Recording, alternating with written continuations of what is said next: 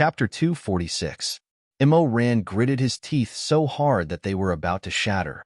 His eyes almost popped out of their sockets. Jing. Shimei flicked his sleeve. Under the moonlight, the hem of his robe fluttered. He stood on the treetops and turned his head. His handsome face was flowing with splendor. Let's go. If we don't go now, Shizun will wake up soon. If he wakes up and sees us standing here arguing, I'm afraid he won't be happy. After a pause, he smiled and added, That's right, Immerse. Next time we meet, remember to call me Hua by Nan. You can also call me Grandmaster, if there's a next time. This time, after he finished speaking, he soared into the air. His feet were light and graceful, and in a split second, he disappeared into the dense forest of Dragon Blood Mountain. His figure could no longer be seen. The only thing that remained was that pleasant yet cold laughter. Like a spider web falling down, it glowed with a cold light and lingered for a long time. Jing. Amidst the mountain fog, Shimei no longer turned his head to look at Immerse. Instead, he held the person in his arms and quickly swept past the uneven cliffs. His cloak and robe fluttered in the wind. He felt an indescribable carefreeness in his heart. His eyes were shining. He was like a hunter returning from a rewarding journey, waiting to feast on the fruits of his victory. But as he flew low, he suddenly heard the person in his arms call out in a hoarse voice due to her nightmares from her past life. Immerse. Shimei's happy expression slightly stiffened. He then narrowed his eyes. His gaze was 30% cold and 70% hot. What's so good about him that you're willing to do this for him? But Chu Wanning couldn't hear it. He was emitting a high fever. His handsome face was now as white as an ice lake. One could even see some of the light blue veins underneath. Chu Wanning said softly, Immerse. Shimei suddenly stopped. It seemed that he was a little impatient and frustrated because he had endured for too long. However, he hesitated for a moment and restrained himself. In front of the unconscious Chu Wanning, he was not as calm and at ease as he was in front of Immerse. After staring at Chu Wanning's face for a while, he said, Don't think about it. Soon, Immerse will no longer exist. You can follow me from now on. Pausing for a moment, he continued, But I know that you owe him a lot. If you can't forget him for a while, it's fine. After I succeed, I will have enough energy to slowly wear you down. After saying this, he once again swept the ground, summoned his sword in midair, and flew straight towards the direction of Jiao Mountain. Hero's Mound? It was very late at night, and the burial ground of the Confucian Wind sect was very quiet. The moonlight sprinkled over the graves one after another. Those people who had been made into precious chess pieces by Su Shuanglin could no longer move because they had lost the flow of their spiritual power. They could only stiffly stand in their original positions, motionless. Shimei used the stored blood of the Nangong clan to open the gate to Jiao Mountain. He turned his eyes and saw Nangong Lu standing blankly at the foot of the mountain. Nangong Lu could not be considered a complete chess piece. He was only a half-finished product, so he still had a trace of vitality left. However, this person had completely lost his mind. His mind was only that of a 5-year-old child. Shimei did not have the leisure to kill him, not to mention that he could be of some use to him. Big brother, close friend, you're back. When Nangong Lu saw him, he smiled. His slightly chubby face had a sincere smile. Su Shuanglin had considered Jing as his close friend, so Nangong Lu also followed suit and called him Big Brother Close Friend. This name made Shimei pause for a moment. He then narrowed his eyes and said, Don't call me that. Ah. Nangong Lu looked at him blankly. You don't like me calling you that? I don't like it. Just call me Hua by Nan. Shimei's face was gloomy. Go ahead. Open the way for me. Where is Big Brother Close Friend going?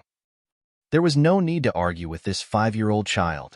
Shimei impatiently said, Take me to the secret room where Su Shuanglin used to live. Nangong Lu took him away. In fact, that secret room was not a secret to Shimei. It was just that there were too many places along the way where he needed to spill the blood of the Nangong family. Although he had some, he had to carry Chu Wanning in his arms. It was really troublesome to free his hands. It was better to use Nangong Lu. After walking for a while, Nangong Lu suddenly turned around. He couldn't hold back his curiosity and asked, "Big brother, close friend, are you bringing a friend back to spend the night?" Spend the night? May seemed to be pleased by these two words. His eyebrows relaxed slightly. He smiled and said, "More or less, it's just spending the night. But in the future, he'll be spending many, many nights here. It should be said that he's staying here permanently." Nangong Lu became more and more curious. "Who is he?" May thought for a moment and suddenly smiled. "You really want to know? I'm afraid it's not suitable for a child." Nangong Lu's eyes widened. A middle-aged man with such a childlike expression was really disgusting and comical. They walked all the way to the door of the secret room. The door opened, and a lamp was burning inside. The room was quiet and simple. There was only a bed, covered with a thick saber-toothed tiger skin, and a snow-white gauze curtain. Beside the bed, there was a small table and a kongho. Other than that, the four walls were empty and there was nothing else. May helped Chu Wanting settle on the bed. He flicked his sleeves and sat on the side of the bed. He lowered his eyes and stared at Chu Wanting's face. The candlelight was very bright, illuminating this familiar face. When he was awake, his sword-like eyebrows reached his temples and his phoenix-like eyes were full of power. But at this moment, his face was haggard. The lines that were drawn to his chin were like the remnants of smoke. May didn't care about this. He only felt that after 2 lifetimes, Chu Wanting and Imo Ran had finally been defeated by his hands. At this moment, Chu Wanting was lying next to him. Imo Ran had temporarily lost his spiritual power, but soon he would obediently walk into his trap. His plan was finally about to come to fruition. Just as he was lost in thought, he suddenly heard Nangong Lu come over and say, "Huh? This person looks very familiar." May looked at him.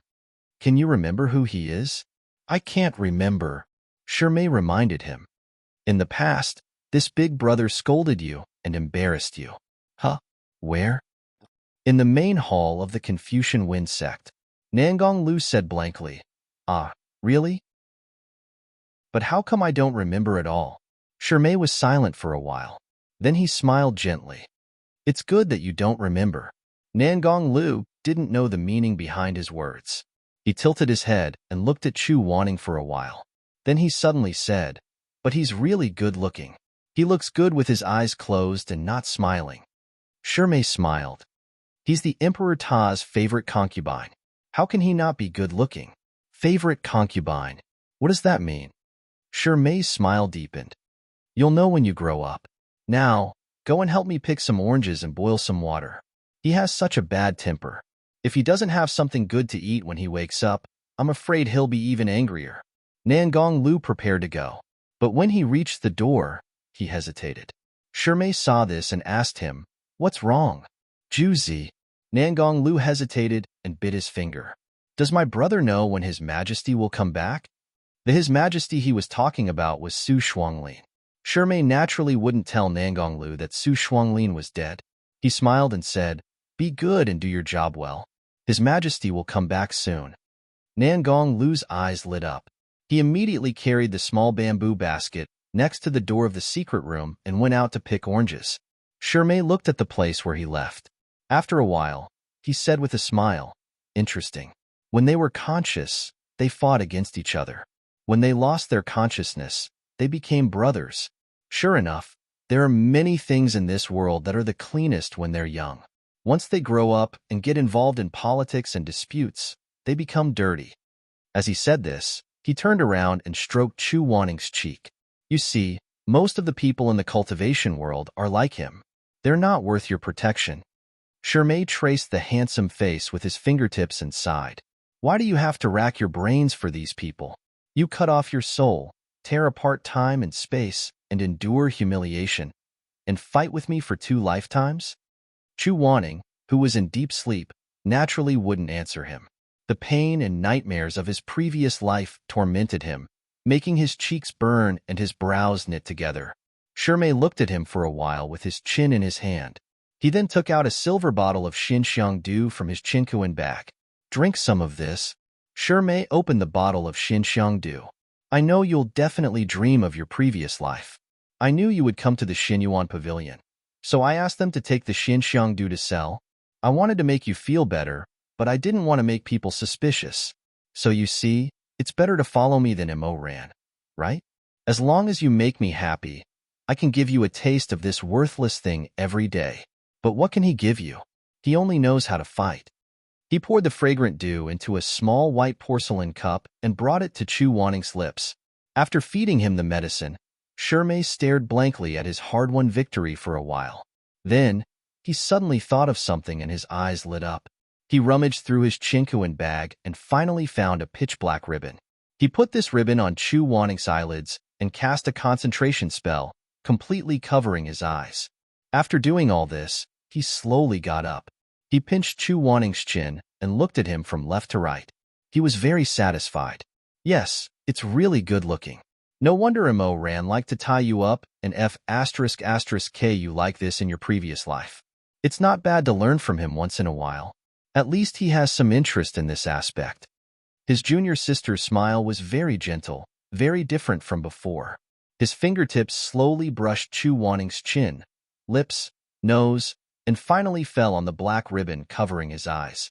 He then used that kind of gentle voice that made people shudder and said, "Shizun, wake up quickly. I just thought of a very interesting trick. When you wake up, why don't we play together, okay?" Chapter 247. Chu Wanning lay on the bed. His head was heavy, and his consciousness was sometimes clear and sometimes fuzzy. In a daze, he seemed to hear two people arguing. It seemed to be Shirmei and Mo ran. Later, the sound of arguing disappeared, and only the sound of the wind could be heard. Later, he seemed to be lying on a warm bed, and someone was talking to him. The broken voice seemed to come from the ocean, and he couldn't hear it clearly. Occasionally, he heard a few words, something about his past life, something about his master. He vaguely felt that it was Shirmei's voice, but he didn't have much energy to digest it. These words quickly dispersed like the morning fog.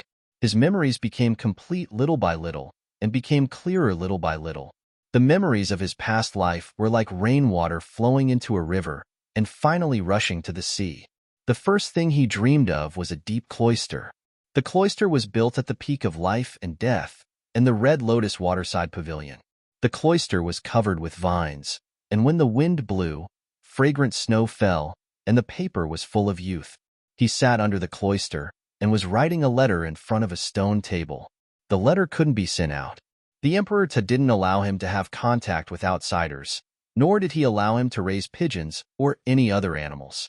Even outside the Red Lotus waterside pavilion, there were countless layers of whistling forbidden spells. But Chu Wanning still wrote. It was too lonely. One person, one side of the world. He would probably spend the rest of his life like this. It would be a lie to say that he wasn't bored. The letter to Xueming didn't contain much. It was nothing more than asking about his recent situation, whether he was well, how the sun and the moon were outside, and how his old friends were. But, in fact, there weren't any old friends. So, he slowly wrote the letter for an entire afternoon. There wasn't much content. At the end of the letter, he was a little lost in thought. He vaguely remembered the days when his 3 little disciples were by his side.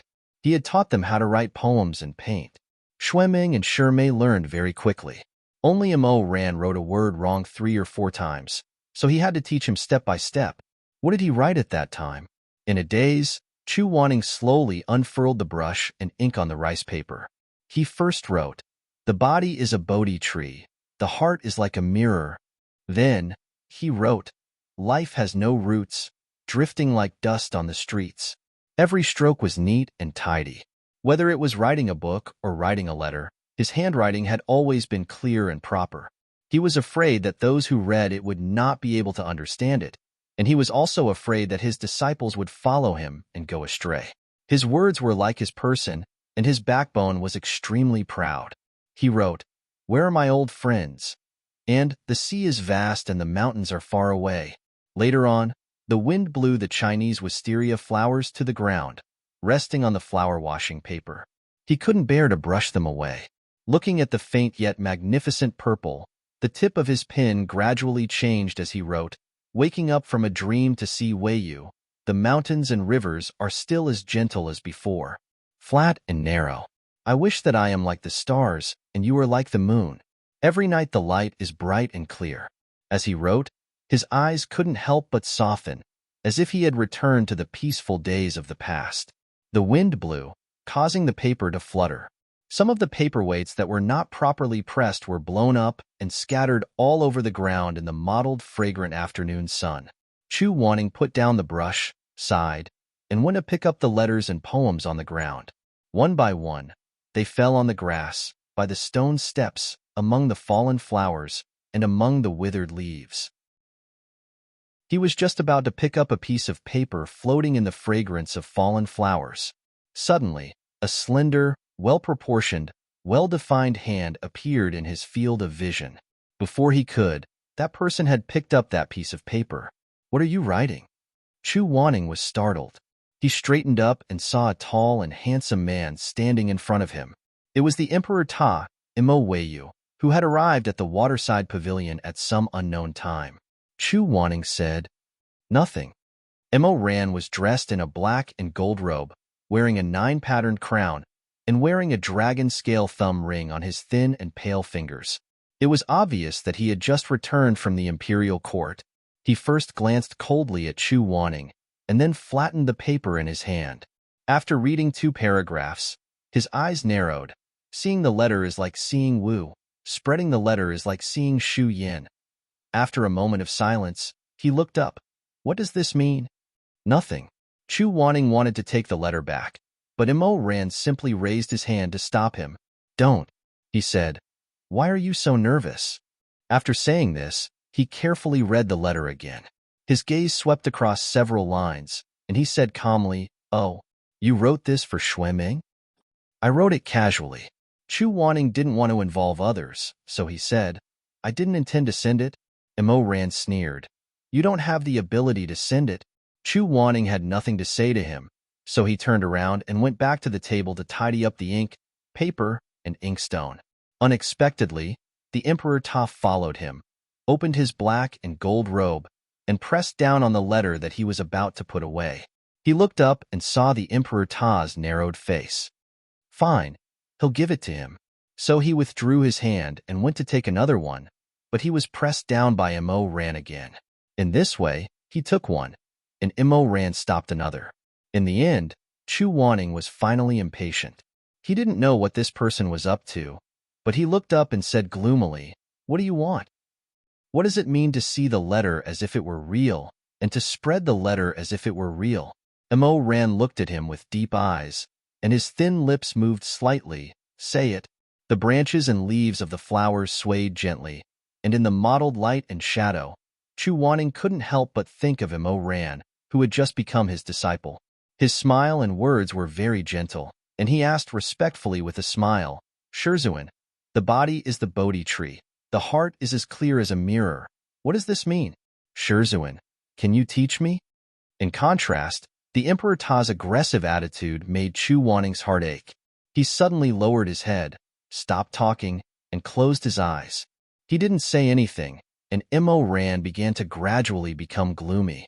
In this silence, he picked up the letter on the table and read it one by one. The more he read, the more dangerous his eyes became. He murmured thoughtfully, "A man who could write the era name is Halberd," racking his brains beside the stone table. In the end, with a sinister expression, he suddenly swept the stack of letters to the ground. He looked up coldly. "Chu Wanning, do you miss him?" No. He didn't want to be entangled with him, so he turned around to leave. However, he hadn't taken more than 2 steps when his sleeve was grabbed, followed by a violent and ferocious grip on his chin. As the world spun, he was suddenly pushed onto the stone table.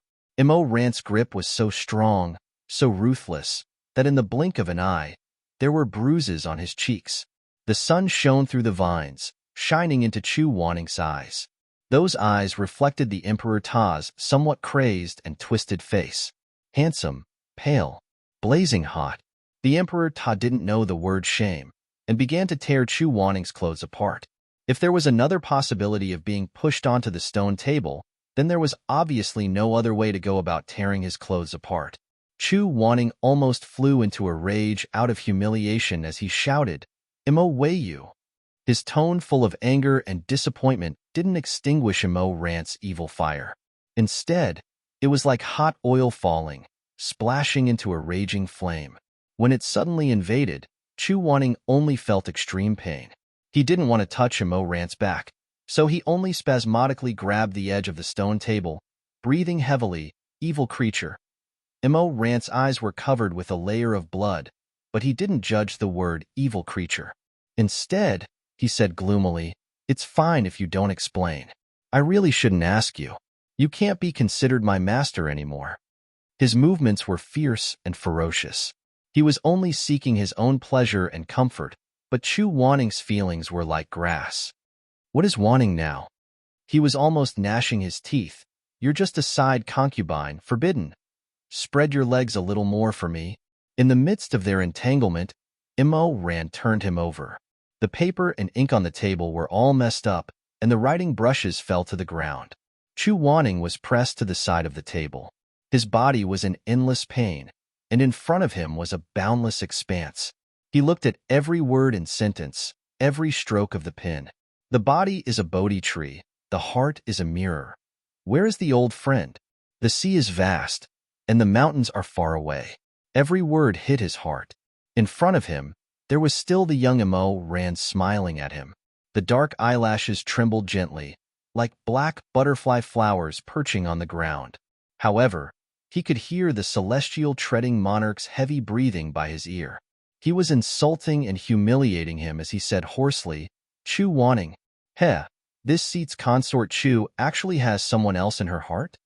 What do you mean by wishing I was like the stars and the moon, and the night was bright and clear?" There was a murderous intent in his voice. "Do you really think I don't understand it all?" Chu Wanning gritted his teeth and leaned on the stone table. His body was bitten and pinched, and there were red marks all over, but his phoenix eyes were stubborn. "You don't understand." He knew that talking back would get him more fierce treatment, but he still stubbornly said, "You don't understand. You don't know who the old friend is, and you don't know why the sea is vast and the mountain is far away. You don't know who the Lord is, and who the moon is. You don't understand." After a long time of absurdity, Immo Rant finally let him go. Chu Wanning's clothes were messy. He lay in the Chinese wisteria, in the poetry brush and ink. There were red marks at the corners of his eyes, like the color of a rouge flower that was pinched off and dyed on the tip of his fingers. His lips were bitten, and there was blood everywhere. He got up and slowly put on his clothes. After being under house arrest for so long, from the initial heart-wrenching pain to the present, there was no greater sorrow than a dead heart. What else could he do now that his spirit core was destroyed? The so-called dignity was only left after the fact. He had to stubbornly put on his clothes and was unwilling to let others do the dirty work. While he was doing all this, Immo Rant sat by the stone table, holding the letters he had written, and looked at them one by one. When he saw the letter from the dream of awakening to the world looking at Wei Yu's letter, his hand seemed to freeze slightly, but he quickly turned over the letter, and then said with sarcasm, "Your bones are soft, but your handwriting is still pretty good." He put the stack of letters into his robe, and then stood up. The wind blew through his clothes, and the golden threads on his black robe flowed with splendor. "Let's go." Chu Wanning did not say anything. Immo Rant glanced at him. The Chinese wisteria shadows made his black eyes seem even deeper. "You're not going to send me off?" Under the flowing shadows of the trees, Chu Wanning's voice was low and hoarse, and he slowly said, "I taught you before." Immo Rant stared blankly. "What?" "Seeing a letter is like seeing a book. Spreading a letter is like seeing a book." After he said this, he finally raised his eyelashes and glanced at the man. "I taught you to write before, but you forgot." "You taught me to write before?" Immo Rant frowned. He was not deliberately teasing Chu Wanning, but looking at his appearance, he really did not have any impression of it. The person who was about to leave stopped again. Immo Rant asked, "When did this happen?" Chu Wanning looked at him and said, "A long time ago." After he said this, he turned around and walked into the room of the Red Lotus Pavilion. Immo Rant stood in the same place, not leaving for a while, but also not coming in. Later, Chu Wanning caught a glimpse of him from the window, and he returned to the stone table, flipping through the remaining stack of letters under the paperweight. Chu Wanning also closed the window. That night, because he was tortured and did not know how to properly wash himself, he caught a cold. It was originally not a big deal, and he thought that Mo Ran would not know. But that day, for some reason, he heard Eunuch Lu say that it seemed that Song Chiotong had cooked a bowl of wontons, and for some reason, it had angered the Emperor Ta. Not only did he not stay the night at the Empress residence, he did not even eat dinner, and left in a huff. Late at night, it began to rain heavily. At this time, someone came to the Red Lotus Pavilion. His Majesty has ordered that Grandmaster Chu is to move to the palace. These personal attendants clearly knew the relationship between Mo Ran and Chu Wanning, but they were still asked by Mo Ran to call him Grandmaster. If it was not for the trace of kindness in their hearts, then it was harshness and malice. Chu Wanning's body was very uncomfortable, his face was very pale, and he was very gloomy. He said, "Not going. His Majesty has. What does he have? Not going." Of course, sleeping with a patient was not something interesting. In the past, when his body was not at the right time, Mo Ran would not force him to do anything. However, not long after, the servant who had been sent away returned. He entered the Red Lotus Pavilion and bowed in front of Chu Wanning, who was coughing violently. Then, with an indifferent expression, he said, "Her Majesty has ordered that she is fine. Grandmaster, please go to the Wu Mountain Palace to serve her." Chapter 248. Chu Wanning knew that he had no other choice, so he put on a thick fox fur cloak, opened an umbrella, and went to the Grand Hall of Mount Wu. Inside the hall, the silver lanterns were shining brightly. The 99 lanterns were bright and dim, just like the Milky Way, illuminating the entire Grand Hall of Mount Wu. The attendants on both sides of the hall were used to Master Chu's bedside, so when they saw him enter, they all bowed and greeted him. Chu Wanning expressionlessly walked through the side corridor towards the back of the hall to rest. When he reached the painted red door, he stretched out his hand and pushed it open. The room was very warm, different from the cold rain outside. There was even a strong wine fragrance that assailed their nostrils. Mo Ran was lying lazily on the bed, his white jade-like fingers holding a small red clay pot, drinking wine. "You're here. Sit." Chu Wanning walked to the furthest bamboo mat, sat down and closed his eyes. Mo Ran did not force him to come closer. He was already a little drunk, and his pale face was a little red. He squinted his eyes, and there was a little light in his dark purple eyes. After taking another sip, Mo Ran looked up at the carved dragons and phoenixes on the ceiling, and his fingers lightly tapped on his knees. He suddenly asked, "Do you still know how to make wanshu?" Chu Wanning's eyelashes moved slightly, but he still said in the end, "No." Mo Ran was a little unwilling to let it go. "You did?" "It was that year, the year he left." "I can't do it well." Chu Wanning's face was expressionless. "You're right, you're just imitating others." Mo Ran narrowed his eyes. "Are you holding a grudge against me?" "No." "Then what if I ask you to make one now?" Chu Wanning did not speak. Mo Ran stared at him intensely. "I'm asking you a question. If I ask you to make one now, would you still be willing?" "Even if I did." Chu Wanning finally opened his eyes and looked at him coldly. "Would you eat it?" Mo Ran did not expect to be checkmated. A layer of red appeared on his cheeks, as if he was drunk, but also angry. In short, the emotions in his eyes suddenly became very blank, and he was in a daze for a while before he reacted. He gritted his teeth and angrily threw the wine cup on the table, spilling the fine pear white wine all over the floor. Mo Ran stood up gloomily, his figure like a mountain. He stepped over the broken pottery and strode in front of Chu Wanning, grabbing her by the collar. "You, Song Qiong." The Emperor Ta gritted his teeth. You, all of you. You're making me unhappy." He let go of Chu Wanning and circled around like a vulture, pacing back and forth. Suddenly, his footsteps stopped. He turned his head and stared at Chu Wanning, asking, "When did you teach me to believe what I see?"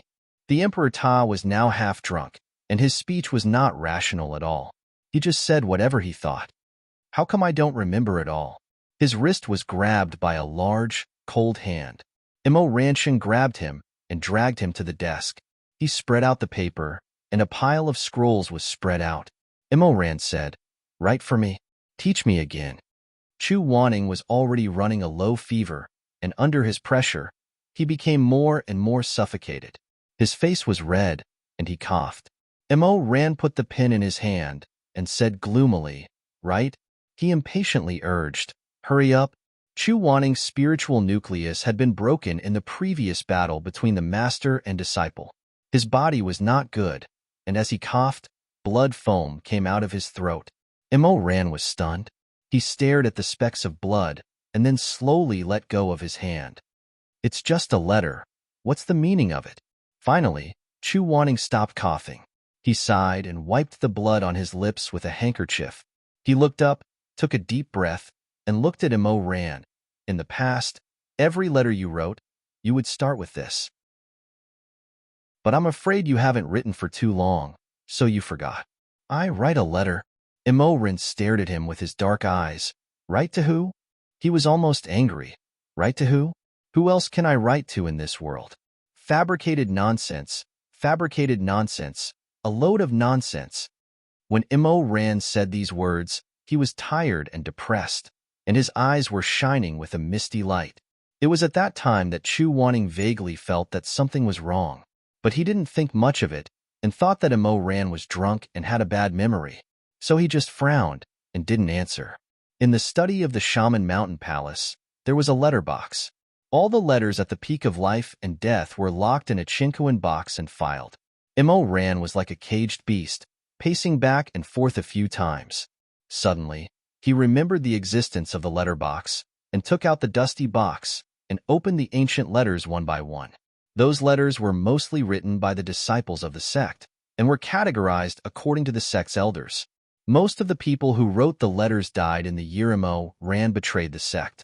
Among them, Elder Yu Hong had the least disciples, only 3, so it was very easy to find them. Immerse quickly flipped through a thick stack of letters. He opened them with trembling hands. His handwriting was not bad, young and crooked, but he wrote it seriously. He looked at the letters one by one.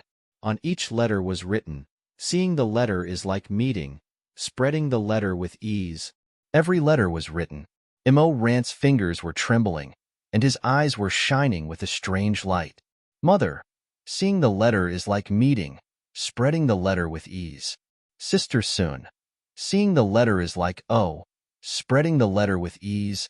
Those ancient names made him tremble and made him uncomfortable. His eyes narrowed, and dark clouds gathered on his handsome face. Chu Wanning stood at the side. At first, he didn't care, but later, Immerse's expression made him feel strange. He couldn't help but lock his gaze on the man in front of the desk, flipping through the old letters and acting like a crazy man. A small and terrifying beak reached out and knocked on Chu Wanning's heart. Something was wrong. He slowly walked over and looked at Immerse's blank and crazy face in the letters. What was wrong? "My mother is already dead." Suddenly, Immerse muttered and looked at Chu Wanning.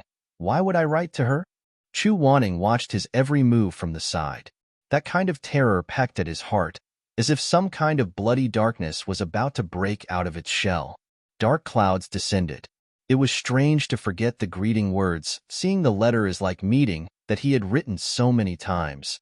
But it wasn't impossible. But to forget so many letters he had written, and not have any impression of them, this was too strange.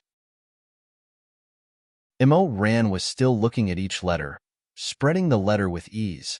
Spreading the letter with ease. That pair of eyes that were so black that they were almost purple flashed with a painful light, so contradictory.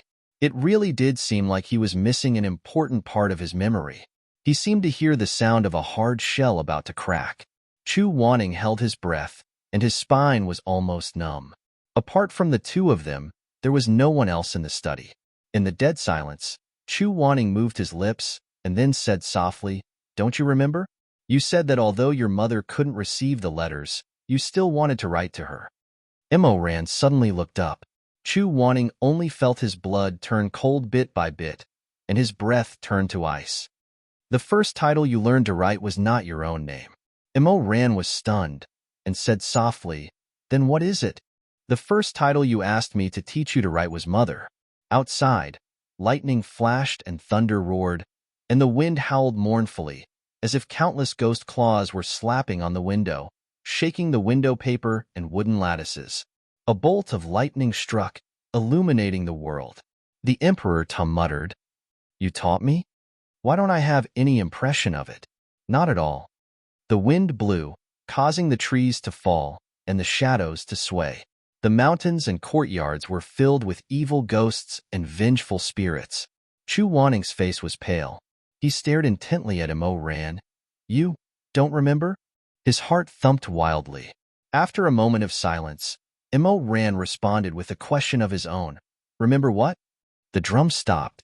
The tiny beak finally pecked through the shell, and a terrifying aura of terror swept across the world, rushing straight towards the only person in the room who was awake. Chu Wanning's scalp went numb. He doesn't remember? How can he not remember? Back then, Immerse Ran had said that he wanted to write to his mother. He had written over 300 letters and said that he wanted to collect a total of 1,000 letters. Then, he would burn them to the ground during the Feast of the Hungry Ghost and burn them to his mother in hell. How could he forget about 300 letters so easily? His lips trembled slightly, and he suddenly had an extremely terrifying thought. Chu Wanning said hoarsely, Do you remember what you said when you first saw Heaven's Inquisition?" "What did I say?" Immerse Ran said. "How long has it been? How can I remember it so clearly?" "You said that you also want such a divine martial art." Chu Wanning said, "You also want to have Heaven's Inquisition." The drunk man asked him with a hint of mockery in his eyes, "What do I want Heaven's Inquisition for? To kill or to interrogate?" Chu Wanning whispered, "Earthworms." Back then, outside the Red Lotus Pavilion, the young boy smiled and said to him while holding an oil paper umbrella, "You can save earthworms." But at this moment, the Emperor Ta narrowed his wolf-like eyes and asked in confusion, "What earthworms?" Outside, thunder broke through the sky, and purple lightning flashed through the night. There was a loud rumbling sound. Chu Wanning suddenly pursed his lips, and his brown eyes trembled slightly. A bone-piercing chill. That night, Immerse Ran did not do anything to Chu Wanning. He really drank a little too much, and then he held the letters in a daze. Later, Immerse Ran fell asleep in front of the table. When he was asleep, he muttered, "What earthworms?"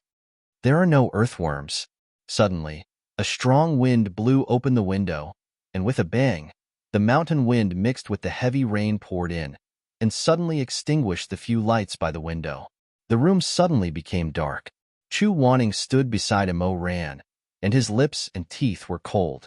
He lowered his head to look at the sleeping man. The uncertain thoughts in his mind became clearer and clearer. Why did Immerse Ran not remember these scattered past events? Why did he selectively forget some pure past events? Was it because he was drunk? Was it a coincidence? Or someone deliberately erased the kindness in his heart? The Emperor Ta, who was sleeping on the table, murmured softly, "Cold." Chu Wanning's blood was cold, and his whole body was numb. When he heard Immerse Ran say it was cold, he instinctively walked slowly to the window. He raised his hand and closed the window, blocking out the wind and rain outside. After doing all this, Chu Wanning did not leave. He was in a daze, and he put his forehead on the window engraved with a bat-deer pattern. His knuckles were white like jade. After a while, he slowly took out a crumpled talisman from his lapel. The Rising Dragon Talisman. He did not have a spirit nucleus, and Immerse Ran felt that he could not use any magic, so he did not bother to take away the talismans that Chu Wanning used to have. In fact, what Immerse Ran did was not wrong. Chu Wanning bit the tip of his finger and dripped more than 10 drops of blood, which almost soaked the Rising Dragon Talisman. Then, the little dragon on it listlessly floated out. Its whole body emitted a weak light, and it weakly raised its head.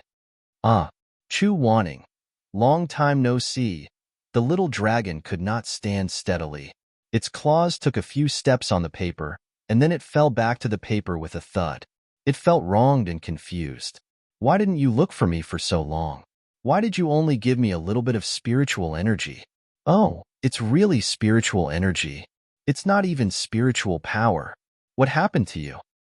It's a long story, so let's not talk about it. Chu Wanning gently picked it up and put it on his palm. Please, do me a favor. Zhong Wuyin when it's busy, Xiaoying Chun when it's not. The little dragon sighed, but its power was closely related to Chu Wanning, so it didn't even have the strength to complain. It drooped its head listlessly. Tell me, what do you want me to do for you this time? Chu Wanning took it and put it next to the ear of the sleeping Imo Ran. His fingers clenched into a fist and sank into his palm. Chu Wanning's originally ugly complexion became even paler. Do your best. See if there's any law curse on his body that shouldn't be there. In fact, that brilliant and tame youth who was reluctant to kill even an earthworm at the beginning had turned into a devil in the end. As his master, how could he not have the slightest suspicion? He looked on helplessly as his disciple killed Xue Zhengyong, Madame Wang, Jiang Shi, and Yuang Shi. He massacred the Confucian Wind sect. He trampled all the bones. He looked on as Imo Ran killed. He looked on as Imo Ran's hands were covered in blood. His face and body were splashed with blood. He stood among the pile of corpses and looked back at him with a sinister grin. He felt pain in his heart, but how could he not find it strange? Imo Ran originally didn't think he was this kind of person. But when the little paper dragon did its best to help Chu Wanning draw the shape of a talisman on the paper, Chu Wanning was still stunned even though he was prepared. The love spell. Imo Ran actually had the love spell on him? After the little dragon finished drawing the talisman, it lost the last of its strength. It turned into a wisp of green smoke and disappeared into the rising dragon talisman. Chu Wanning held the thin piece of paper. It was as if a mountain had collapsed in his head, crushing it like rotten wood. But after forcing himself to calm down and looking at it over and over again, Chu Wanning found that there was something wrong with the image of the love spell. It was actually upside down.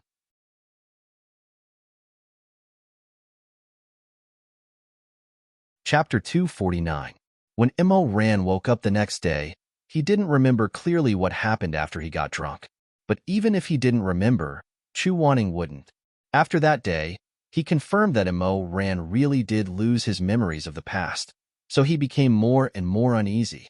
He spent a long time and finally found a record of this array in a book of the medicine sect in the library of the Peak of Life and Death. Light shone in from the window, 8 bitter, everlasting regrets. His fingertips rubbed the dark lines on the book. Then Chu Wanning took out the talisman drawn by the little dragon. When he compared the two, they were exactly the same. It was a black heart. At first glance, it was easy to recognize that it was the love spell, but the love spell had a sesame-sized white space on the left side of the heart, but this one was reversed, on the right side. The talisman traces shown by the little dragon corresponded to the effect of the spell, so it seemed that this was a flower spell similar to the love spell, but with the opposite effect? In the empty library, the ancient book was mixed with ancient demonic characters, so it wasn't easy to understand. Although Chu Wanning had dabbled in demonic characters, it still seemed very difficult to understand. He read slowly, word by word, but each time he understood a sentence, the astonishment in his heart increased. 8 bitter, everlasting regrets flower, demonic seed.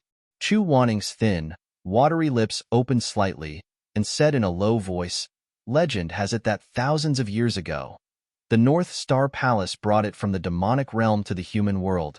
On the book, there was a strange-looking seed. Next to it was a drop of blood and a thin wisp of smoke. This kind of cultivation is very difficult. It needs to be watered with demonic blood for 10 years, and then mixed with a strand of the owner's soul before it can sprout and bloom." Chu Wanning muttered, "It needs demonic blood and the owner's soul to grow? But in this world, there are no pure demons." But the records might not be completely correct, so there was no need to investigate. He continued to read, only to see a heart drawn on the silk book, and on the right side of the heart, there was a double-petal flower in full bloom. Next to the illustration, there was a passage of complex demonic words. This demonic flower cannot be nurtured by the earth, nurtured by water, seen by the sky, seen by the earth, and seen by the human heart.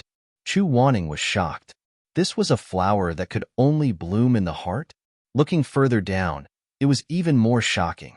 What was written on the book was that once the 8-bitter, everlasting regret flower was planted in someone's heart, they would go through 3 stages. In the first stage, the host was not much different from the past. The only difference was that the host would gradually become irritable and prone to maliciously speculate about others. Furthermore, the host would gradually forget some of the good memories.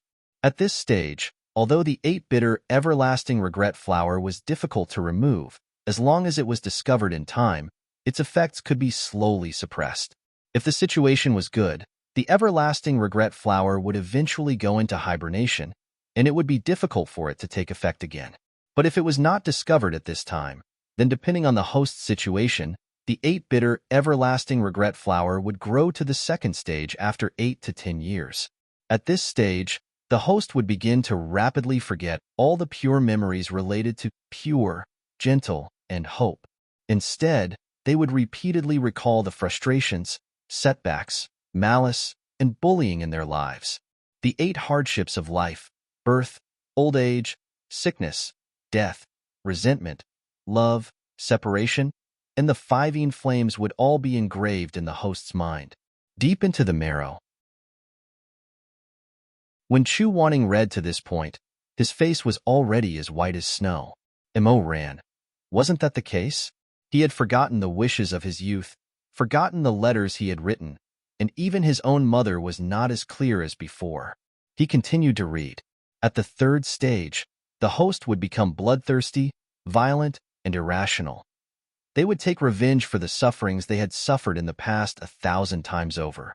Chu Wanning seemed to recall Mo Rant's sinister smile in the sea of blood of the Confucian Wind sect. One of his hands was filled with spiritual power, and he fiercely pierced it into a cultivator's body. His fingers were covered in blood. He forcibly pulled out the heart and crushed it. Many people cried and begged for mercy. The ground was littered with corpses, but Mo Ran only laughed loudly. His eyes flashed with an excited and crazed luster. He kept muttering the same sentence: hit by 3 feet. You can't ask for 10 feet. You can't ask for 10 feet. Ruthless, crazy, evil, and ferocious. Why did Mo Ran become like this? At that time, it was not that he did not have the slightest suspicion, but the effects of the 8-bitter, everlasting regret flower would gradually increase, and the most important point was, it was also written in the Silk Book, that this kind of demonic flower would not produce violence for no reason. Instead, it would expand the host's hatred and desire. In other words, this hatred and desire really did belong to Mo Ran. No one had wronged him. Mo Ran had indeed thought about slaughtering the entire Confucian Wind sect. He had indeed thought about becoming unrivaled in the world. He had also hated and resented Chu Wanning. However, these emotions might have only lasted for a moment, or perhaps they were just wild thoughts buried deep in his heart that even he had almost forgotten. However, the 8-bitter, everlasting regret flower would dig out all the hatred in his heart and put it into practice. In this way, in the eyes of outsiders, although the host of the everlasting regret flower was deranged and crazy, their hatred was justified. They would not suddenly have a great change in temperament and become a completely different person. People would think that he slowly became like this because of hatred, and would not think that he slowly became like this because of the curse. It was precisely because of this that practically no one was able to easily discover the 8-bitter, everlasting regret flower in Mo Rant's body, and by the time it was discovered, it would usually be at the 2nd or 3rd stage, and it would be absolutely impossible to remove or contain it. After Chu Wanning finished reading this record, he was actually unable to come back to his senses for a long time. What kind of feeling did he have in his heart? Surprise? Regret? Anger? Fear? Or perhaps regret? He did not know. He sat on the floor of the library that was slightly dilapidated due to years of disrepair. It was currently afternoon, and the sun was still warm. However, when it shone on his body, it did not bring back the slightest bit of warmth. Chu Wanning sat idly in the library for a long time. He felt as if there was an invisible and untouchable person standing behind him. That person smiled faintly and sat there like a malicious spirit, spying on their every move and every word from behind the curtain. He lowered his head again and looked at the words written on the silk. In the first stage, if discovered in time. Although the everlasting regret flower is difficult to remove, it can be contained. In the end, the host will not lose his mind. Chu Wanning repeated this sentence over and over again, repeating it countless times. In the end, he was stunned to find that there were droplets of water dripping and slowly spreading out on the silk book. He stretched out his cold hand and tried to wipe away the water stain. However, before his hand touched the surface of the silk, he instinctively turned to his face, covering his wet eyelashes and trembling eyelids. It was his fault, his fault. He was the one who had always been arrogant and valued his face more than anything else. He was the one who was unwilling to speak openly and honestly about anything he wanted to say. If discovered in time, he would not lose his mind. However, after so many years, he did not discover anything. The so-called Wanya Yuheng, the Northern Dipper Celestial Venerable, did not even realize that his disciple had become the host of the Devil Flower. It was his solitude and ineloquence that caused Ran to embark on the road alone, walking into the boundless night and involving himself in a sea of blood and deep hatred. How could he have the face to hold the position of Venerable? How could he have the face to accept Ran calling him master? If discovered in time, this sentence was like a nightmare, like a curse lingering in his ears. He felt like a thorn in his back, like a fishbone choking him, and was extremely shocked. He was a teacher in vain. At this time, when he looked back, how long had Ran been acting strangely? It wasn't just 1 or 2 years. They had spent so many years together. Ran was a shy and brilliant young man at the beginning. Bit by bit, he was swallowed by darkness and soaked in blood. And as his master, until today, until everything was irreparable, and it was difficult to look back, only now did he realize. His insides were muddled, his body was like a floating boat, he was in extreme pain and hatred. He was a teacher in vain. That day, Chu Wanning did not know how he tidied up his emotions, how he slowly walked out of the library and into the empty bamboo forest at the peak of life and death. He also did not know how he returned to the Red Lotus Pavilion. Under the Chinese wisteria, everything was in chaos. He sat there alone, from the brilliant sun to the dusk. Then, a person walked into his field of vision. That person had broad shoulders and a narrow waist, and a dignified appearance. He stepped on the ground full of sunset, and in his hand was a goblet of floating light, slowly walking towards the pavilion. Chu Wanning was in a daze, and for a moment he could not react to who this person was, or what year it was. That tall and handsome man overlapped with the young man in his memory. He remembered that it was a month after he became his disciple. Ran carried a small clay pot wrapped in bamboo vines, and excitedly ran to the Red Lotus Pavilion to find him. The youth ran too fast. His cheeks were slightly red, he was panting, and his eyes were astonishingly bright. Shizun, I tasted a very good wine at the foot of the mountain. I bought a little. I'll treat you to it. Chu Wanning asked, You haven't accepted a mission yet. Where did you get the money? Ran grinned. I borrowed it from Uncle. Why waste money? Because Shizun likes me. Ran smiled, holding the wine pot with both hands, and handed it to Chu Wanning. I also like Shizun. Chu Wanning still remembered his embarrassment and shame at that time. The youth's goodwill was too strong, and he felt like a hot potato, unable to hold it. He flicked his sleeve and reprimanded. Nonsense. What do you mean like or dislike? Don't talk about it in the future. Oh. Okay then. The youth scratched his head. But when I eat good food, drink good wine, I will definitely think of Shizun. I want to taste it with Shizun. I have never drunk wine. Ran smiled. Then you should at least try, right? Maybe Shizun has a good tolerance. Chu Wanning pursed his lips, took the wine pot, opened it, and tried to smell it. His eyes slightly widened. Is it fragrant? Yes. Haha, quickly drink some and see. Chu Wanning drank a mouthful. Although it was strong, the taste was mellow, and his mouth was immersed in a strong fragrance. Chu Wanning could not help but drink another mouthful. It is not bad. What is it called? Ran grinned brightly. This is called Pear Blossom White. This was the first time he had drunk wine in his life. He muttered and repeated, "Pear Blossom White. It is a good name." Ran was very happy. "If Shizun likes it, when I can take on assignments in the future and earn money, I will buy it for Shizun to drink every day." Chu Wanning drank another mouthful and looked at him with his phoenix eyes. The expression on his face was still indifferent. "Then I'm afraid you won't be able to save your money." Ran was all smiles. "No need to save it.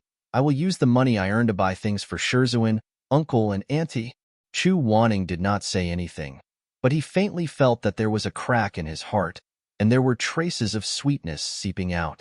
In order to not let Ran see his joy, he did not want him to think that, so Elder Yu Hong can be bribed with just a cup of wine. He continued to hold the wine jug without batting an eyelid, coldly and indifferently drinking. Beside him was his newly accepted little disciple, who was talking endlessly. Chu Wanning sometimes found it very surprising that his indifference was like a wall to anyone. Only this guy happily flipped over the wall, and even rubbed the back of his head and looked around as if nothing had happened. He was afraid that he was an idiot. On the other side, Ran was thinking about what to buy for Shizun in the future. So he asked, "Does Shizun like to eat osmanthus jelly? And lotus jelly? And osmanthus jelly and lotus root?" And Ran's dimples became deeper and sweeter. He smiled. "Shizun really likes sweet things." Chu Wanning did not respond this time. He probably finally realized that sweet things did not match his usual icy appearance. He drank another mouthful of wine. Because he was vexed, this mouthful was rather bold. Although this wine was mellow and sweet, it was still a bit strong, and he choked. Helpless to save face, Chu Wanning felt that it was very embarrassing to choke on wine, so he forced himself not to cough. As he endured, the spiciness in his throat became more intense, and the corners of his eyes and the tip of his nose couldn't help but turn a little red. The youth beside him was still talking about his grand ambitions and his not-so-grand future. He was a bit short of breath. "Then I'll buy them all back for Shizun. In the future, I'll collect good food from all over the world and compile it into a book. Then I'll accompany Shizun to eat all over the world, and then—" He turned around with a smile and suddenly jumped in fright. "Shizun, what's wrong with you?" Chu Wanning, as a master. If he choked on wine brought by his disciple, wouldn't that be the biggest joke in the world? "Hold on, don't cough." So the corners of his eyes turned even redder, and a layer of mist even appeared in his eyes. Ran was a bit at a loss. "Did I say something wrong? Shizun, why are you crying?" Chu Wanning glared at him, his long eyelashes trembling slightly, and he was a bit angry. Ran didn't sense his anger, and stared blankly for a while before he seemed to understand. His tone became very gentle in an instant. "Is it because no one bought it for Shizun before?" Chu Wanning became even angrier. Ran continued, "Actually, there was a time when I couldn't eat anything, and I was about to starve to death. Then I met a little brother on the road, and he gave me a pot of sweet rice porridge to drink. I also like sweet things, but no one could buy it for me before." This youth had a talent for comparing himself to others, and in the end, he firmly believed that Chu Wanning's eyes were red because he was moved. He pulled on Chu Wanning's hand. This was truly unexpected.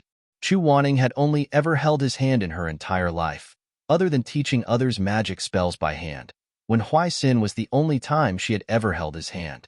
He felt very surprised that a newly accepted disciple would so rashly pull on his hand without following the rules. He was about to get angry, but when he looked up, he saw that this little accident was looking up at a handsome young face that still had some childishness. He said seriously, "Shizun, when I'm successful, I'll buy candy for you." The youth's eyebrows and eyes were full of gentleness. "I'll buy you the best candy, as much as you want. My mother taught me to repay a debt of gratitude." He didn't go to school properly and had been in the brothel for a long time, so his speech was always strange, and it was always funny that his words didn't convey his meaning. However, Chu Wanning knew that he had been scalded at that time. He stared at Ran for a moment, then suddenly lowered his eyes and didn't say anything. After a long time, the alcohol finally subsided. Chu Wanning coughed uncomfortably and said lightly, "Don't speak nonsense in the future. Also, He suddenly became curious and asked, "There's something I want to ask you." "Shizun, please speak." Chu Wanning hesitated and finally asked a little awkwardly. At that time, there were so many people in front of the Tower of Babel. Why did they worship me? The youth Ran opened his mouth to speak, but at this time, the memories were suddenly interrupted. The Emperor Ta held a wine jug and stood in front of Chu Wanning, who had been in a daze. He raised a finger and poked his forehead. "What's wrong?" Chu Wanning's eyes slowly focused at this time. He looked at Ran in front of him. His face was pale, and his expression was gloomy. Although he was still handsome, it couldn't hide the violence in his bones. A pair of beast-like eagle eyes. He was no longer the fiery youth of the past. It was all in the past. He suddenly felt very tired, very, very tired. It was an extreme loss and pain that he had never felt before after being under house arrest for so long. He was so conflicted that he didn't even know how to face the man in front of him. Chu Wanning turned his face. A slightly cold hand pinched his chin and turned his face around. Light and shadow flowed in the phoenix-like eyes, reflecting the last trace of red in the sky. In the thick darkness, the Emperor Ta's slightly gloomy face. "Are you still angry?" Chu Wanning closed his eyes. After a long time, he said in a hoarse voice, "No. Your fever has subsided?" Before Chu Wanning could answer, Ran let go of his chin and touched his forehead. Then he said to himself, "Yes, it has subsided." He sat down and opened the seal of the wine jar while saying, "Since your illness has been cured, your anger has also subsided. Today, accompany me to drink wine."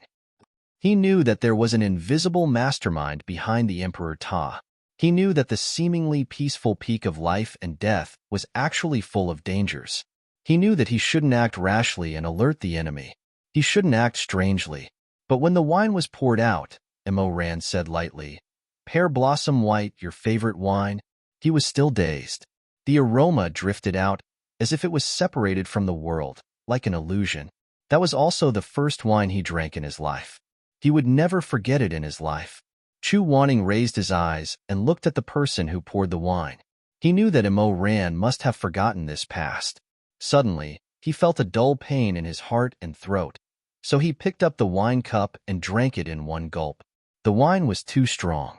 If he drank like this, he would choke. But this time, Chu Wanning didn't have any scruples. He even coughed violently as if he was holding on to a piece of floating grass in a torrent. His eyes were red, his eyelashes were wet, and finally, tears flowed down. Ran was slightly startled, and his eyes seemed to be in a trance for a moment. However, he quickly narrowed his eyes and grinned. "What's wrong with Shizun? Why are you crying?" Chu Wanning endured. Even if it was heartbreaking, even if it was extremely torturous, even if the truth was known, he couldn't do anything. Or pull out the everlasting regret flower. Or find out the mastermind behind the scenes. Or die himself. Before that, he knew that he had to endure. Pretending that he didn't know anything, pretending that he was extremely angry, Chu Wanning closed his eyes and tried to straighten his back. He said hoarsely, "Wine." Ran said slowly, "Is the wine too strong?" Chu Wanning didn't answer. He filled another cup and drank it into his lungs, burning it all the way. "Why did you worship me?" He opened his misty eyes and looked into the distance. In the evening mist, the Tower of Babel was still standing solemnly. But the young man who said with a smile, "Because I like you and feel close to you," would never come back. There were 8 hardships in life: birth, old age, sickness, and death. Love and separation. Can't ask for it. Resentment. 5. It was called everlasting regret. There were so many opportunities to discover the truth, but he missed them all. When he finally discovered the real reason for Ran's twisted nature, he was already a cripple and couldn't do anything. At night, Chu Wanning looked at Ran sleeping soundly beside his pillow. That once pure face was covered with a layer of coldness, and his face was as white as paper. He hated, he resented. When Ran cut off all ties with him, he was also bitterly disappointed. When Ran forced him to submit, he was also disheartened. But in the long night, in the mournful curtain. He was lying beside the Emperor Ta. Chu Wanning, who finally knew the truth, only felt that the past hatred, resentment, disheartened were all so ridiculous. Mo Ran had been poisoned by the gu long ago. Everything he did was not his original intention at all. That all-powerful immortal trampling monarch had long been imprisoned and chained up by iron chains. He was the master, but he couldn't do anything. Because he didn't know how many pairs of eyes were watching him, he couldn't tell the truth to anyone. He couldn't even show the slightest bit of compassion and gentleness to Mo Ran. He could only hate, resent, disheartened. Only in the dead of night, in this Wu Mountain Palace, when Mo Ran was asleep, Chu Wanning could get up and caress Mo Ran's pale face. Only then could he gently say, "I'm sorry, Master didn't protect you well."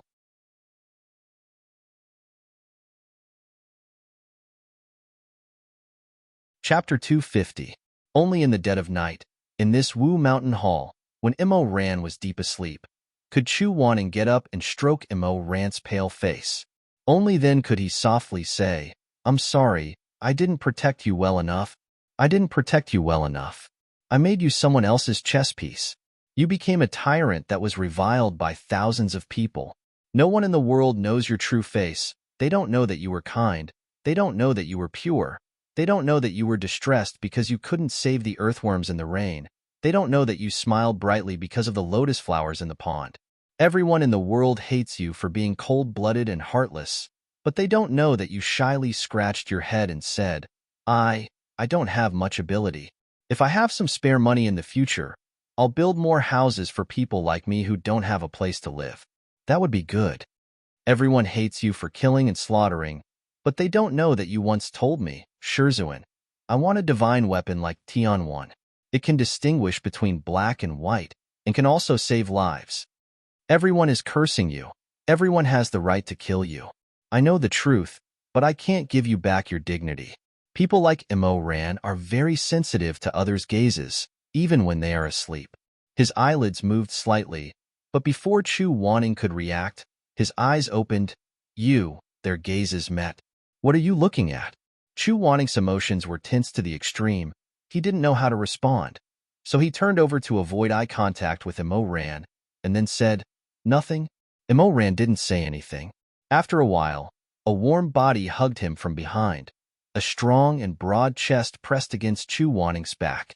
In the dark night, Chu Wanning opened her eyes. In front of her was a light breeze blowing the curtains, and behind her was the warm bosom of the celestial trampling monarch. This man's voice was either mocking or lazy. He said faintly, "You're cold, you're sweating." As he said this, he leaned down and sniffed the side of his neck. "Did you have a nightmare?" Mo Ran chuckled, with the leisurely tone of someone who had just woken up. "I smelled some fear." Chu Wanning did not answer, but he was indeed trembling slightly. It wasn't because he was afraid, but because the sadness and self-reproach had almost destroyed him. He had almost exhausted all the strength in his body just to maintain this last bit of calmness. In the end, he still managed to pass under Mo Ran's nose. Mo Ran didn't notice anything strange about him.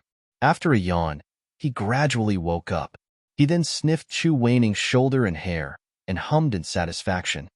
"Oh, but speaking of which, why does your body smell like flowers even when you sweat?"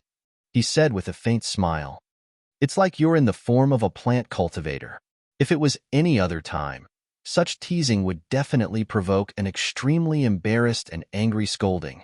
But on this night, Mo Ran waited for a while, but did not hear Chu Wanning's response.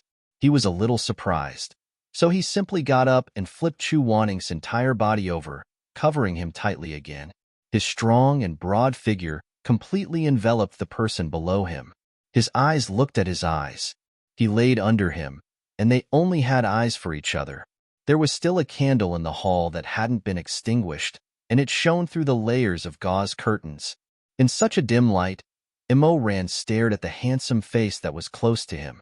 It was still the same sharp eyebrows, slanted phoenix eyes, high-nosed bridge, and innate arrogance between his eyebrows. But for some reason, he felt that something was wrong tonight. "What's wrong with you?" He reached out and touched Chu Wanning's cheek. His fingertips trembled, and the person below him suddenly closed his eyes, holding back all kinds of emotions. Mo Ran completely woke up from his sleep. He felt excited. Whether it was Chu Wanning's furrowed eyebrows, his thin, watery lips, or that thin and fragile face. All of these things greatly satisfied his desire to conquer. But there was a vague feeling of uneasiness. So Mo Ran controlled his temper and asked him again, "What's wrong with you?" Chu Wanning opened his eyes, and his half-closed eyes flashed with a light. He had nowhere to vent the pain and frustration in his heart, and finally he said in a hoarse voice, How did we get to where we are today? If I had stopped it earlier, would it have been different?" Mo Ran didn't answer. He felt that Chu Wanning was quite ridiculous. He had been defeated by him for so long. He was married, concubine, and had become the exclusive property. Everything was a foregone conclusion. Why would he let his imagination run wild tonight? Why would he have such thoughts again? There was no one else in the shaman palace at night, only the naked, resentful couple on the bed. The fragrance of the flowers floating in through the window made Mo Ran feel relaxed. He didn't want to get angry at this man who knew what was good for him. He was more patient with concubine Chu than he was with the Empress. So he looked at Chu Wanning's endurance and pain with great interest. As he looked, his heart itched. It was as if a flame had been ignited. So he joked with him lazily. "If Wanning had found out earlier, how would you have stopped me?" His fingertips moved down inch by inch. The Emperor Ta was sexy and languid. "With your body?" Looking at Chu Wanning's eyes, Mo Ran's eyes became wet and gloomy. After a while, he cursed in a low voice. He couldn't stand any temptation Chu Wanning gave him, whether it was intentional or not. There wasn't much explanation. There wasn't any foreplay. He was just like a wild beast. He lifted Chu Wanning's slender and firm legs and thrust in a little hurriedly. The semen from before hadn't been removed, and he still remembered the stimulation of being manipulated by a man, so it smoothly accepted his sex organ. When he thrust in, he and Chu Wanning couldn't help but gasp and groan. Chu Wanning opened her misty eyes and saw Mo Ran's broad chest and handsome face that was immersed in the stimulation of sex. His beautiful and full lips were slightly parted, and he was panting because of the pleasure. If the 8 distresses were born out of lust, could it be that this broken body of his could more or less arouse Mo Ran's passion? He didn't know. That night, he and Mo Ran made love on the bed again and again. His mind was in a mess, and he didn't have the strength to resist as fiercely as usual. Perhaps it was because Mo Ran was provoked by his strange behavior, or perhaps it was because Chu Wanning was not in good health. She had a slight fever that day, and it was especially hot inside. In short, Mo Ran hugged him and made love very quickly and tightly. He couldn't stop kissing Chu Wanning's lips, holding Chu Wanning's waist and buttocks, or lifting one of Chu Wanning's legs up and thrusting from the side. Chu Wanning's mind was in a mess, his Adam's apple moved, and his self-control was not as good as before. Occasionally, he would even moan softly. His reaction made Mo Ran even more excited. Between the messy pillows, the Emperor Ta breathed sexily, his voice low and slow. "Is it here?" In fact, Mo Ran was very clear about Chu Wanning's sensitive spots. After all, they had done it so many times. However, Chu Wanning's tolerance was amazing, and he rarely moaned, so Mo Ran wasn't so sure. He would change the angle or position, and every time he adjusted, he would look at Chu Wanning's frowning, handsome face. "Where do I F***ku? Is it the most comfortable?" It was very messy. Everything was messy. Chu Wanning listened to Mo Ran asking, kissing, and panting in his ears. Pain and sex intertwined like a storm. For the first time in his life, he felt like duckweed, unable to catch anything, unable to control anything, and unable to change anything. That night, for the first time, he felt so weak. What was worse was that although he didn't answer, Mo Ran quickly saw the angle and position that he couldn't stand the most from his trembling and expression. Thus, he passionately penetrated, and every time, he would push against Chu Wanning's numb spot. At first, Chu Wanning could still bite his lips and endure, but later on, Mo Ran began to move vigorously and quickly. His sack and buttocks collided with each other, making a smacking sound that made people blush and their hearts beat faster. At the place where they intersected, there was a big wet patch. At this time, Chu Wanning was still trying her best to hold on, but Immerse raised his hand to hold her chin. His lower body was still thrusting against her, but his lips were wet and hungry. Tears suddenly welled up in his eyes. When the kiss ended, he wanted to hold it in, but he didn't know why he couldn't hold it in anymore. Under Immerse, he moaned softly and panted helplessly as Immerse violated him. He tried to grab onto the mattress, as if he was trying to hold on to his disintegrating pride. But it was no use. Immerse was too fierce and too tight. His legs were trembling, and his pants were already wet. He couldn't stop himself from moaning and groaning softly. Even when Immerse was at his most violent and forceful, he was absent-minded. His legs were wide open, and his toes were tight. He gasped under Immerse, almost losing his voice. At that time, Immerse's eyes were extremely dark. The louder he cried, the more he lost his composure, and the fiercer Immerse was, the fiercer and fiercer he was. Thus, the world turned upside down, and even the bed was about to be overturned. The blankets and pillows were all misplaced and slid to the ground. But the two people who were making love intensely couldn't care less. This kind of sex could even be said to be lingering. That noise even made the palace servants on night duty blush when they saw Chu Wanning the next day. Their eyes were filled with an inquisitive ambiguity. He ejaculated, and he was stimulated to climax. The mattress was soaked with the smell of blood. In fact, this should be considered the first time since Chu Wanning had been under house arrest that Immerse directly penetrated him to the point of ejaculation without using drugs. In a daze, he heard Immerse say in a low voice, "Do you know why we've come to this point? It's only natural. I've wanted to do you for a long time." Immerse's fingers sank into Chu Wanning's pitch-black hair. "I hate your high and mighty attitude. No matter what I do, I can't get half a good word from you." Chu Wanning's eyelashes trembled slightly, almost as if they were stinging. That person was still muttering incessantly beside his hair.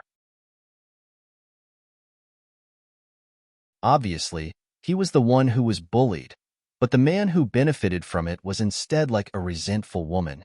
"No matter how well I do, how hard I work, you're not willing to look at me. It's not like that. There has been peace between you and me. There has been a pot of wine among the flowers. There has been an umbrella in the rain. But you've forgotten, and I can't mention it again now. So, you see, only when I break your arms and legs, pull out your bones, and pull out all your claws and teeth, will you obediently lie under me." Immerse kissed him, his tone crazy and passionate. "Only when I become the emperor can I bully you, torture you, force you, and trample on you like this." His released genitals were still slightly hard, pulsating in his flesh. "To be able to see you like this now," Immerse said softly, "to fall into hell and be convicted of adultery, it's worth it. It's exciting enough." He stroked Chu Wanning's hair, and in the end, his genitals didn't withdraw. From this day on, Immerse began to have this habit. Even if he knew that Chu Wanning would be sick, and knew that there would be all kinds of bad things, he still didn't want to come out. There was a fiery fire in his heart, and his desire was everywhere, and his bestial nature was ferocious. Only Chu Wanning was his water. She was his box. She was the person he wanted to tear apart. He wanted to kiss her. But what about Chu Wanning? After the initial pain, he began to slowly sink down, and slowly began to organize all the known clues by himself, thinking about the person behind the scenes who planted the everlasting regret flower in Immerse, and what they wanted in the end. On the other hand, although the book said that the everlasting regret flower couldn't be pulled out at the third stage, Chu Wanning still didn't want to give up. He had always been stubborn and didn't admit defeat. He didn't accept his fate. Just like that, day after day passed. After losing his spiritual power, Chu Wanning was very difficult to do anything, and he couldn't let a second person know about it. It was difficult to find the person behind the scenes, and it was even more impossible to pull out the everlasting regret flower. However, the person's purpose of controlling Immerse was becoming more and more obvious. Because Immerse began to practice the gate of life and death. "I can't practice the art of rebirth. He still remembered that day when Immerse stood in front of the window with his hands behind his back and looked at the chirping orioles outside. He said lightly, after reading the dossier, "It said that only people with strong yin energy can learn it." As he said that, he turned around and looked at Chu Wanning. "I plan to practice the first forbidden technique. The gate of life and death? What else can it be? You can't learn it." Immerse smiled. "I have to try before I give in. I haven't done anything yet, and you're saying that it's impossible." Chu Wanning shook his head. "The first forbidden technique goes against the heavens and changes fate, tearing apart two unrelated mortal worlds, and has never been tolerated by the heavenly axiom." Before he could finish his sentence, he was interrupted. Immerse's expression was very lazy. "What is the heavenly axiom? Why should it tolerate me? In my life, the thing that I don't believe in the most is fate." He then started to put it into practice. The first forbidden technique had been lost for a long time. Immerse was the emperor, and it was difficult for him to obtain an ancient rubbing, but the most important chapter was missing. Without the complete secret manual, no matter how strong Immerse's spiritual power was, he could only form the space door, and he couldn't really tear apart time and space. It was from then on that Chu Wanning began to understand the intentions of the person who planted the flower venomous insect on Immerse. It was definitely not to unify the world. He guessed that the person's ultimate goal was to open the gate of life and death. Furthermore, it wasn't just a small crack. It was most likely that he wanted to completely merge the two worlds of the mortal world. Only a very small number of people, such as Immerse, who was born with strong and tyrannical spirit energy, could achieve this.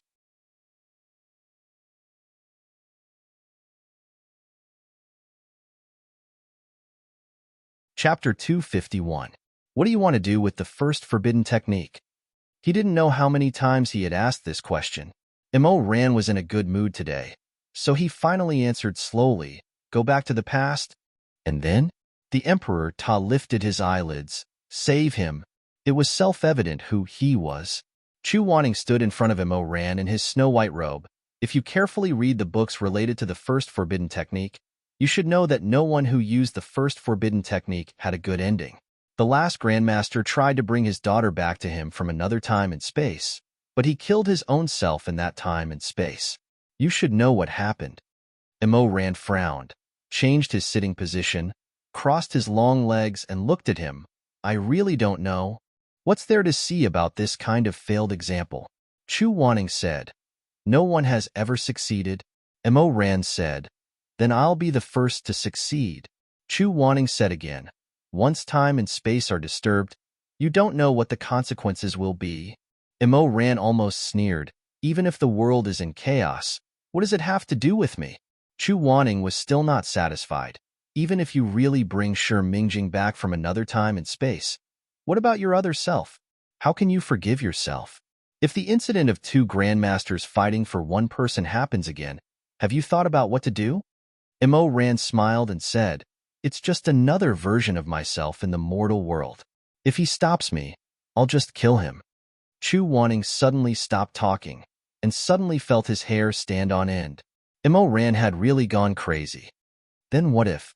Chu Wanning said slowly, almost stiffly, "The incident of two grandmasters fighting for a woman happens again. In the process of fighting for Shi Mingjing, an accident happens. That Shi Mingjing of the mortal world will probably be torn into pieces in the crack of time and space." Before he could finish his sentence, a loud clang was heard. Immerse suddenly stood up and kicked over the fruit platter table in front of him. Grapes, oranges, lychees, and sugars. At this moment, they were like the heads of the people he had killed, rolling all over the ground. The Emperor Ta strode over, stepping on the ground with his crimson pheasant embroidered with a dark dragon. The ground was covered with crushed fruits. The grapes were cracked like blood, and the lychees were crushed like brain matter. He suddenly grabbed Chu Wanning's collar in the midst of the mountain of corpses and the sea of blood. His eyes were like a tiger's and a wolf's. "I know you don't like him and want him dead," Immerse said darkly, "but you're too vicious. No matter what, he is still your disciple. He once worshipped you and trusted you. Chu Wanning, how can you curse him like this?" I'm not cursing him. What you said is the truth. Emo Ran snapped. Who wants to hear the truth from you? The person I want. I'll tear time and space and twist the universe to save him. If the world stops me from tearing it, then kill me. If you stop me again, then... He panted for a while. His eyes were a little wet in the madness. Then what should he do? Trample? But he had already broken Chu Waning's spine. Humiliate? Chu Waning was already the man he married. Then, kill? Suddenly, he felt a dull pain in his heart. He couldn't say it and didn't know what to say. Emo Ran left abruptly, leaving Chu Waning standing alone in the empty hall. There was darkness all around her. She knew that this darkness was a trap set by one person. Be it the celestial treading monarch or the northern dipper immortal, they were all deeply involved. But what should he do? Once the first forbidden technique was used, it was not a big deal if it was just a tear. Just like how scars could form scabs, time and space could heal itself. But if the tear was too big, there would be too many variables. The two worlds would be intertwined, and in the end, it might become like what was recorded in the ancient books. Collapse. The world is in order. If the order collapses, the punishment of heaven will come, and everything will belong to Hong Ming. Chu Wanning did not remember where he read this sentence, but the impression was very clear. It talked about the consequences of the gate of life and death losing control. The so-called punishment of heaven will come, and everything will belong to Hong Ming. In other words, the gods would punish the mortal world, crushing the two worlds into powder and returning them to zero. The price of losing control of the first forbidden technique would be the complete destruction of the two worlds. So no matter what, he could not let this happen. He could not let Emo Ran continue like this. That night, Emo Ran was busy dealing with the files of the Kunlun turmoil, so he did not look for Chu Wanning again. So Chu Wanning carried the wind lantern and went to the library. This was also a little benevolent of Emo Ran. He knew that Chu Wanning would not be able to do anything, so except when he was angry, he did not set up obstacles at the peak of life and death. He did not mind Chu Wanning going to the library, the back of the mountain, or even the Divine Martial Library. The reason was the same as raising a cat. It was enough to grind its fangs and cut off its claws. It was too boring to break its legs and make the cat unable to move and lose its wild nature. Chu Wanning sorted out all the information he had in the library and combined it with the current situation. In the end, he concluded two things. First, the person behind the scenes was very good at using drugs, but his spiritual power was definitely not strong. This was easy to understand, because if this person's spiritual power was strong, he would not need to borrow people to do these things. Second, Shirmei's death must have been planned by the person behind the scenes. The purpose was to stimulate the hatred in Emo Ran's heart. This was also supported by Chu Wanning in the ancient books. The 8 bitter, everlasting regrets can erase all the kindness in a person's heart, but it can also retain the warm memories of a person. The complicated magic words were deciphered word by word. Therefore, the caster often makes the everlasting regrets flower master retain normal memories of himself, making the everlasting regrets flower master acknowledge the caster, rely on the caster, and be willing to die for him. Shirmei had died long ago. He saw it with his own eyes, so it could not be fake. So Shirmei should not be the caster, but Emo Ran obviously remembered all the good memories related to Shirmei. And the person behind the scenes used the last bit of pure warmth in Emo Ran to tempt him to touch the 3 forbidden techniques. From the exquisite chess game to controlling the world, to the rebirth technique to resurrect the dead, to the door of life and death to twist the universe. Emo Ran had indeed tried one by one, whether it was successful or not. What kind of person would be so eager to master 3 forbidden techniques at the same time? What kind of person would want to tear apart time and space, and take the risk of both worlds being returned to zero to satisfy their own selfish desires? Chu Wanning could not think of the answer, but the answer to this question was not the most important thing at the moment. The most important thing was how to stop this from happening before Emo Ran mastered the door of life and death. After thinking for a while, he finally saw clearly that there was only one path in front of him. He had to kill the Emperor Ta, then go back to the past. Before the 8 bitter, everlasting regrets in Mo Ran's heart was planted, he had to stop it. He had to find a way to remove it.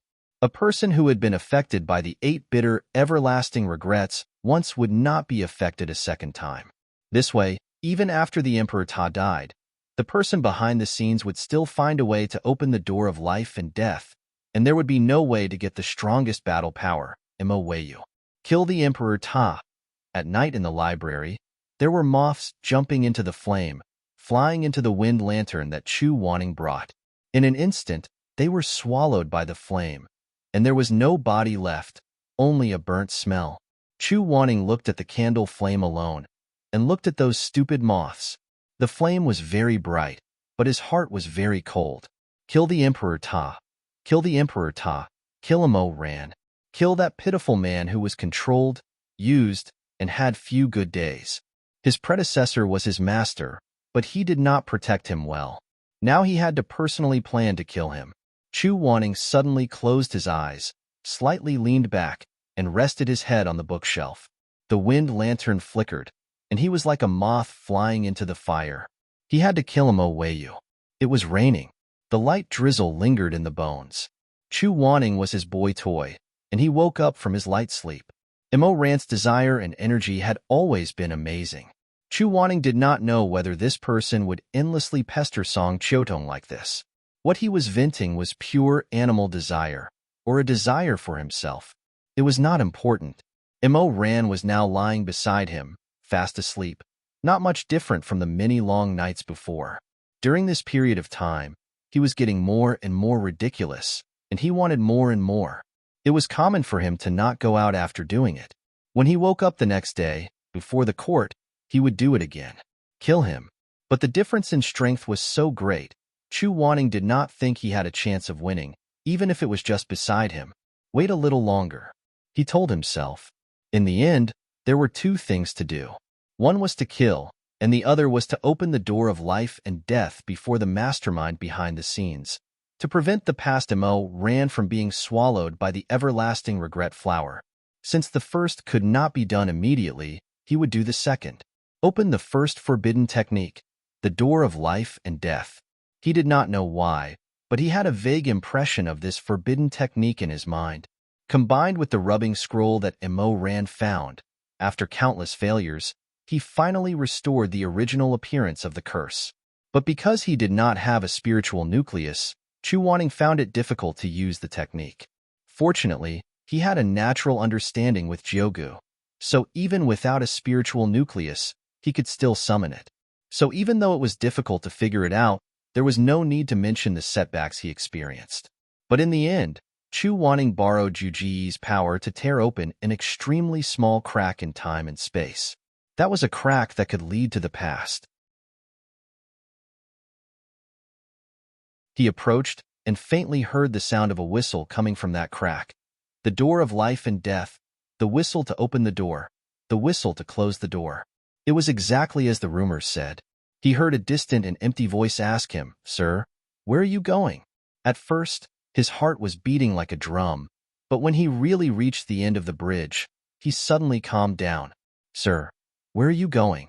When the voice asked again, Chu Wanning glanced at the Wu Mountain Hall, where the singing and dancing had already started.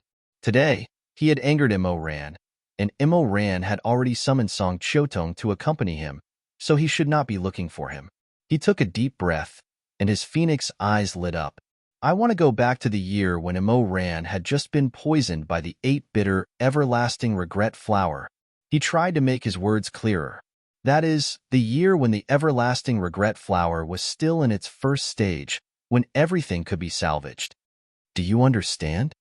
No one in the crack answered, but just as Chu Wanning was about to be disappointed, a ray of light suddenly lit up, and the space-time tunnel slowly opened. He stepped into it, and the world spun. When everything returned to normal, he opened his eyes and saw a few peach blossoms floating in front of him. He really went back to many years ago. At this time, in the door of life and death, the moon was white and the wind was clear. It was late spring. Chu Wanning stood for a while, trying to calm himself down. Then, he pushed aside the flowers and walked out of the crack. He found himself in the back mountain of the school. He smelled the fragrance of flowers and plants planted by Madame Wang, and there were lights in the distance. That was the light from thousands of disciples' rooms, converging into a quiet Milky Way in the night. Returning to the old place, it was like a dream. Chu Wanning stood in the same place. Although there was not much expression on his face, there were mixed feelings in his heart. He walked down slowly, watching the young disciples laughing and playing. He saw Elder Xuanji and Elder Luzuan competing on the sword dance field. After turning a corner, he even saw Madame Wang's fat cat named Vegetable Bun. It was squatting on the wall, stretching out its furry head to sniff the blooming Chinese roses on the wall. He was wrong. It was not like a dream. All these years, even in his best dreams, he could not return to the peak of life and death like this. Chu Wanning looked at the scenery in front of him and walked forward alone. He knew that he did not have the habit of leaving the Red Lotus Pavilion at night, so he was not too worried about running into himself in this time and space. As he walked, he suddenly saw two young men walking towards him. One was as bright as a lotus, and the other was as dazzling as a bird's tail. His originally slow footsteps finally couldn't help but stop. They were the young Xueming and Shimei.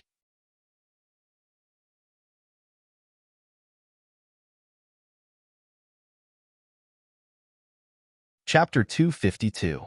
The two of them were talking about something interesting, and both of them had relaxed and bright smiles on their faces.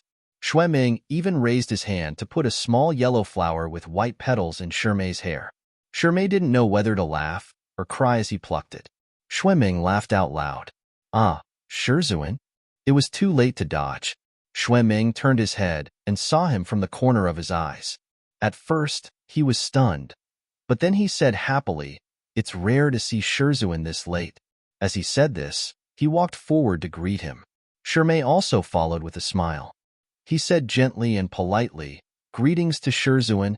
Chu Wanning didn't know what to say for a moment. He wanted to calmly agree, but before he could open his mouth, his eyes turned red. Fortunately, the night was very deep, and there was enough darkness to cover him. Xueming asked curiously like a cat, "Where is Shizun going?" "Going." As soon as he spoke, his voice was incredibly hoarse. He quickly shut his mouth and coughed. After a while, he said, "Just walking around." After a while, he couldn't help but ask, "What about you?" "Shimei and I just came back from Wuchang town. We bought a lot of good food." As soon as he mentioned this, Xueming seemed very happy. There's a temple fair today, so it's very lively. If it were the Chu Wanning of this era, this conversation would have ended there. Chu Wanning didn't have too much interest in understanding what these youths were doing, what they bought, and why they were so happy. At that time, he was indifferent, keeping everyone at arm's length. He didn't like to take a look at other people's personal affairs. But today, Chu Wanning felt that whether it was Xueming or Shimei, every word, every expression, and even every ray of light in their eyes was very precious. He wanted to look at them a few more times, listen to them a few more times. This was something he could no longer obtain in his own world of mortals. So he asked, "What did you buy? Does Master want to see it?" Xueming excitedly rummaged through his Qinkuan bag as if he was presenting a treasure: dried fruit skin, pine nut crisp, osmanthus candy. While counting, suddenly she took out a handful of osmanthus candy and handed it all to Chu Wanning. "I bought too much. These are all for Master." Shimei was also rummaging through his bag, but he didn't seem to have bought much. After rummaging through his bag, he couldn't find anything to show off. His ears were a little red. Chu Wanning said, "You don't have to give me any more." He picked up 2 or 3 candies and returned the rest to Xueming. Under the moonlight, his eyes were almost moist and gentle. That's enough. He knew that the gate of life and death could close at any time. He had already overdrawn the power of the 9 songs, so it would not be easy to open it again. Besides, there was only 1 night left. If they returned late, they were afraid that the Emperor Ta would notice. He couldn't calm down and asked, "Where's Mo Ran? Isn't he with you?" The two looked at each other. Xueming said, "I haven't seen him since lunch." His shimmy also said, "He hasn't been with us for the past few days. He probably has something to do." Chu Wanning went to the disciples' room, but there was no one there. He went to the temple fair to look for him, but he still couldn't find him. Seeing that the time was running out, he couldn't help but feel more anxious. He frowned and thought for a long time. Suddenly, he remembered something. He thought of it. Rand couldn't have gone to. After thinking about it for a while, he stopped thinking about it. This burning thought made him uncomfortable. His face slowly darkened, and he couldn't help but clench his fists. He remembered a place where Rand often went when he first went astray. After half an hour, Chu Wanning stood outside a red and purple-painted wooden building. There was a red plaque hanging on the building with the words, "Immortal Peach Gathering Gentleman," written on it. This was the famous pear garden Immortal Peach House. It was already late at night, but the brothel was just beginning to brighten up. There were people coming in from the left and right. Most of them were greasy-looking men and young boys with makeup. Chu Wanning's face was cold, and his back was straight. He looked out of place in the crowd. "Guest, please come in. Let's take a look. Today, there's a famous actor performing, Ming Dan from Xiangtan. His singing is not inferior to Sun Feng's, and his dancing is not inferior to Duan Yihan's. 80 coins for a scene, 10 more coins for the front row." At the door, the manservant was shouting at the top of his voice. A young master who was waving a scholar's fan happened to pass by and said mockingly, "What a shameless boast! What Ming Dan? How dare he challenge the Duan and Sun, two music deities of the past?" "That's right, 80 coins for a scene, and he has the face to be on the same level as Sun Feng's. Even 800 gold for a scene is not enough for Sun Feng's. This lousy theater is cheating money again." A night watchman passed by and laughed while scratching his armpit. Chu Wanning did not understand and felt his head hurt. He simply raised his hand to lift the curtain and entered the building. There were silk lanterns hanging high in the air, and it was noisy. Some people were listening to the play, some were drinking, and some were floating in the charm and gentleness of the rouge and oil. The performer's golden voice shook the air, and her skin was full of spring. On the stage on the first floor, the imperial concubine was drunk and surrounded by flowers. The performer's every move was soft and sorrowful. Even the audience below offered endless sighs and sighs. Good, good. One more scene. Chu Wanning frowned at the pungent fragrance of the rouge and powder. His face was gloomy. He swept his phoenix eyes and looked around, but he did not see the young man. He thought, could it be that he guessed the wrong place again? At this time, the busy procuress noticed him. Like a colorful and beautiful butterfly, she flew toward him. She opened her mouth, which was smeared with vermilion red clouds.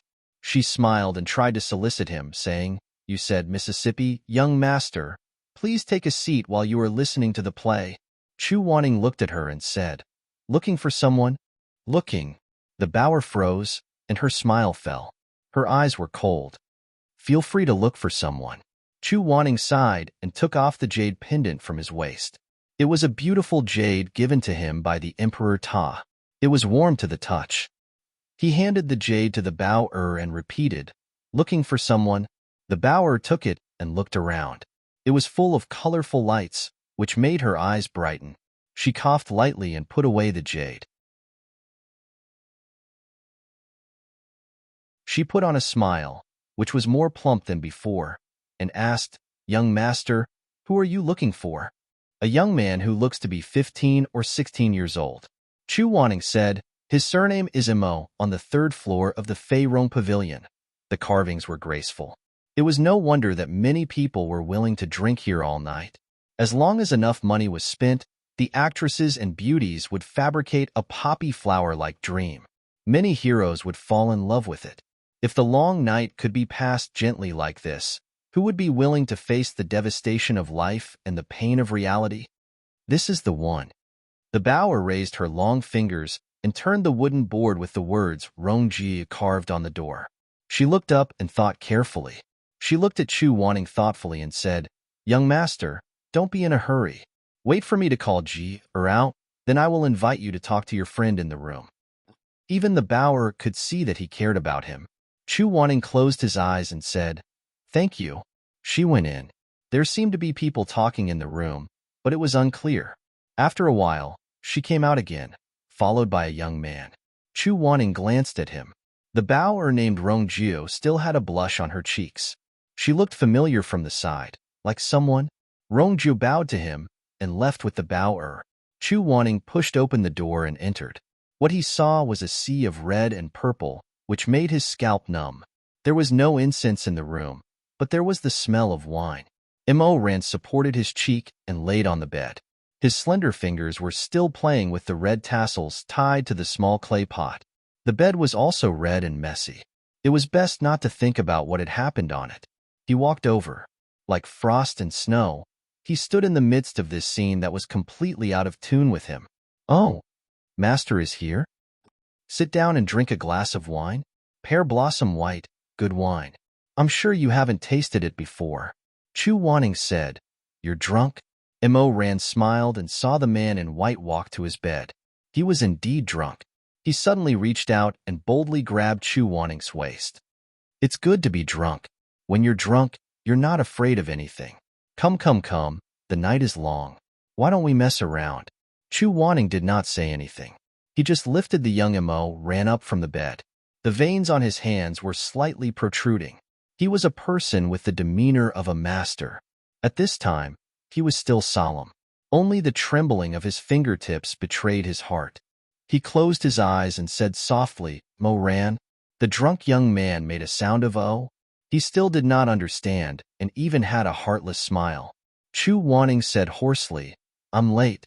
He put his forehead over and moved his fingers. In an instant, it was extremely painful. In this pain of tearing flesh, a divine weapon appeared. The begonia tree curled up and 7 strings flowed. It was a good divine with zither. Chu Wanning gritted her teeth. She had Shenwu transfer his abundant spiritual energy to her. It was a joke for her to fight against the celestial emperor treading immortal with this level of spiritual energy, but it was enough for her to cast many spells. He put Immerse's forehead close to his and closed his eyes. Then he felt there was indeed the aura of the 8-bitter everlasting regret flower in Immerse's body. It was as if he saw a black, double-petaled flower in front of him. It was rooted in his heart, and its roots were buried deep in his blood vessels. It was this everlasting regret flower. It was the source of all evil. Chu Wanning took a deep breath and silently recited the incantation according to the ancient book. Then, he shouted with all his strength, "Break the soul." Chu Wanning suddenly opened his eyes. There was a cold light in his eyes. The everlasting regret flower could only be suppressed by the power of the soul. He did as the book said, cut off half of his soul and transferred it between their foreheads into Immerse's body. A strong wind blew around them. Jugo actually sounded like a phoenix. The spiritual energy was burning. Immerse, Master didn't protect you well in the past. Now, I'm here to save you. I'll save you. The shredded souls turned into wisps of white dust and smoke that kept surging and flowing. Immerse was absent-minded. Chu Wanning was in extreme pain. Their foreheads kept touching. "I'll save you." When the last ray of light disappeared, the two of them were suddenly exhausted. Chu Wanning let go of his hand. Immerse fell back onto the bed. Jyogu also disappeared. It hid in Chu Wanning's blood and bones. It was very difficult for him to maintain the stability of the divine weapon after losing half of his soul. Chu Wanning sat beside the bed. He slowly closed his eyes. His face was very pale. Even his lips were drained of blood. However, his heart was relieved and relaxed. He had finally taken the first step to changing his fate chart.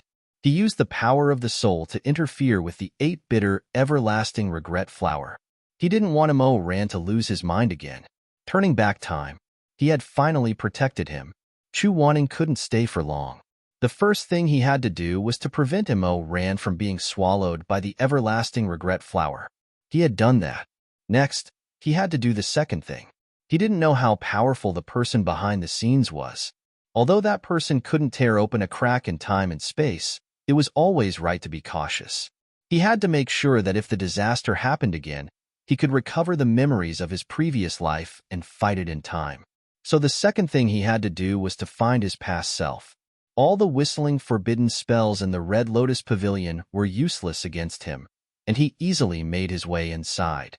He stood in front of the half-open window and looked at the man in white who was sleeping soundly on the table. The god of night was half done. It was still being painted. If only the troubles of the human world were only to deal with these imps and demons. Chu Wanning transferred the half of his soul that he had already torn into the body of his mortal self. Originally, this soul belonged to him, so he would not feel the slightest bit of discomfort while sleeping. He watched as the pure white light floated over, enveloping himself with a layer of gentle radiance. Slowly, the glow was extinguished. A wind blew over and blew the blueprint in Chu Wanning's hand to the ground. If there's another calamity, Immerse probably won't be your enemy, he said softly to the person inside as he leaned against the window. Now, my spirit core has shattered, and my soul has been separated from my body.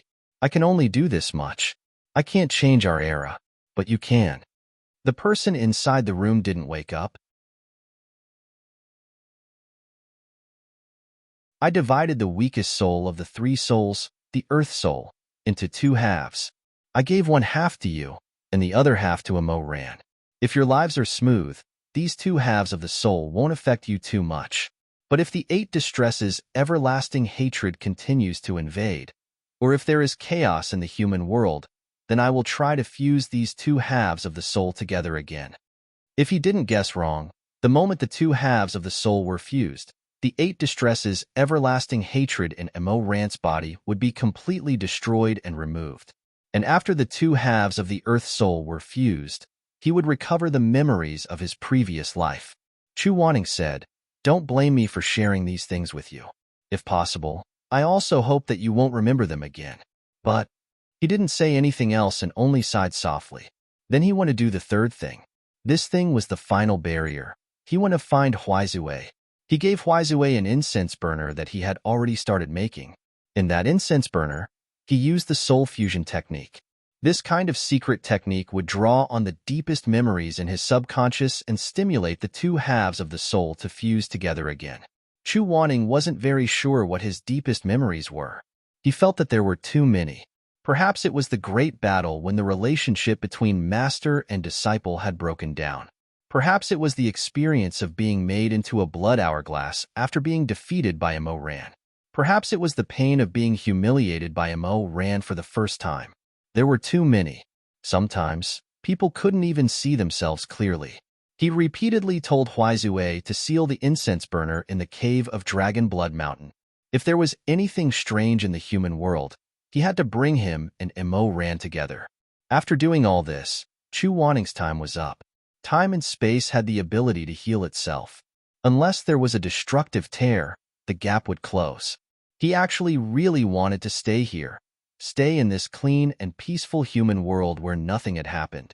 But Chu Wanning knew that he didn't belong here.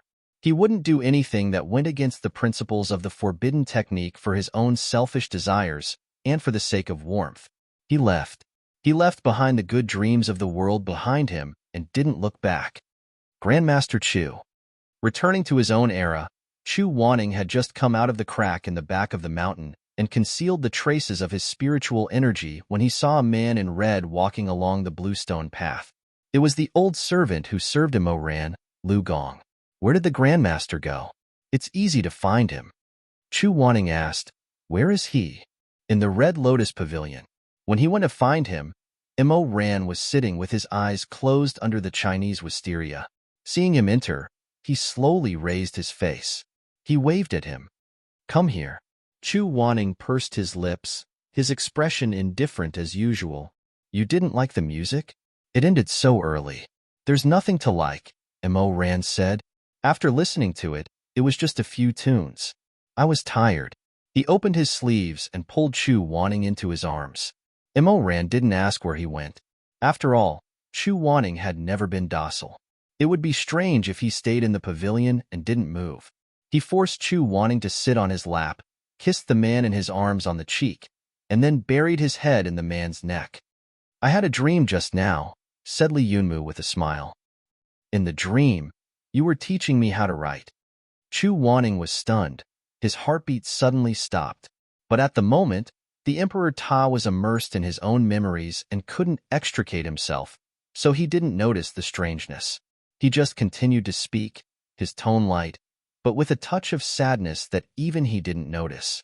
I couldn't write a word well after 4 or 5 times.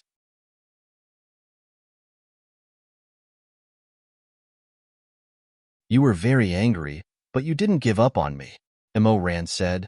Then you held my hand, and flowers floated in from the window. I saw. He was so immersed in that dream that he didn't even call himself I anymore. Rand paused. His expression was Akiji's. I saw it written on the paper. Seeing a letter is like seeing a book. When he said this, he suddenly grinned. It was hard to say whether the smile was happy or ferocious. This kind of thing can only be seen in dreams. He looked up and met Chu Wanning's eyes, which were full of worries. Gradually, he recovered the Emperor Ta's coldness. Do you know why I suddenly wanted to see you? He reached out and touched Chu Wanning's cold cheek. In that dream, you looked very good. The Emperor Ta said lightly, you looked so good that I couldn't forget it. So I wanted to see the real you. Chu Wanning lowered his eyes. I'm afraid that I don't hate you. I want to hate you. Rand said, otherwise I. Suddenly, he was speechless. Otherwise what? Otherwise, I won't be able to forgive myself anymore. Otherwise, I won't know how to move forward. Otherwise, I won't know how to continue this broken life. I have to hate you. I didn't change, and I didn't hate wrong. Wanting. He finally closed his eyes and sighed. In the end, only you and I are left in this world. For a moment, his heart felt like it was being stabbed by a knife. Chu Wanning was about to speak when he suddenly felt that he missed a step on the edge of the cliff and fell down. He suddenly woke up from his dream. Chu Wanning suddenly opened his eyes. What entered his eyes was pitch black. He could hear his own drumming heartbeat. Cold sweat trickled down his back. It was as if the gloomy and cold face of the celestial trampling emperor was still in front of him.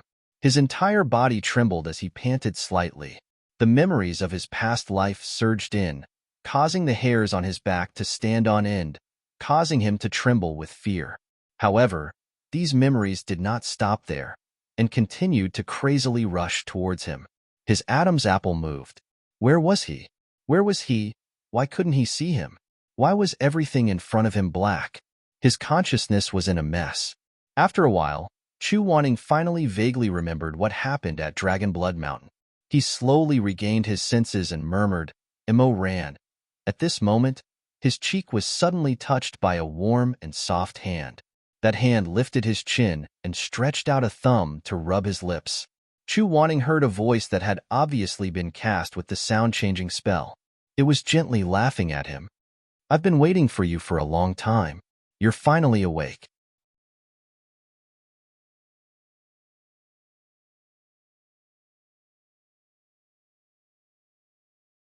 Chapter 253. I've been waiting for you for a long time. You're finally awake. In the silent room, this voice was strange and distorted. If Chu Wanning could open his eyes, he would find that his junior sister was sitting by the bed, gazing at him with a smile, like a spider looking at a living creature that had fallen into its web. How was it? Did you sleep well? Chu Wanning did not immediately answer. He moved a bit and found that his spiritual power had only recovered 20%. Moreover, his hands were tied by the immortal binding rope and his eyes were covered by a black ribbon. At this time, there was no use panicking. Chu Wanning had always been fearless.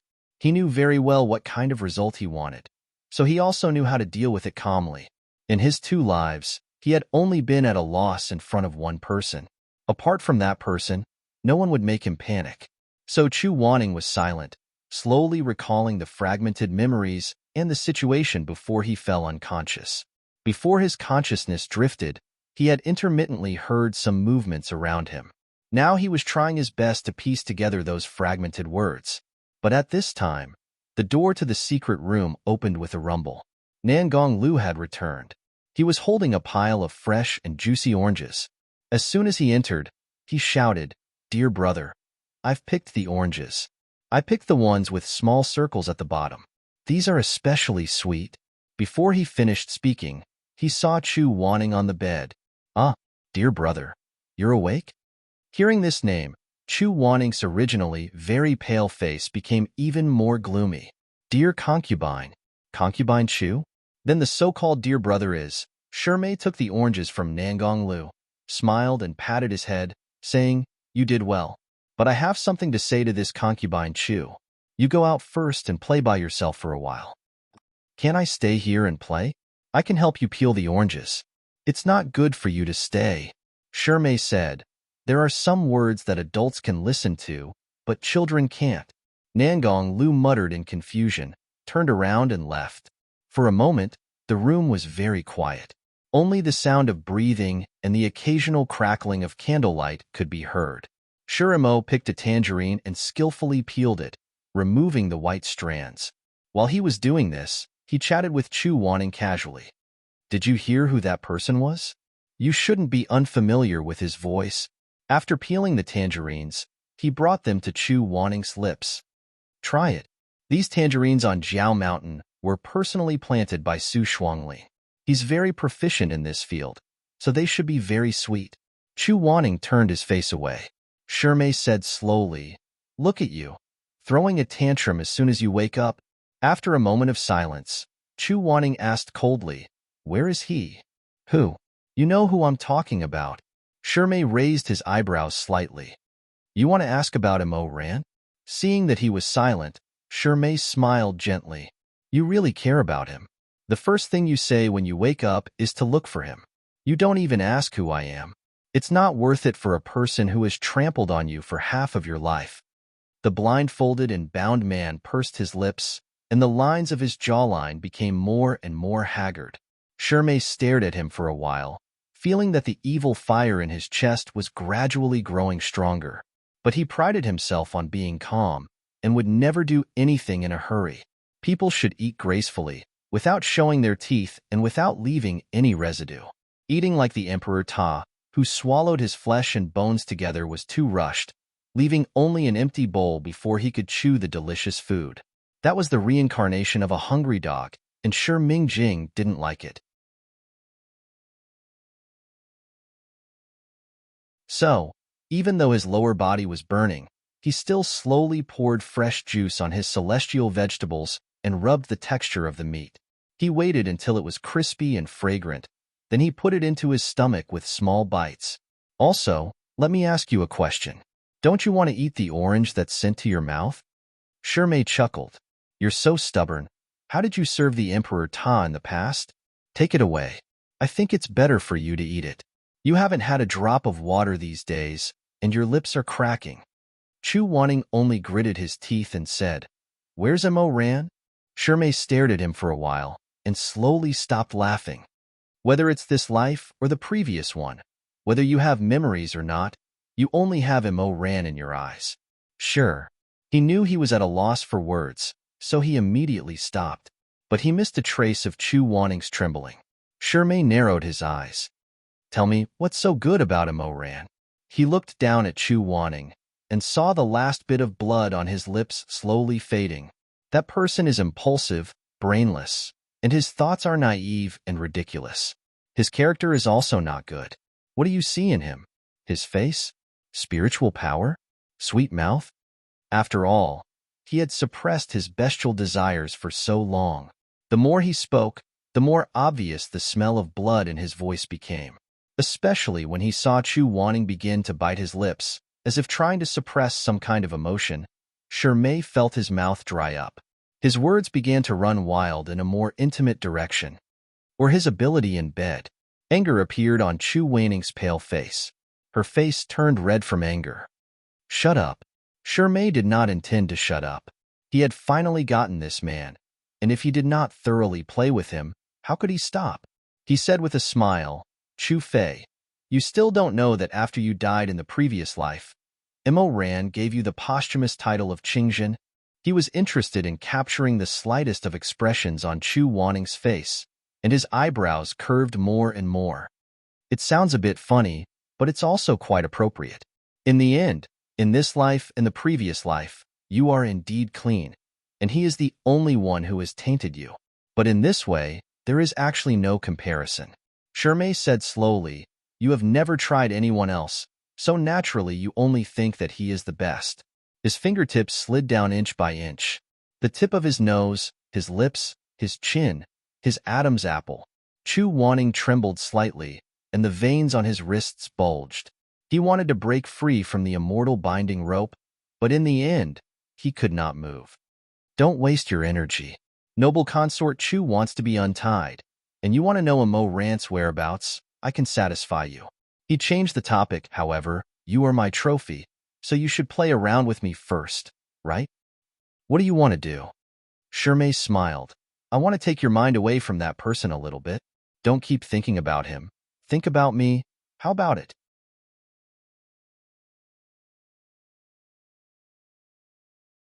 You are the person who used the goo in the previous life. What is there to think about?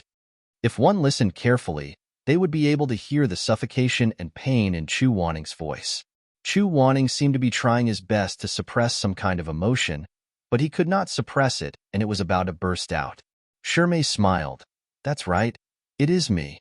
But noble consort Chu, why don't you guess who my real identity is? If you want to say it, then say it.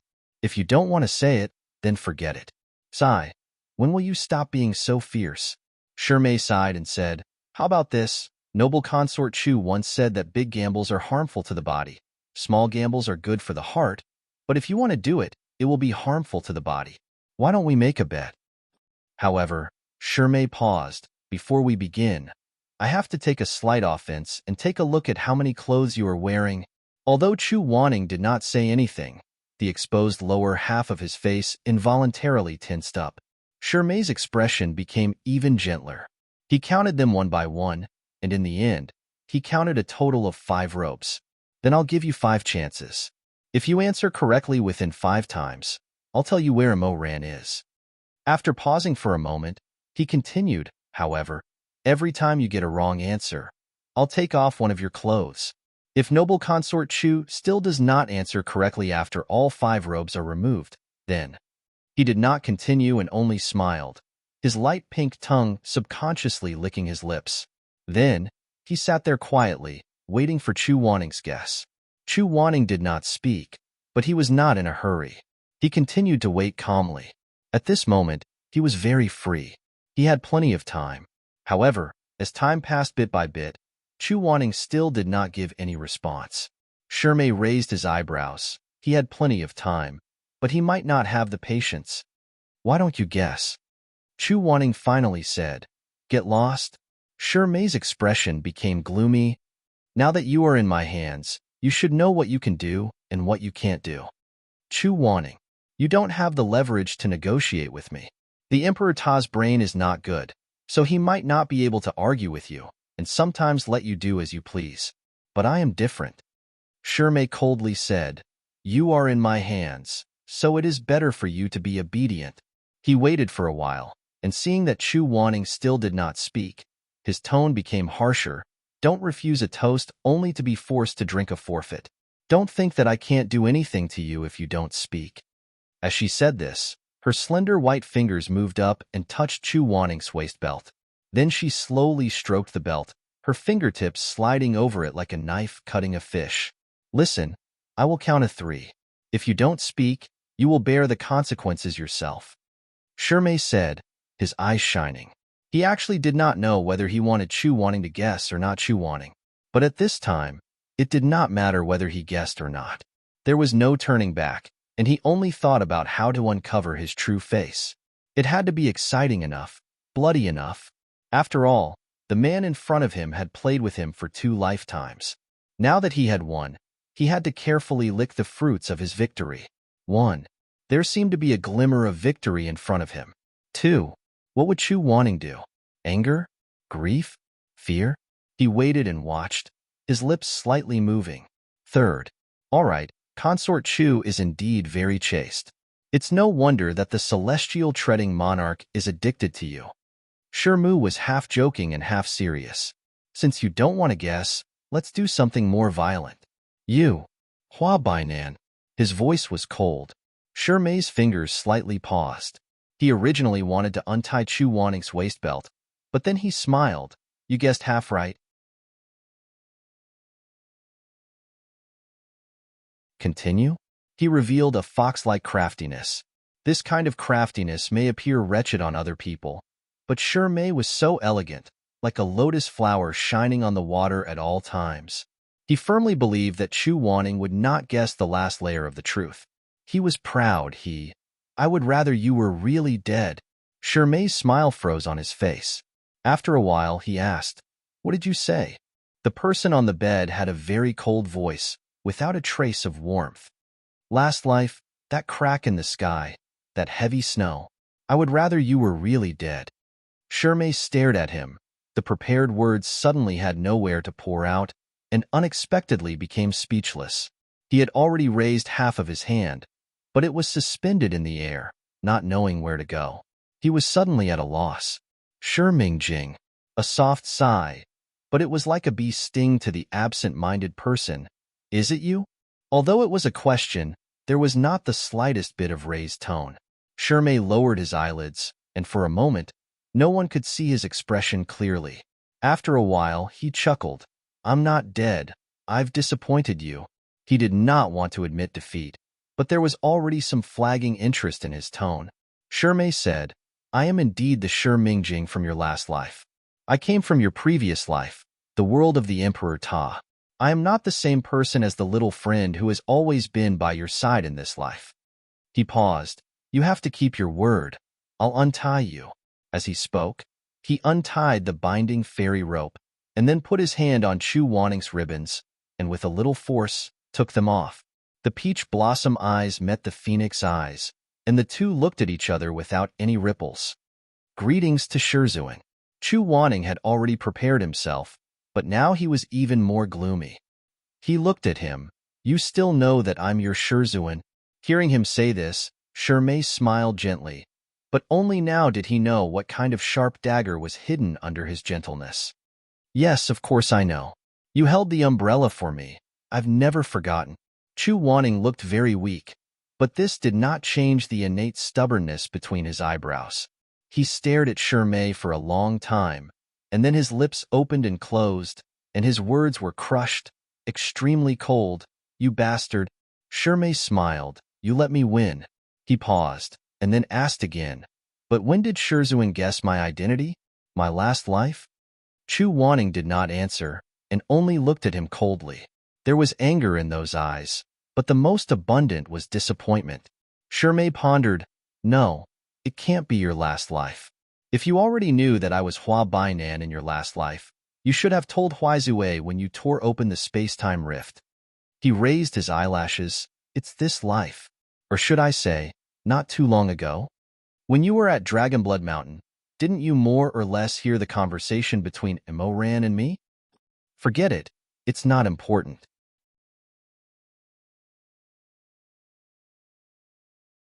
Mei smiled. "In any case, you're in my hands now, and you can't escape." Chu Wanning grew more and more silent. In fact, among his 3 disciples, Mei was the one he couldn't see through the most. At that time, he was willing to accept this disciple because Fumi was respectful, gentle, able to worry about people's worries, and could treat people kindly. These were the qualities that Chu Wanning admired greatly. He could not do it himself, so he admired him even more, and so he accepted this disciple. But sometimes, he always felt that something was wrong. For example, when Shui Jingyong said that Mei was an orphan he picked up in the chaos of the war, but when Mei talked about his life experience, he would sometimes say something that did not make sense. That kind of attitude was very much like someone who told a lie and then forgot the details. There were also times when Mei's attitude towards things would suddenly become a little strange, like a well-tamed ferocious dog. It looked obedient, but once it smelled blood, it could not help but show a murderous look. But after observing for a few years, he had never seen Mei do anything unjust. Chu Wanning felt that his eyes were playing tricks on him, and that he mistook a beautiful person for a green-faced fanged beast. He was like a hedgehog. His whole body was very sharp, and only his abdomen was soft. He hid his disciples, and all the people who treated him well, under his soft abdomen. When it came to Mei, he had wavered between trust and distrust. He also had reservations and tested him, but in the end, he chose to trust him. So the knife stabbed into the hedgehog's abdomen, and blood flowed out. Shirmei asked, "How much of the past do you remember?" He asked again, "Why didn't you just stand by and watch?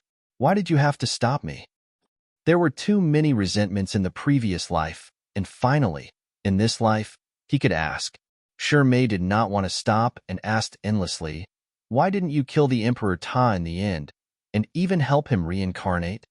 Hearing the last sentence, Chu Wanning finally raised his eyes. "He is different from you." Shirmei paused for a moment. "What's the difference? If you say that I have a vicious mind, isn't his hands full of blood?" Chu Wanning stared at him. "You are the one who planted the goo. You know it yourself." "So what?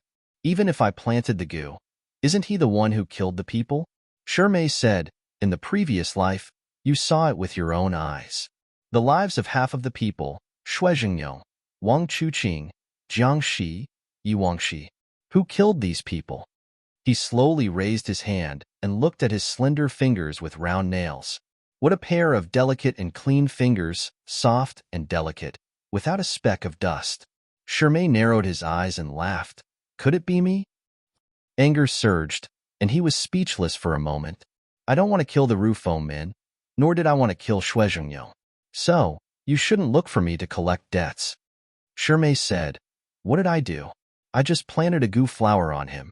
I have lived for so long, but I have never killed anyone with my own hands." Shirmei continued to smile. "So, in the end, he was the one who took the knife and stabbed the people. It doesn't have much to do with me. That bitter, everlasting regret flower won't bring him any new hatred. All of his desires belong to himself, and the goo curse can only magnify them. If you want to blame this on me, I will feel wronged." With every sentence he spoke, the disgust in Chu Wanning's heart increased. In the end, when she heard that he actually felt wronged, Chu Wanning suddenly raised her eyes. Her gaze was as cold as ice. "What do you have to feel wronged about? He was the one who did it. Why should Shizun blame me?" "Don't you know what kind of person he is?" Shirmei said. "Of course I know what kind of person he is. The one who doesn't know is you, Shizun."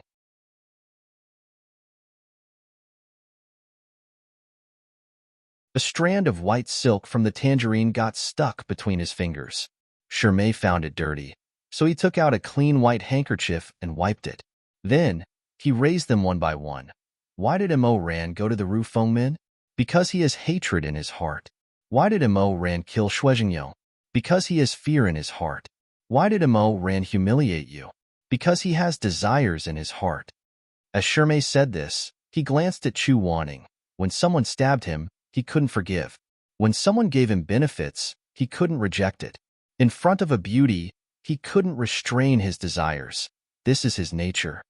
Chu Wanning gritted his teeth and said, "Shiming-jing, you erased his pure kindness, magnified the hatred in his heart by 10,000 times, and then said that everything he did was because of his own desires. Don't you think you're ridiculous? Who doesn't destroy the world when their hatred is magnified to the extreme? You? Then who made him have hatred? Who made him have ambition in his bones? Who made him have desires in his heart?" Shirmei laughed. If he had the ability, his heart would be as pure as a child's. He wouldn't have any bad intentions. That everlasting hatred flower wouldn't have been able to stir up any waves. So you should blame him for having a dirty mind. He's just a normal person. Hearing this, Chu Wanning's expression became very ugly. He was about to speak again when Shirmei added another sentence. "People have to be responsible for their own desires. There's nothing to argue about this." If Chu Wanning had wanted to talk to him before, at this point, he suddenly felt that there was no need to say anything, and it wasn't worth saying. Chu Wanning turned his face away. Shirmei saw his expression and shook his head. "Shizun, you're too biased towards him. In your eyes, he has a reason for everything he does, and it's understandable." "Then tell me, who should I understand?" Chu Wanning was extremely cold. "You?" Shirmei was silent for a moment, then smiled. "So Shizun still likes him?" Chu Wanning's gaze was like the reflection of the moon on an ice lake. "So, in my previous life and this life, I competed with Shizun for 2 lives. Even if I won, I still couldn't compare to him." Chu Wanning said coldly, "What do you have to compare to him?" Shirmei narrowed his eyes. Do you really only have these few words to say about me? Nothing else? Chu Wanning didn't immediately reply. Looking at his expression, he seemed to be seriously thinking for a moment. Then he raised the curtain of his eyelashes, extremely cold and calm. There is. Shirmei smiled. What is it? Chu Wanning said expressionlessly, you don't have to compare yourself to Mo Ran. You can't even compare to Su Shuangli. At least he still has feelings, and dares to admit what he did. He's not like you, Hua Bainan. In the end, he didn't even call him Shi Mingjing anymore. Chu Wanning said, you're a bastard.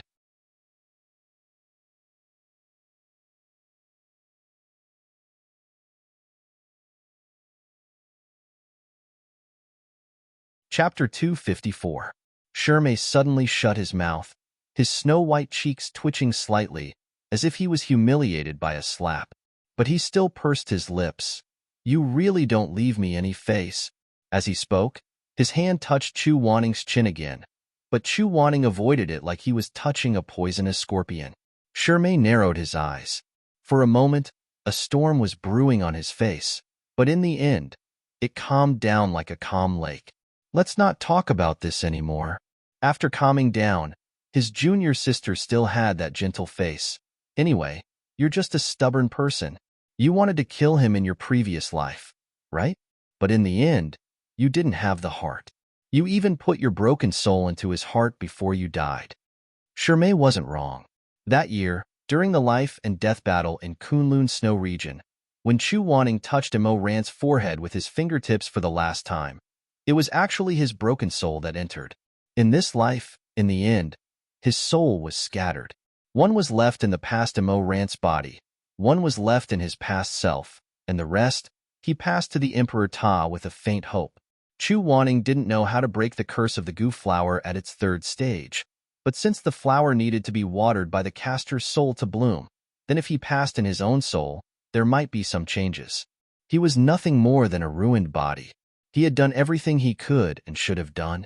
He had always been decisive in killing, and the only one who was soft-hearted was Mo Weiyu. Because there was still a glimmer of hope to save him, he didn't kill him in the end. He didn't hesitate to give up his broken soul, only hoping to bring the former Mo Ran back to the human world. Even though he didn't know if it would work at that time. As if he saw through his inner thoughts, Shirmei smiled. What you did. Although you couldn't get rid of the Gu worm in Mo Ran's heart, you could indeed disturb his emotions, causing him to be divided between good and evil. In the end, he would go crazy and commit suicide. Chu Wanning's expression changed slightly as he raised his eyes. In fact, thinking back to the Emperor Ta he met on Jiao Mountain without a heartbeat, he could more or less guess what had happened to Mo Ran in his previous life. But when he heard the words commit suicide, he still felt a dull pain in his heart. Shirmei looked at him and continued, Master, you did it. You did protect him. I don't even know what happened, but his soul was reincarnated into the past. Sigh, I still don't understand. At that time, you were just a cripple. How did you ruin my plan? You really surprised me. His eyelashes, which were as soft as cattail leaves, drooped down. He moved closer, as if he wanted to kiss Chu Wanning. Chu Wanning suddenly came back to his senses. Like a flash of lightning, he raised his hand to choke Wei Xiaobao's throat. The veins on the back of his hand bulged. Shirmei's expression didn't change at all. He casually grabbed Chu Wanning's wrist, as if he had expected Chu Wanning to have such a reaction. He laughed. What's wrong? Does Master want to ruin me a second time? A third time? Unfortunately, it's already too late. It's already impossible. As soon as his voice fell, the sound of a snake hissing could be heard. A kite slithered out of Shirmei's wide sleeve and viciously bit Chu Wanning's arm. It was unknown what kind of tempering the snake had been through. With just one bite, the pain was unbearable. Chu Wanning's hand lost strength. Shirmei grabbed his wrist and tied him to the bedpost in an even more humiliating position than before. You don't need to worry. This snake is not poisonous. Shirmei tied his hands and then slowly sat up. His cold white fingertips stroked the kite's body. His peach blossom eyes slanted. This snake was specially raised for you. One bite, and you'll lose all strength. I respect Master, but this is all I can do.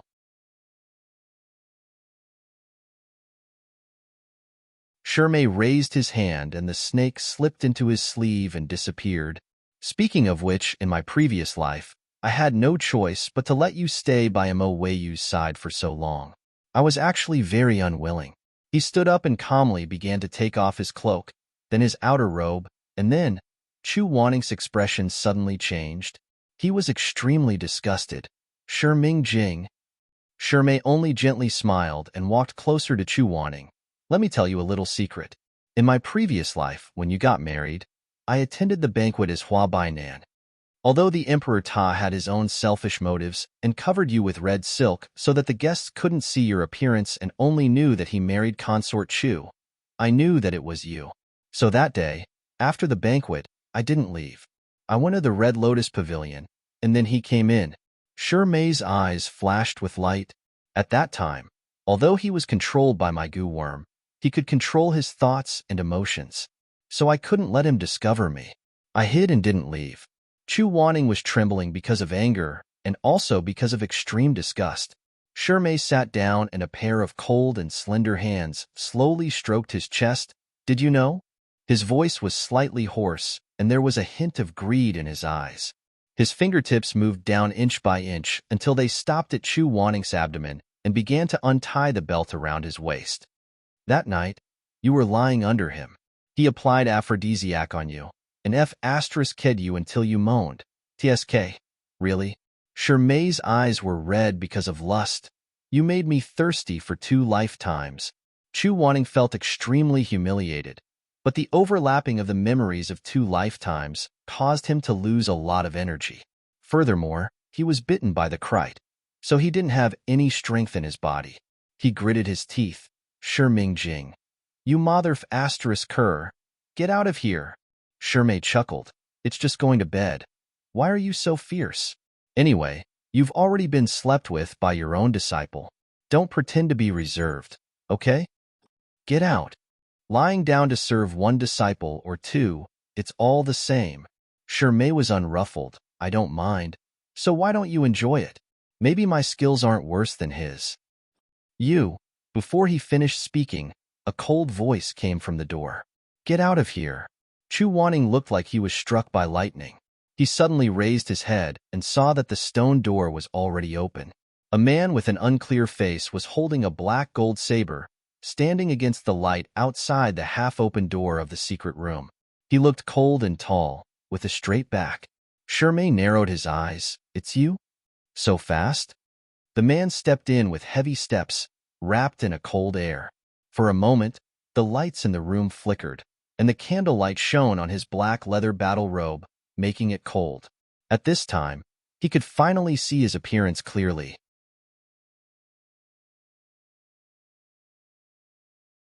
He had a pair of slender legs, which were tightly wrapped in combat boots. His thin waist was wrapped with a silver dragon head belt, and there was a pure silver concealed weapon box. There were sharp gauntlets on his wrists, and he wore black dragon-scale gloves. Further up was a handsome face, and the heroic spirit between his eyebrows was almost extravagant. The Emperor Ta. The Emperor exuded a kind of cold air and bloody aura, as if he had just returned from the battlefield. He raised his eyes, and there was even blood on his pale cheeks. His eyes were like a pair of bayonets, staring at the 2 people on the bed. To be precise, he just glanced at Chu Wanning, and then his eyes pierced straight at Shirmei, shining with cold light. Get out. Seeing him enter the room, Shirmei's face was cold at first. Then he straightened up and sat up slowly. You killed all the people I asked you to kill at the night of the lone moon? I didn't kill enough. As the celestial treading monarch walked towards them, he bit the edge of the glove with his white teeth and took it off, revealing his well-proportioned hand underneath. He threw the blood-stained gloves on the table, stared at Shirmei, and said coldly, Know your place. I don't have one more wronged soul under my hands. Shirmei's face was also ugly and said, You better know who you are talking to. I only know whether I am happy or not. The Emperor Ta said coldly, You are in the wrong bed. Get out. Since when is it your turn to order me around? The Emperor Ta said dangerously, I have always been like this. Shirmei seemed to be a little angry, and the scales in his eyes flashed. I am your master. So what? The Jiao Mountain belongs to me, and the people on the bed are my people. The Emperor Ta looked down at Shi Mingjing, and there was even some ridicule in his mouth. Master, please get out. The celestial trampling monarch and Shi Mingjing went back and forth, tit for tat, sparks flying everywhere. Chu Wanning didn't know what was going on, so he silently observed from the side. Shi Mingjing just said that the Emperor Ta was already dead, so who was this person in front of him? A chess piece? A living puppet? Also, what he tried to suppress back then was clearly the goo in this life's Mo Ran, and the Emperor in his previous life. Because he was too deeply affected by the goo, he couldn't return to normal. So logically speaking, he should love Shi Mei so deeply that he couldn't extricate himself from it. But from his tone, it seemed that the Emperor Ta didn't care about Shi Mingjing at all. Also, what's the matter with the so-called master? Shi Mei stared at the Emperor Ta for a while, then sneered and got up to put on his clothes. What Chu Wanning didn't know, he knew very well. In his previous life, when Mo Ran committed suicide, he immediately lost his claws and fangs, so he refined Mo Ran's body and the remnants of his soul with medicine, turning him into a living dead person. This living dead person was very similar to the precious dragon chess, and was also willing to listen to his orders, and retained all the consciousness he had when he was alive. But he didn't know what went wrong. Maybe it was because he had suffered too much in his life, or maybe it was because he had gone through too many changes in his life that his body was already broken. In short, in the heart of the walking dead celestial monarch, his understanding of Shi Mei was extremely chaotic. He felt that Shi Mei was alive for a while, and then he thought that Shi Mei was dead for a while. Sometimes he even temporarily forgot who Shi Mei was. So even if he looked at Hua Bainan face to face, the Emperor Ta wouldn't recognize that this was Shi Mei, and simply thought that this was his master. And he wasn't very willing to listen to his master. I really don't know what to do with you.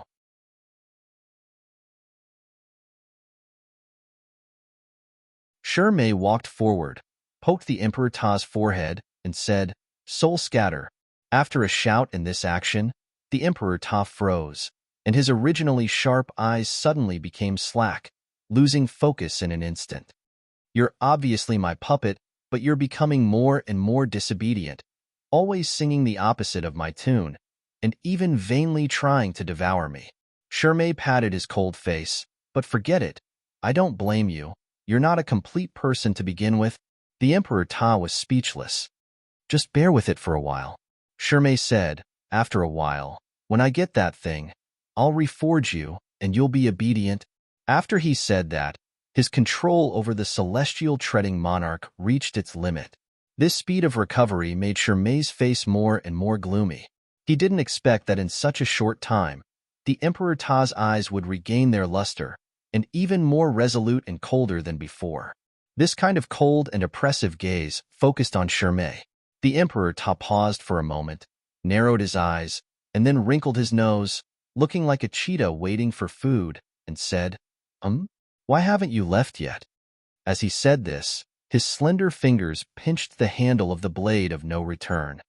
"You're standing there like a target for me?" Shi Mei didn't say anything more to him, or it could be said that the Emperor Ta's anger was so deep that even if he was the master, Shi Mingjing knew that he couldn't reign in the Emperor Ta's neck. This Lord of Darkness, if he really went crazy, it would be very scary. Shi Mei left. After he left, the Emperor Ta stared at Chu Wanning on the bed for a long time, with a subtle and strange expression, as if he was trying to restrain himself, but also couldn't help but desire something. Finally, he sat down, reached out his hand, and held Chu Wanning's waist. After a pause, he didn't know how to continue, so he pursed his lips and changed his words. "You?" Chu Wanning looked at him, but their eyes met for a long time, and he still didn't say anything. Slowly, he blinked his slightly sour eyes. "Well, I have something important to tell you." "Go ahead." The Emperor Ta hesitated for a moment, and then said firmly, "Actually, it's not very important, so I won't say it." After a while, he spoke again with a more determined expression. "It doesn't matter if it's important or not. Since you want to know so much, there's no harm in telling you." Chu Wanning, "Actually, I wanted to say." The Duke of Celestial Treading took a deep breath, closed his eyes, and said in an extremely stiff voice, "I wanted to say that after so many years, it seems that I do miss you a little," he quickly added, "but I don't think too much, just a little." He only said these two sentences, and that handsome but pale face immediately showed an extremely regretful expression. Chu Wanning stared at him in a daze. Under the intertwining of the soul and memory of 2 lifetimes, he didn't even know how to face this man. But the Emperor Ta didn't give him much time to think.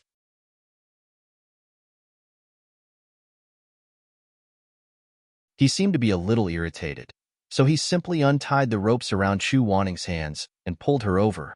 He placed a large hand on the back of Chu Wanning's head, tugging and caressing it. Then, he impatiently and passionately pressed a kiss on her. The Emperor Ta's lips and teeth were cold, but his desire was hot. In this impulsive and anxious kiss, the memories of the past overlapped with each other. Chu Wanning was kissed by him. These two people, 2 broken and missing souls, separated by 2 lifetimes, finally kissed and intertwined together. When he was held in the Emperor Ta's arms and kissed closely, Chu Wanning seemed to think a lot, but also like his mind was blank and he couldn't catch anything. But in the end, he knew that his eyes were wet. Whether it was right or wrong, good or evil, everything was difficult to define, and everything was no longer clear. But when he kissed this man who no longer had body heat, he knew. The Emperor Ta didn't lie to him. Imo Ran didn't lie to him. He really missed him.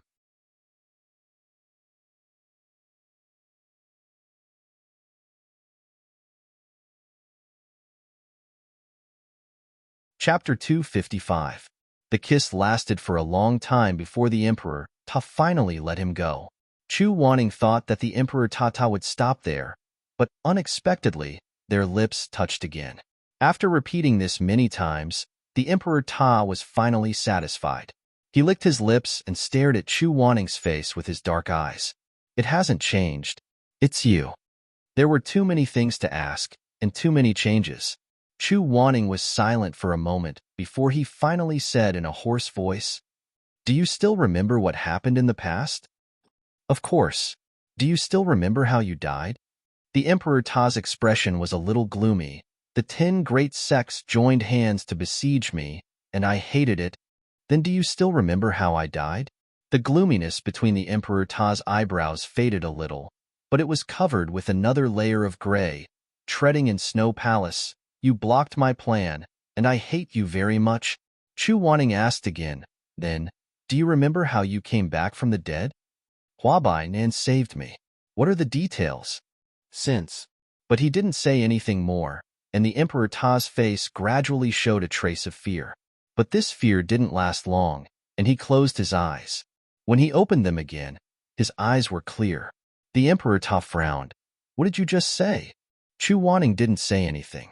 He more or less knew what Shirmei had done to this body. Since ancient times, people's hearts were the most difficult to control. After Imo Ran died, Shirmei couldn't completely control the emotions of this body, and he didn't dare to make Imo Ran's already disordered memories even more fragmented. So he had to choose a very small number of important things that would affect Imo Ran's obedience and erase them. The Emperor Ta in front of him was probably just a walking dead weapon. Chu Wanning closed his eyes. After a while, he seemed to want to say something, but before he could, there was a taste of blood in his throat. He coughed violently. Imo Ran. His lips were stained with blood. He looked up with misty eyes. "Don't work for others anymore. You are already an empty shell. You should have already laid to rest." You cough. His vision turned black, and the scattered fragments began to surge upward again. "You should go back to the past. You should be sleeping in the ground. This place does not belong to you." However, he no longer had the strength to say these words. Chu Wanning only moved his lips before his consciousness began to fade again. In the end, he only saw the Emperor Ta frowning and saying something to him.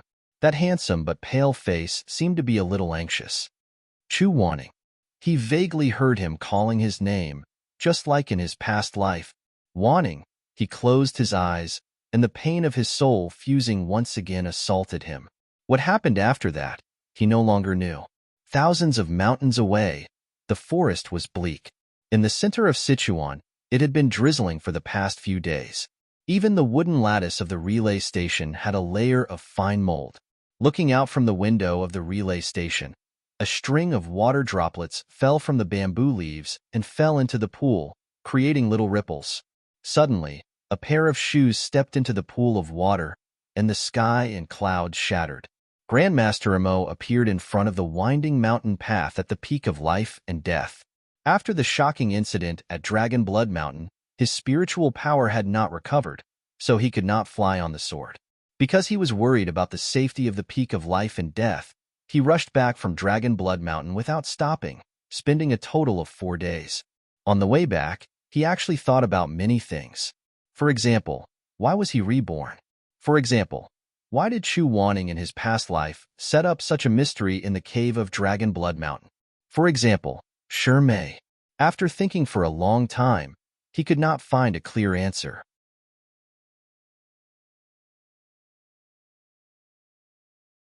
He was not a smart person to begin with. Now that he was suffering and worried left and right, he could not calm down and think carefully. After all, Shi Mei understood him.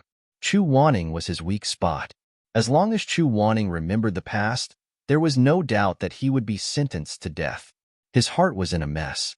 The rain gradually became heavier. Imo Ran stood at the entrance of the peak of life and death, facing the wind.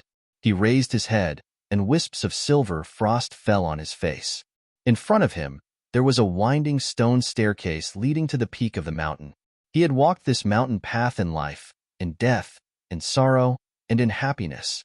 He had walked this path countless times in his 2 lives, from the time when he was young and inexperienced, to the time when the dust had settled and he returned with a guilty conscience. The weather was very cold. The rain mixed with snow fell, wetting his black clothes and dyeing his hair. The young man originally had no worries, but the north wind blew the snow and turned his hair white. Imo Ran closed his eyes and walked up the stairs to the top of the mountain. A sinner who walked into a trap finally pushed open the red lacquered door of the Dan Xian Palace. The door slowly opened. The madness, glory, nightmares, and darkness of his 2 lives were all here. He remembered his previous life. When he was 22 years old, he changed his Dan Xian to Mount Wu. The plaque was smashed and dust filled the air. He stood in front of the old plaque and swore that he would trample all the immortals and rule the world. That life fell here, and this life should also end here. The Dan Xian Palace was densely packed with people. The number of people here was even more than the time when he suppressed Su Shuanglin on Jiao Mountain. Hearing the sound of the door opening, everyone turned around and saw a tall man in black standing in front of the door. His face was pale, and there were a few strands of wet black hair on his forehead. The sky was reversed behind him. The dome was lead gray, and the rain and snow were falling. No one expected that Imo Ran would suddenly appear like this.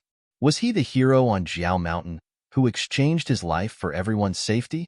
Or was he the devil who killed without spilling blood? What kind of person was he? For a moment, no one said anything. Everyone stared at the man who had just returned. Those who trusted him thought he was very pitiful. He was wet and cold, like a hound returning home in the rain. Those who did not trust him only thought he was terrifying. He was gloomy and dark, like a ghost who had crawled out of hell. The rain kept knocking on the roof ridge and green eaves, seeping into the cracks of the stone in front of the stairs and moss on the roof tiles. Imo Ran raised his dark eyes. Under his fan-like eyelashes, his eyes were wet. He said softly, "Uncle, I'm back." "Ran-air, why are you alone?" Shui Jingyong sat in the seat of honor.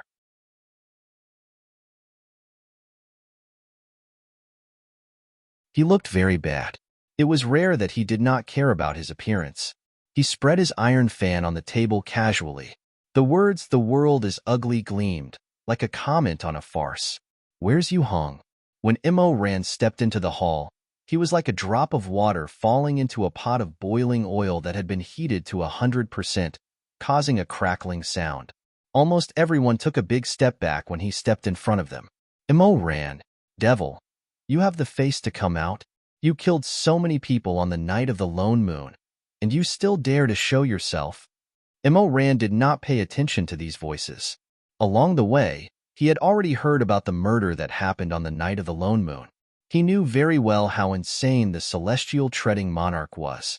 What was a few dozen people? Hundreds, thousands, tens of thousands.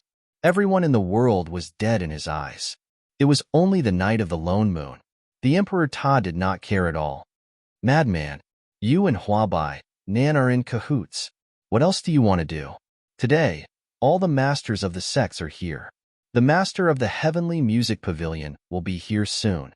Even if you are full of tricks and change your mind, you can't escape this inescapable trap. Immerse, you're too cunning. You're playing the good cop and bad cop. You've confused everyone, and then your evil plan will succeed. You're so vicious. All around him was a tidal wave of criticism and questioning. Angry faces were surging. Immerse did not pay attention to anyone. He continued to walk forward. He more or less understood Huabai Nan's intention. Forgive him for not calling him Shirmei. Huabai Nan had dug a grave for him. He had even written the inscription on the tombstone. Huabai Nan had calculated very clearly that he would jump in himself. Because, when Chu Wanning recalled his past life, Immerse had already judged himself to be a dead body that could not be saved. It was over. No matter how many masks you wear on your face, today, heroes are gathered here. We will expose your true colors. We must send you to the Heavenly Music Pavilion to be executed. It was a hubbub of voices. The words that pierced his eardrums the most were the words, Heavenly Music Pavilion. Immerse did not expect Huabai Nan to drag the Heavenly Music Pavilion into this. Was it a coincidence? Or had it been planned? The mighty Heavenly Music Pavilion was an ancient sect that had been passed down for thousands of years in the cultivation world. The head of this sect was originally the son of a deity and a mortal. Later on, it was passed down from generation to generation after generation. Although the blood of the head of the Heavenly Music Pavilion was thin, it was still full of spiritual energy.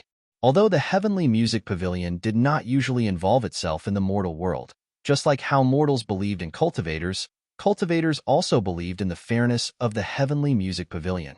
It was already difficult to overthrow the authority of 100 years, let alone 1,000 years. Therefore, even though the Emperor Ta had sought to rule the world in his previous life, he had still left the Heavenly Music Pavilion as a pure land. Shirmei was very smart. It was best to hand ran over to the Heavenly Music Pavilion. No one would refuse to accept the verdict, and no one could refuse to accept the verdict. The main hall was noisy. Immerse walked along the carpet embroidered with durua. He walked to the front and stood still. This man only said one word, and the hubbub of voices suddenly died down. They stared at him. Many of their eyes were filled with hatred and vigilance. They were waiting for him to explain, for him to lose his composure, for him to make a mistake. They craned their necks, ready to pounce on this treacherous demon at any time and tear him to pieces. It was hard to tell whether this person was good or evil.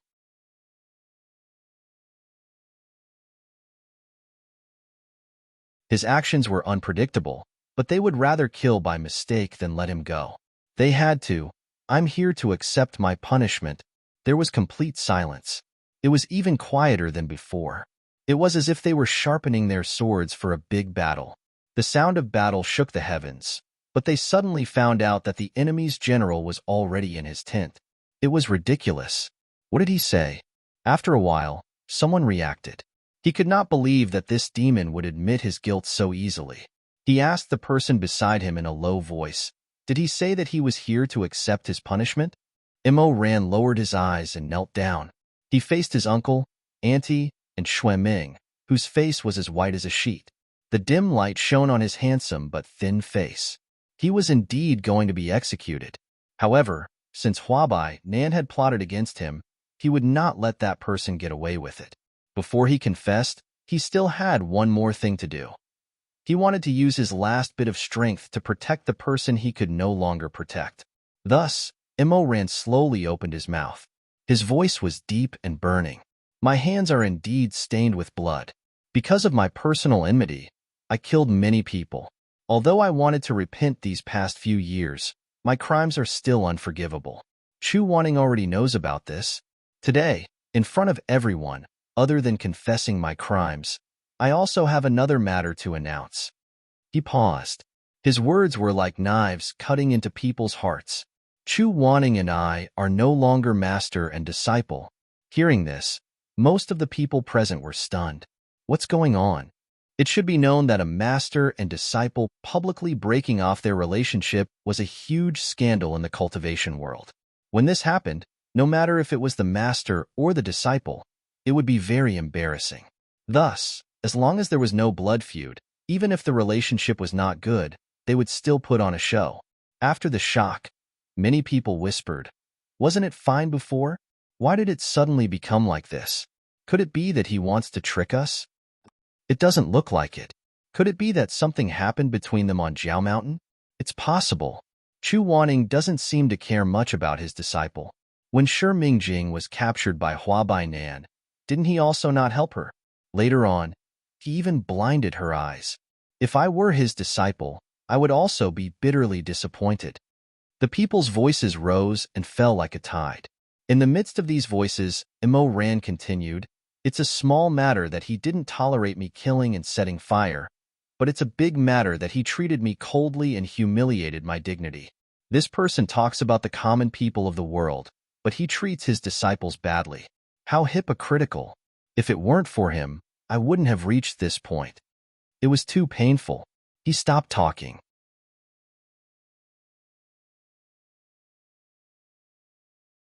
His lips and teeth were slightly trembling, but he still finished speaking word by word. He cut himself into 1,000 pieces. It was him who harmed me. It was him who wronged me. I didn't get along with him.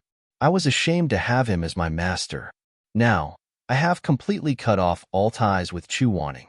In the future, if anyone still treats me as his disciple. He raised his eyes.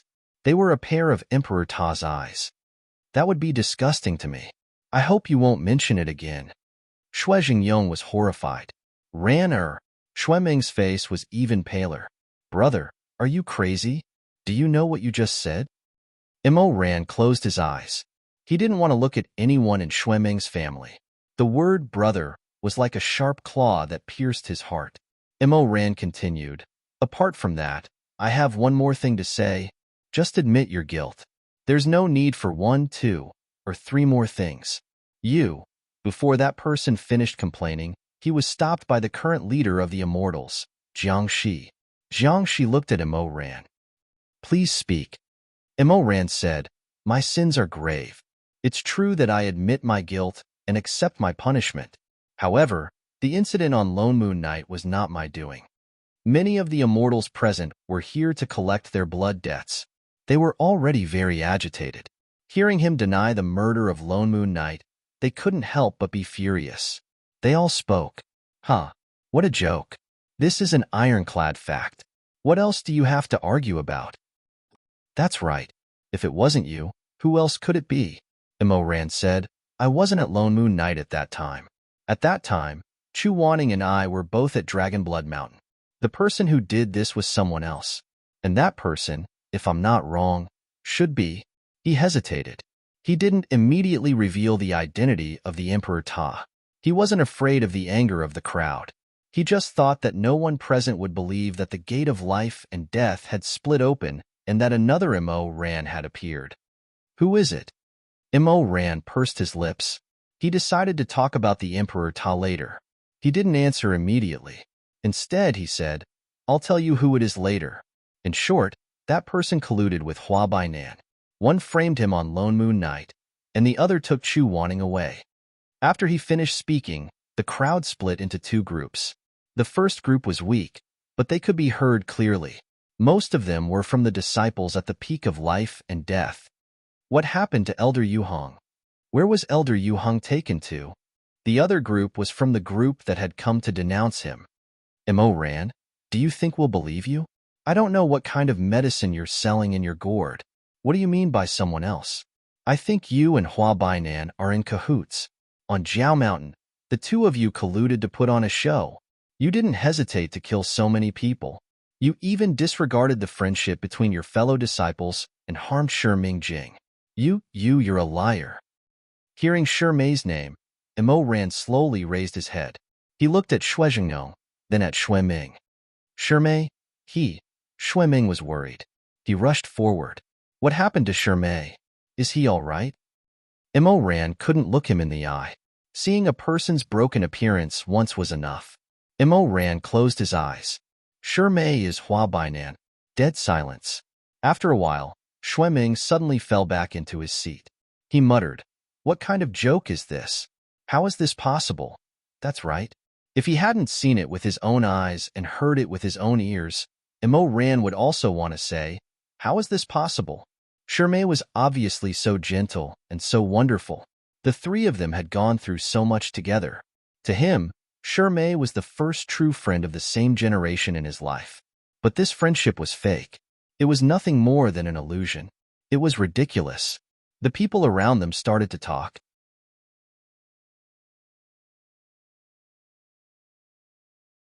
What kind of nonsense is this?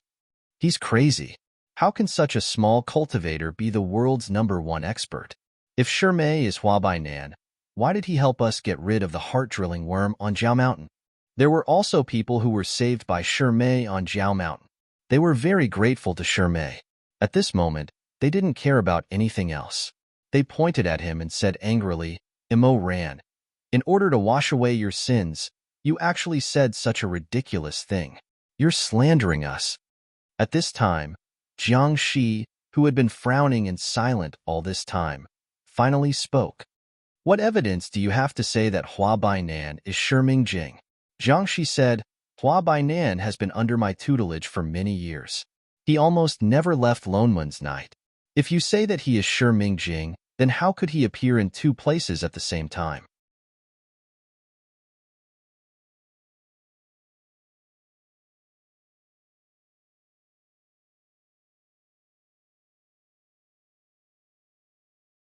Chapter 256. Divine Hand Hanlin always covers his face with a black veil and secludes himself in the alchemy room all year round.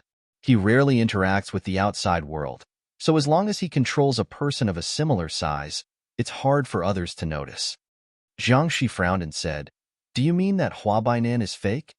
"Sometimes it's real, sometimes it's fake. If you don't want to be discovered, it's best to mix the real with the fake." Jiang Shi thought and said, "If that's the case, Shi Mingjing should know how to use the exquisite chess game.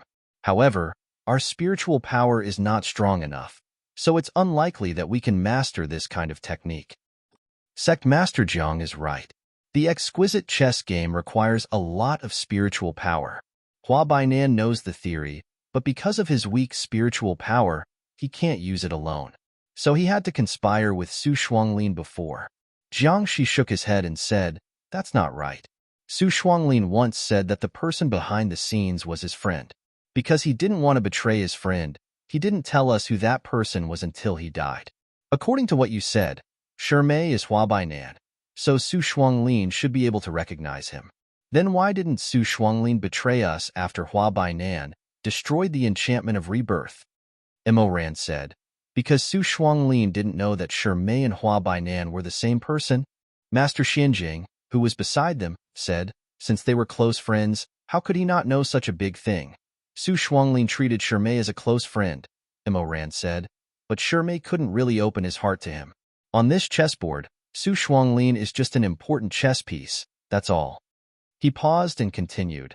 When Hua Bainan was injured in the main hall of Jiao Mountain, he took off his veil. That face was extremely ugly, like an echinoderm. Now that he thought about it, it was probably just an exquisitely made human skin mask. For Su Shuanglin, he had probably only seen the first face of his best friend, which was Shimei's face. He would never associate Hua Bainan with Shimei. Therefore, even until his death, he did not think that he was framed or used by his friends. Naturally, he would not reveal the truth. Jiang Shi said, "According to what you're saying, when Shi Mingjing and Hua Bainan appeared at the same time on Jiao Mountain, one of them was a controlled chess piece?" "I guess so. But there is a second possibility." "What?" Mo Ran shook his head. "I want to talk about the second possibility later." Master Xinjing said, "Even if Benefactor Mo's first possibility is correct, I still feel that there is something that doesn't make sense. Hua Bainan has no reason to interrupt Su Shuanglin's rebirth formation. Could it be that he has a grudge against Su Shuanglin? Could it be that letting Su Shuanglin get what he wanted and let Luo Fenghua be reborn hurt him in some way? Mo Ran sighed. Master, have you forgotten the final result of Su Shuanglin's casting? The old bald donkey did not react for a moment and shook his head. Mo Ran said, from the opening of the heavenly fissure that day, Mei did not teach Su Shuanglin the real rebirth formation. Ah, he has been deceiving Su Shuanglin all this time. Su Shuanglin spent a lot of effort thinking that he was setting up a rebirth formation, but in fact, he was making a wedding dress for Hua Bainan, who did not have enough spiritual power. Then what did Hua Bainan teach? It was the world's #1 forbidden technique. Mo Ran paused and finally said, what he taught Su Shuanglin was the gate of life and death.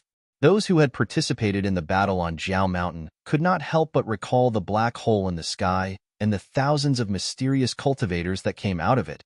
Was that the gate of life and death? Mo Ran said, this is the second possibility I just mentioned.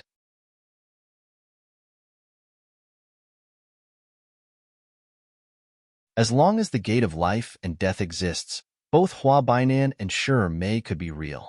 It's just that one belongs to this world of mortals, and the other comes from another world of cultivators. After hearing this, everyone was silent. Then someone slapped his leg and laughed. Grandmaster Mo, are you trying to coax a child to sleep? Using this kind of mythical forbidden technique to scare people. Tu Shi Ming Jing. Ha ha ha ha ha. I'm dying of laughter. That's right. How is that possible? That's a forbidden technique that has been lost for thousands of years. Who can learn it? The most important scroll of the Gate of Life and Death is said to have been sealed in the divine wood of Yendi long ago. Even if someone studied this forbidden technique, the most they could learn was space, not time. Otherwise, if one world overlapped with another, wouldn't the world be in chaos? Mo Ran did not argue with them. Instead, he told them all his thoughts. He knew that this was probably the last time he confessed as Grandmaster Mo. After today, these people might not give him a chance to explain anything in the future. He used his confession as a bargaining chip in exchange for these people to calm down a little. He only hoped that he could tell everyone what he knew and guessed. Regardless of whether they believed it or not, what he said was a warning bell. If there was trouble in the future, more or less people would remember his warning today. Perhaps it was not too late. Everyone, think about it. If I were Hua Bainan, and I knew the essence of the exquisite chess game and the gate of life and death, but I was born with insufficient spiritual power and did not have the status to do anything, what would I do? Most of the people present had a grudge against Mo Ran and were not willing to listen to his advice. But Jiangxi admired Mo Ran because of some of the things that had happened before. Not to mention, he was also suspicious about the murder of Lonmun's night. Therefore, after thinking seriously for a while, he said, I will find someone to help. Who would help you? No one. Mo Ran said, yes, there is no one, so I can only lie. Lie to someone like Su Shuanglin, who has a great desire in his heart to help him complete his plan step by step. Master Xinjing said, Benefactor Mo is ridiculous. Can't that array be something else? The gate of life and death is not something that ordinary people can learn. For thousands of years, no one has ever learned it. The most important part of the book has already been lost. Who would be able to learn it? That's right. This is simply a fantasy. Why don't you just say that the great god Fuxi has descended? This is no different from the gate of life and death opening. It's really ridiculous. Even storytellers don't dare to say that. The Danxian palace was buzzing.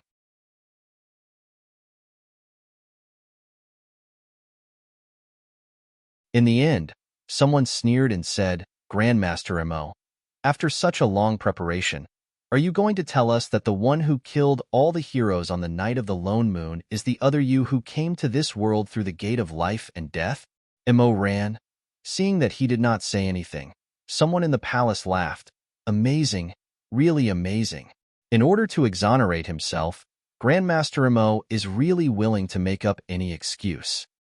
So, after beating around the bush for so long, you want to clear your name? Jiangxi could not stand the noise. He turned around and said angrily to the people who were leading the crowd, just speak. Why are you being so sarcastic? Master Xinjing put his palms together and said, Master Jiang, it's not that we're being sarcastic. It's just that Grandmaster Mo's words are too unbelievable. In my opinion, we should invite him to the Heavenly Music Pavilion for interrogation before making a decision. Yes, the Pavilion Master of the Heavenly Music Pavilion will be here soon. When she comes, let Grandmaster Mo go with her. Before Jiang she could say anything, Xue Jingyong spoke. Although he had mixed feelings, he still said, I think what Ran said makes sense. Maybe the gate of space and time has really been torn. The Heavenly Music Pavilion is a place to interrogate heinous criminals. He can't go with you before we find out the truth. That's right. A disciple at the peak of life and death stood out. Jiao Mountain was on the brink of death. If Senior Brother Imo didn't save you, you wouldn't be standing here. If he wanted to overturn the cultivation world, he could have just trapped everyone on Jiao Mountain. Master Xin Jing was stunned. Someone said, that's true. At that time, everyone was trapped in the Jiao Mountain tunnel. It was Grandmaster Imo who tried to get us out. If he wanted to harm people, he could have done it then. These words were true. Many people thought about this question and were silent for a while. But silence didn't mean agreement. Many people present were still wearing mourning clothes at this moment. Their relatives and friends had just died, and they were extremely sad. What's more, the survivors in the Jiao Mountain Flower Hall had seen Imo Ran kill people with their own eyes. Among the witnesses, except for Mei Hanxue, who expressed doubts about the situation at that time, everyone else was sure that it was Imo Ran himself. Under such circumstances, it was easier said than done for them to give up looking for Imo Ran and instead believe in the gate of life and death that had only appeared in myths.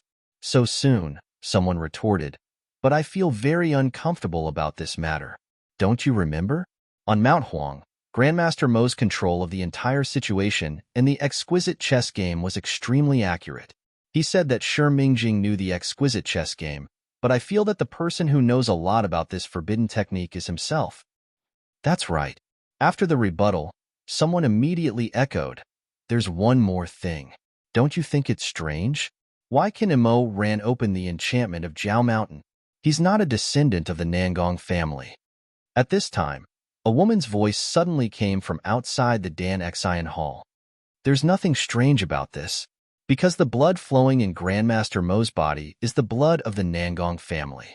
Everyone suddenly turned their heads and saw a group of guards wearing silver-green clothes and a silver medal with the word Heaven on their waists charging straight in. The leader was a beautiful woman who looked to be around 27 or 28 years old. She had bright eyes and white teeth, and her hair was like a flower. She was extremely beautiful and could even be compared to the number one beauty of the cultivation world, Song Qiudong. However, although she was beautiful, her temperament was very cold. When everyone saw her, most of them changed their expressions.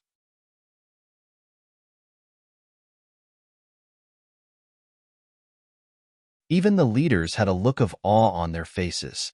Only Jiang, she didn't have much of a reaction. She nodded and said, the Pavilion Master is finally here. This woman was the Pavilion Master of the Heavenly Music Pavilion, Mu Yanli, who hadn't shown up in Jianghu for a long time. Mu Yanli was in charge of the Heavenly Music Pavilion. All the serious cases in the cultivation world would eventually fall into her hands, and she would preside over the trial. However, there weren't many cases that required the Heavenly Music Pavilion's involvement, so the leader of the Heavenly Music Pavilion usually didn't show up in public for 10 or 20 years. Because she didn't go out often, Mu Yanli's skin was very white, and the light blue veins under her skin could be seen faintly. She walked into the hall and stopped, saying lightly, sorry to keep you waiting. Master Xinjing asked, Pavilion Master, you're a bit later than the appointed time. Did something happen in the pavilion? Mu Yanli shook her head. That's not the case. The Heavenly Music Pavilion never catches people without evidence. Therefore, before we came here, we thoroughly investigated the past of the peak of life and death. Grandmaster Imo, she paused and looked at Imo Ran coldly with her almond-shaped eyes. Her red lips moved slightly. After this investigation, we found that things weren't as simple as they seemed. The identity of this Grandmaster Imo was actually related to an old case in Shangtan from many years ago. Everyone looked at each other in confusion. What old case? Only Imo Ran's face turned pale, and his palms were sweating. He didn't expect that this matter would be revealed at this moment. Mu Yanli was like an executioner. She looked at the man kneeling in front of the hall coldly and said, "Imo Xianjun, let's not talk about this. You know your own background. Do you want to tell the public yourself, or do you want me to invite a witness into the hall?" Imo Ran closed his eyes. When he was reborn, he knew that if he wanted to live a carefree life, there were a few people in this world that he had to kill with his own hands to prevent future troubles. But in the beginning, he didn't have the strength and opportunity. Later, when he had the strength and opportunity, he was no longer willing to take other people's lives for his own personal gain. In his previous life, in order to hide his own background, he had killed enough people to hold on to the bargaining chips in his hands. Mu Yanli saw that he was silent, so she said, "It seems that Grandmaster Imo doesn't intend to confess." After she finished speaking, her cold and beautiful face showed a trace of undisguised contempt. Then, she turned around and faced the crowd. Her voice was like a bell, penetrating people's hearts. "Then let me say it. Everyone, listen. This famous Grandmaster, before he entered the peak of life and death, was already a murderer who took dozens of lives.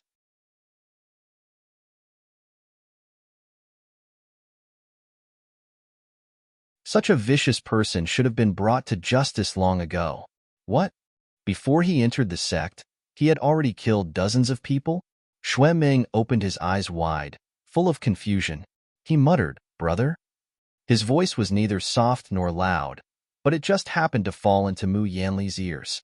Mu Yanli glanced at the young master of the peak of life and death, and said indifferently, "Brother?" Xue Ming, the rain and snow outside were getting heavier and heavier, and the sky was getting darker and darker. Even though the hall was brightly lit, it was pressuring him to the point where he couldn't breathe. Mu Yanli looked at Imo Ran with contempt, but looked at Xue Ming with ridicule. Her lips were like rosy clouds, and she said, "Young Master Xue is really pitiful to recognize a foe as a brother." Xue Ming obviously didn't understand the meaning of this sentence, but his brain was already roaring like thunder, as if the earth was splitting and the sky was collapsing. He opened his clear eyes and took a step back. What do you mean by recognizing a foe as a brother?" His whole body began to tremble. "What nonsense are you talking about?" Mu Yanli ignored him, turned around and said, "Imo Weiyu is not sect leader Xue's nephew. What's more?"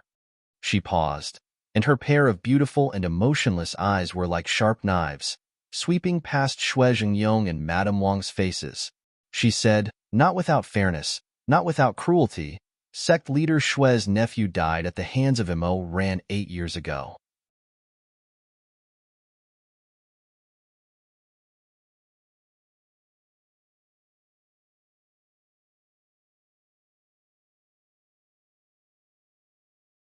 Chapter 257. What? Everyone's expression changed. Only Imo Ran had his eyes closed, as calm as water. Everyone was confused. What's going on? What's the old case of Xiang Tan? Why did he kill? Mu Yanli said. It's a long story, and because of the passage of time, many people who know the inside story are no longer around. However, if you don't want people to know, you shouldn't do it in the first place. The Heavenly Music Pavilion investigated several times and found some evidence. Amidst the chaos, Mu Yanli looked back calmly. "Have you brought the witnesses found by Xiang Tan?" The attendant went out to take a look and answered, "Pavilion Master, they're all waiting outside the hall." Then asked the first witness to come in. The first witness entered the hall. He was an old craftsman. His back was hunched, and he was trembling.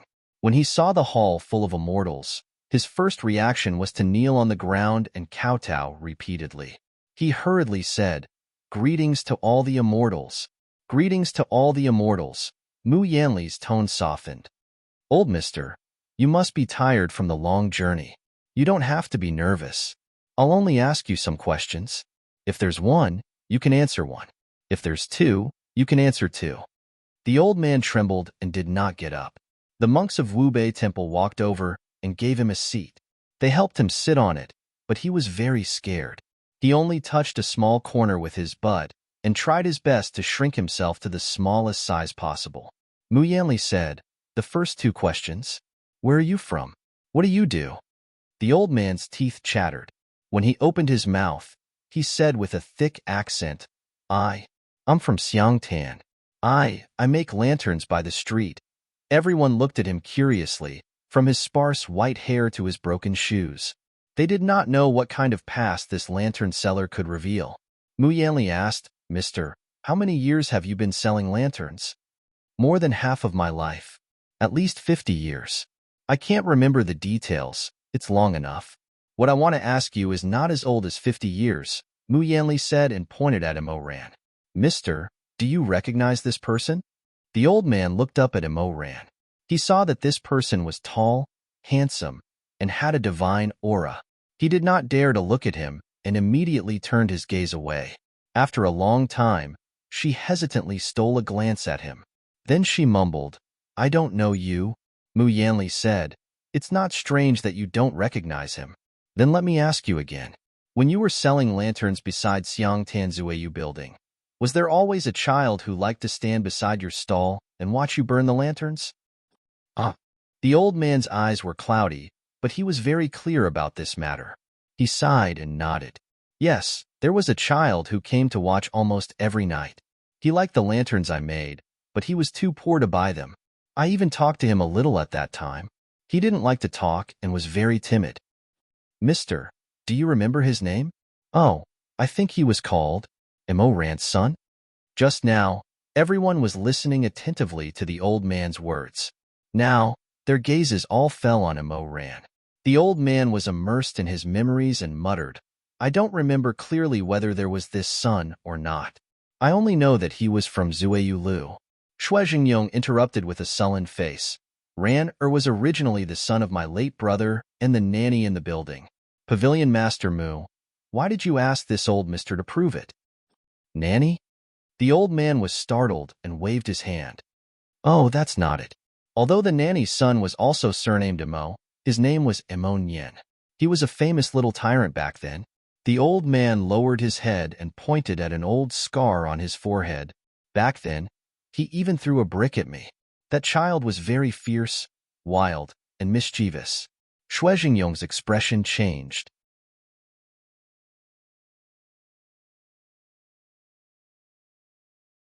Imo Nyen? Madame Wang anxiously said, Mister, did you remember incorrectly? After all, it's just a single word difference. Then, was the nanny's child called Imo Ran or Imo Nyen? Imo Nyen. The old man thought for a moment and nodded. There's no mistake. How could I remember incorrectly? He was called Imo Nyen. Shui Jingyong's body had originally been slightly leaning forward, but when he heard this, he stiffened for a moment and then collapsed in his seat, his expression blank. Imo Nyen, Mu Yanli continued. Do you know what that child who came to see you burn the flower lantern did in the Drunken Jade building? I don't know the details, but I vaguely know that he helped cook in the kitchen, said the old man. His reputation wasn't very good. It was said that his hands weren't clean, and he was always stealing from customers. He did his best to think, and then seemed to recall something. His expression changed. I remember now. That child was no good. As he grew up, he became more and more naughty. In the end, he even raped a maiden. That maiden couldn't take it anymore and committed suicide. What? If it could be said that a leopard cat swapping the crown prince was shocking enough, then the fact that Imo Ran had sullied a maiden was even more infuriating. Quite a few of the cultivators present, who were parents, immediately seethed with anger. Clenching their teeth, they said, I didn't expect. The Grandmaster Imo was actually a beast in human skin. Too disgusting. His death is not worth regretting. Imo Ran didn't say anything. He just calmly looked at this old artist. In his previous life, when he had stirred up a storm of blood in the cultivation world, the Heavenly Music Pavilion had also tried to stop him. At that time, this old man had been brought over by Mu Yanli to testify against him. What had he done at that time? He had laughed heartily and calmly accepted it. He then turned to look at Shui Jingyong and Madame Wang. His smile was twisted as he mocked. How about it? Do you hate me? Dislike me? Are you going to be like my good master and say that my nature is bad, that it's hard to cultivate my character? At that time, The matter of Immerse Ran secretly learning the exquisite chess game had already been exposed. However, Xue Jingyong had still chosen to believe him. Only now did Xue Jingyong stand up in anger. He was so angry that he almost coughed up blood. His tiger-like eyes bulged as he shouted, "Evil creature! Absolutely evil creature!" Hearing this, Immerse Ran laughed heartily. His laughter was even more unrestrained and carefree. He laughed so hard that the corners of his eyes were wet. Rape a maiden? Xue Jingyong believed him. Xue Jingyong actually believed him. Ha ha ha ha. Immerse Ran's smile suddenly tightened. He simply gave up on himself and made up his mind. His handsome face was as twisted as boiling wax. Yes, I did commit these heinous sins. I killed your nephew and that pitiful girl. So what?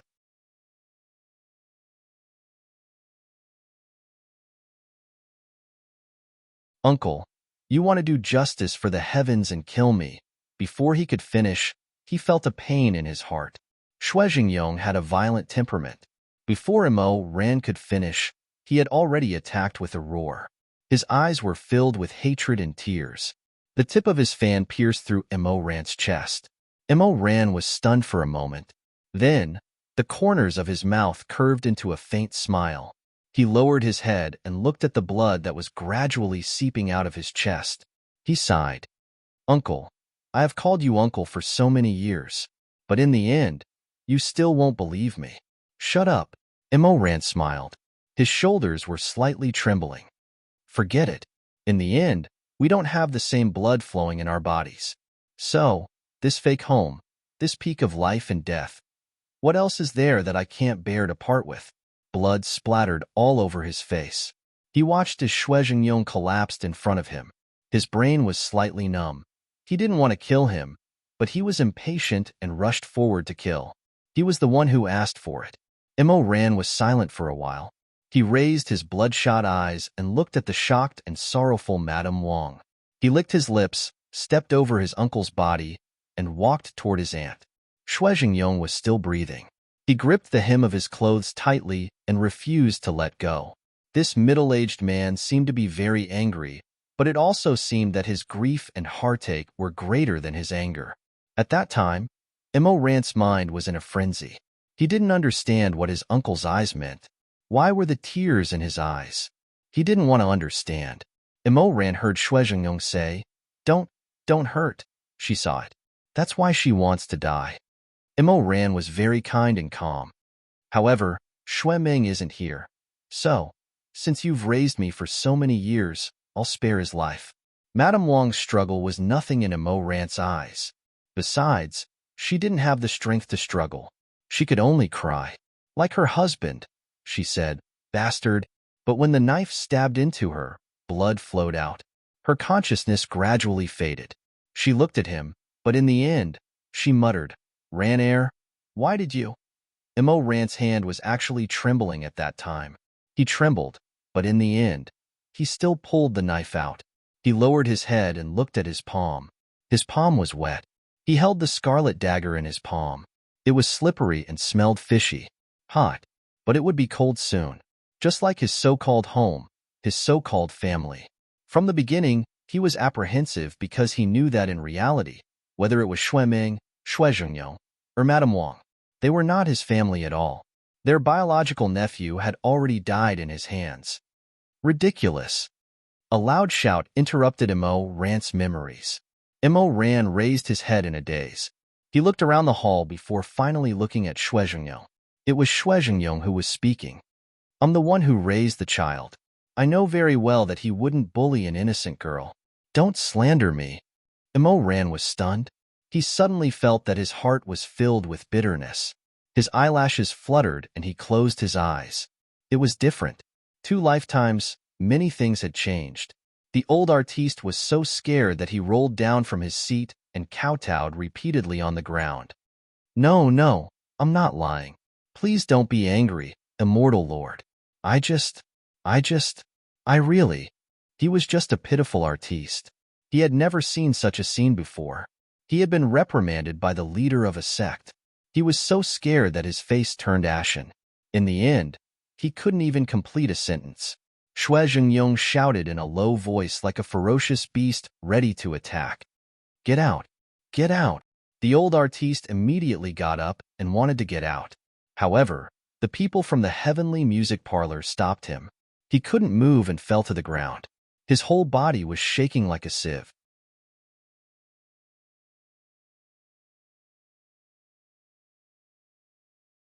He muttered, "Oh my God, what's going on?" Mu Yanli said, "Sect leader Shue, don't be angry. Old mister, don't be afraid. The heavenly music parlor wants to redress all grievances in the world. We won't frame or hurt the innocent." She paused and helped the old artiste up. "Mister, please finish speaking. I have nothing to say." The old man was really scared. He didn't say anything else. "Please, immortal elders, master monks, please let me go. I really have nothing to say.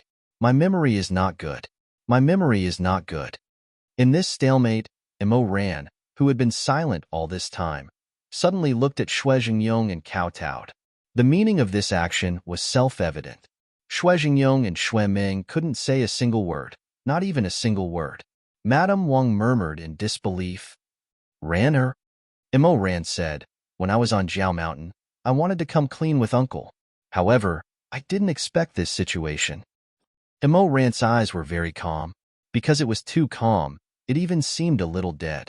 "Pavilion leader Mu, since you came here today, I'm sure you've gathered all the evidence and witnesses. There's nothing to say. Yes, I'm not the second young master of the peak of life and death." He paused and sighed. His voice was as light as a feather, but it caused thousands of waves. "I'm the son of Nangong Yin, the 9th city lord of the Confucian Wind Sect's 72 cities." "What?" Everyone was horrified. "Don't you want to hear the whole story?" Imo Ran closed his eyes and said, "I was the one who set the fire at Drunken Jade Pavilion. Dozens of lives were destroyed by me." Madame Wang said with tears in her eyes, "Rander, how could you? How could you?" However, in Shangtan, a young girl in the tofu house was humiliated to death. He paused for a moment. In his previous life, no one was willing to hear the truth from him. They all angrily accused him and cursed him, so he didn't want to explain. After all, in the eyes of others, he was just a heinous devil.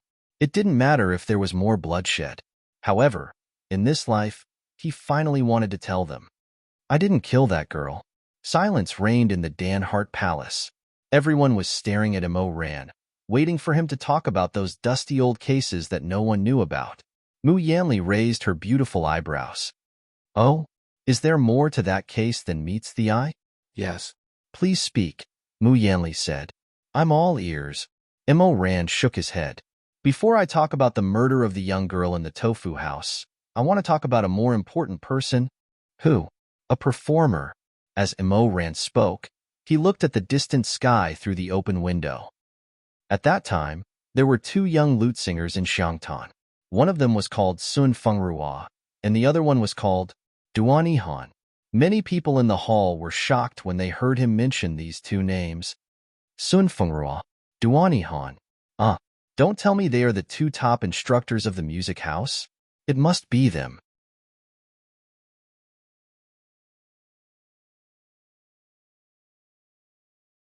I remember that they were both singers in Shangtan. They were called the Riverside Fairies. Yes, Sun Fengrua sang in spring. She danced in the cold and the flowers filled the sky. Someone stroked his beard and sighed. At that time, I was only in my 30s. I heard of their names like thunder. However, it was hard to get a song from them. I heard that every time they performed, the music house would be crowded. They were very popular. Someone else said, they were the music fairies. I think they had a duel. Imo Ran said, yes, they had a duel. Sun Fengrua was 2 years younger than Duan Yihan. She entered the music house 2 years later. At that time, she was proud and arrogant. She was not convinced that Duan Yihan was as famous as her. Therefore, she sent an invitation to Duan Yihan to play 3 songs at the Drunken Jade Pavilion. They were to determine who was better. Who won in the end? It was a tie, Imo Ran said, but from then on, the two of them appreciated each other. Although Sun Fengrua and Duan Yihan were not performers in the same music house, They often interacted with each other and called each other sisters. Someone said impatiently, "Why are you talking so much nonsense? Why are you talking about two women for no reason?" Imo Ran looked at him and said, "Duani Han is my mother."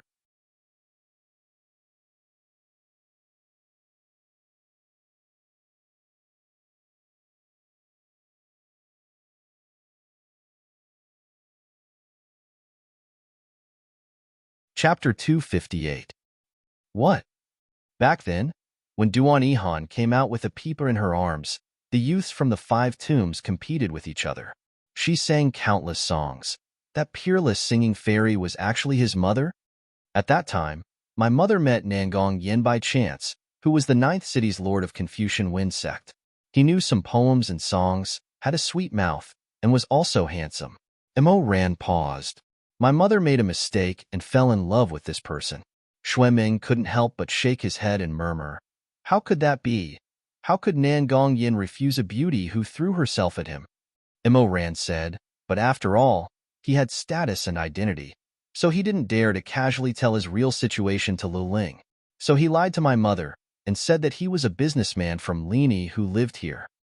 Well, at least they were in love and stayed together day and night. Didn't your mother notice?" Mo Ran sneered. If she had noticed, there wouldn't have been so many things later. Nangong Yin was very good at making up lies. Besides, he only lived in Shangtan for a short period of time, so my mother didn't have time to find out his background. Later, a letter came from Lini. After Nangong Yin received the mysterious letter, he left Shangtan in a hurry. Didn't your mother ask where he was going? He left in the middle of the night without saying goodbye to my mother. They were lovers for several months, but in the end, Nangong Yin only left a stack of silver leaves and a piece of paper with the words "Don't" miswritten on it. A female cultivator sighed and said, "The most difficult thing to find for these singers and courtesans of the pear garden is a sincere person. They're really pitiful." After sighing, she couldn't help but ask curiously, "What happened later? Was your mother unwilling to be abandoned by her lover, so she asked someone to find him?" Mo Ran shook his head. "My mother was gentle and kind, but she was a bit timid. Even if she was abandoned, she would only swallow her bitterness and wouldn't look for trouble. But not long after, she found out that she was pregnant. When Madame Wang heard this, she couldn't help but let out an ah. Her eyes were full of sadness. She looked at Mo Ran, not knowing what to say. The music workshop was willing to keep her, but the premise was that she couldn't give birth to the child. Women who have given birth won't be so beautiful when they dance. They don't do business. Mo Ran's eyes closed. My mother didn't agree, so the nanny in charge asked her to pay a large sum of money. Therefore, she gave all her savings, all her accessories, and even the embroidered shoes on her feet to the workshop. She earned her freedom and planned to go to Lini to look for my father. Madame Wang said softly, "She is a penniless woman. How could she walk from Shangtan to Lini?" Mo Ran said, "Someone is helping her." Xuanfeng Ruo, Mo Ran said. Sister Xuanfeng knew that my mother left the music workshop and chased her out of the city. She gave all her money to my mother and told her that if she couldn't find my father, she might as well come to Zueyu Pavilion to find her. The two sisters could live a good life. Master Xianjing sighed. She had such a spirit of loyalty. I underestimated these weak women. Jiangxi asked, "Then what happened? Did your mother find Nangong Yin?" Mo Ran was silent for a moment, then he sneered. "She found him. Although Nangong Yan's identity and name were fake, my mother still found him effortlessly." Someone said in surprise, "Huh? Is there such a heaven-defying ability?" "There's no heaven-defying ability, it's just a coincidence." Everyone looked at each other with suspicion. How can there be such a coincidence? The city lords of the Confucian Wind sect rarely show themselves in public. They really don't show themselves. Mo Ran's face was gloomy.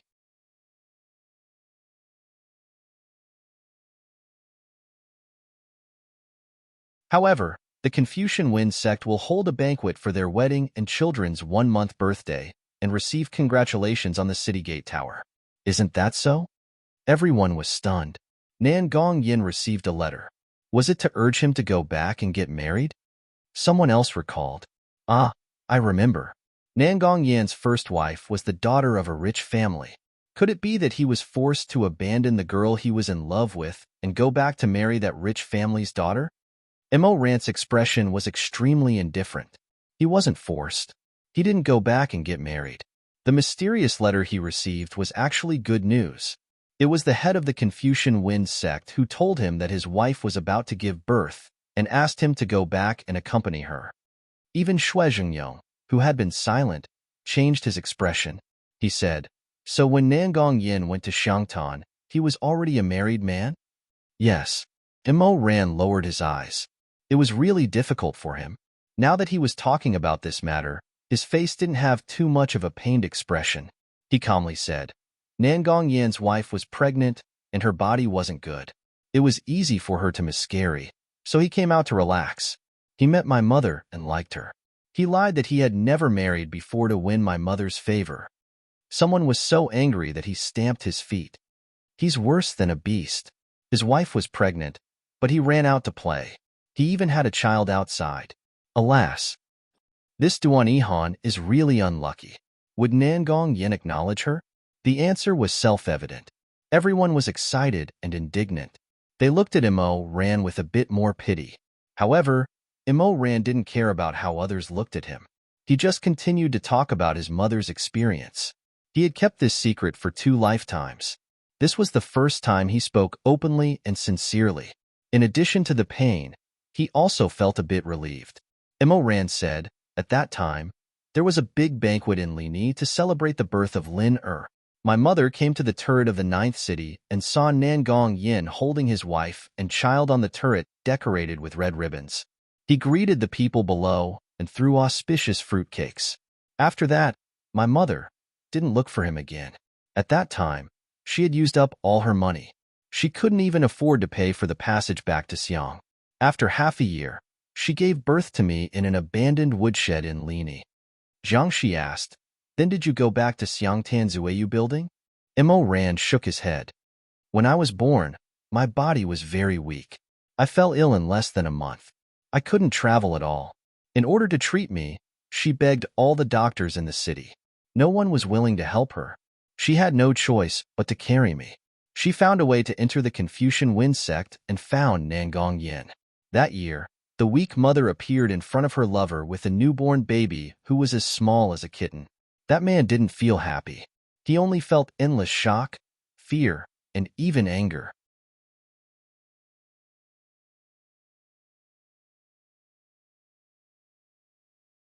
He had a beautiful wife and child. His wife was the daughter of a famous and promising family. She gave birth to a chubby and cute son. The whole family was harmonious and happy. In his eyes, Duan Ihan was a piece of rat shit. She wanted to ruin his good reputation and ruin his family reunion. She had bad intentions. Why should he recognize them? Afraid that she would make a big deal out of this, Nangong Yin gave her enough money to take the child and get out of the Confucian Wind sect. Duan Ihan held on to her last hope and said with tears in her eyes, "The child hasn't been named yet. Can you?" He glared at her, his face as green as iron. "Get out. Hurry up and get out. This is not my child. Don't be so shameless. Get out." She was roughly pushed out of the door. She didn't have time to be sad. The baby in her arms was crying so weakly. His hands and feet were cold. He was curled up in her arms like a dying cat. When she called him, he opened his dark eyes and looked at her blankly. He wasn't naughty at all. He was very obedient and quiet. She held back her tears and carried him to the medical center. The doctor in the medical center shouted at her, "How many times have I told you? We are not Ji Shirtang. How can we treat your child for free? If you don't have money." She hurriedly took out the stinky copper coins that Nangong Yin had given her. She was in a hurry for fear that others would frighten the baby in her arms. Her eyes flashed with distress. She kept bowing her head and said, "Rich, doctor, Rich, I beg you, please do a good deed and save my child. You see, he is still so young." The medical center wasn't completely without kindness. It was just that they were annoyed by this woman. The medicinal herbs used to treat children were not cheap, so they refused her so rudely. Since this woman was willing to pay enough money, their attitude became better. medicinal herbs, and acupuncture. If the illness was too serious, he had to live in the medical center. Rand's illness was sometimes good and sometimes bad. After a few months, he finally recovered. At this time, Duan Yihan didn't have much money left. She thanked the doctor and left with the baby. Seeing that winter was coming, she was afraid that her baby would freeze again. So she went to get a small coat and a small quilt. After doing this, her money was gone. She couldn't go back to Xiangtan. However, Duan Yihan sat in the abandoned woodshed and looked at the little guy who was chuckling at her with his finger in his mouth. She felt very happy and peaceful. She had always been a person who was content with what she had. "What should I call you?" The baby babbled but didn't know how to speak. Duan Yihan made a fire and hugged his child by the fire pit to keep warm as he teased him. When the child laughed, she laughed as well. The fire flickered and burned. The house was remote and shabby, but because of this fire, she felt extremely warm. She rubbed his little face, making him kick his little feet and laugh out loud. She thought for a while and said, "How about I call you Ranner?" Ran sucked his finger and looked at her with his dark eyes. Duan Yihan's face seemed to be lonely for a moment. "I don't know what your surname should be. You can't be Nangong, but you can't take Anyang's surname." Anyang's surname was given by the nanny in the music hall. "If you follow me, it will be a bit strange. I'll just call you Ranner, okay?" Ran laughed and smacked his fingers. He didn't nod or shake his head. "Ranner, when spring comes, we'll go back to Xiangtan." Duan Yihan touched his soft hair. "Nyang can play the pipa and dance. There's a Miss Sun there. She's Nyang's good sister. She must like you very much. You have to be good and learn to call her Inyang as soon as possible." "Oh, forget it. She has a bad temper. You should learn to call her big sister. When you see her, you have to say Big Sister Sun is good. Only then will you have candy to eat."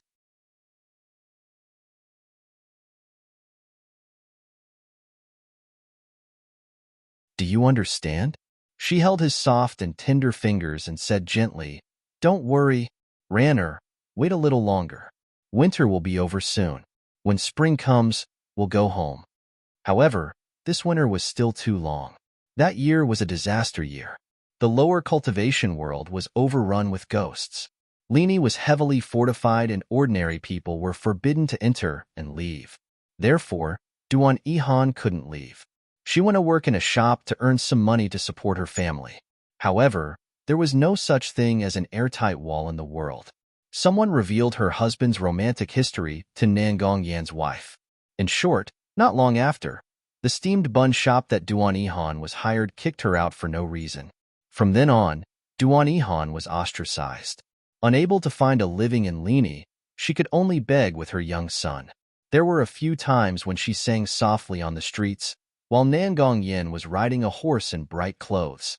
Behind him was a vast entourage, and behind him, he rode past in front of her. He felt guilty and wanted to hide from her. Actually, there was no need for him to do this. Although Duan Yihan was weak, she had her own pride. She only sang Xiangtan's little song and didn't even look at this man. She definitely wouldn't cry to her former lover on the streets and ask why he was so fickle and untrustworthy. He didn't understand how proud this lute woman was. Look at her tear-stained face. Although her clothes are ragged, she has a kind appearance. "Why do you look at me like that?" Someone passed by her and casually threw her a copper coin. She was like the beautiful Lady Yuxian. She bowed and said softly, "Thank you, master, for your kindness." The days passed like this.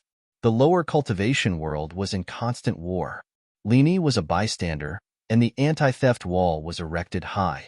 This time, it was erected for 5 years. Ran was 5 years old. One day, Nangong Yin quarreled with his wife. He was annoyed, so he wandered around Shi City. The weather was good that day. With his hands behind his back, he looked at the jewelry shops and pastry shops with disinterest. Under the big banyan tree, there were old men playing chess. Lini had always been a blessed land. So what if many people died in the lower cultivation world? They had been singing and dancing here for hundreds of years. Nangong Yin walked over to watch the old men play chess. He was in regular clothes, so no one could recognize him. He happily gave them pointers. In the end, those old men were so annoyed that they chased him away. Nangong Yin was not happy. He walked a few steps forward and stood under a big tree. He looked at the golden embroidered birdcage hanging on the branches. The birdcage was letting out a clear chirp of the embroidered-eyed bird. Perhaps the sun was too good, making people feel comfortable. Nangong Yin stood under the tree and thought.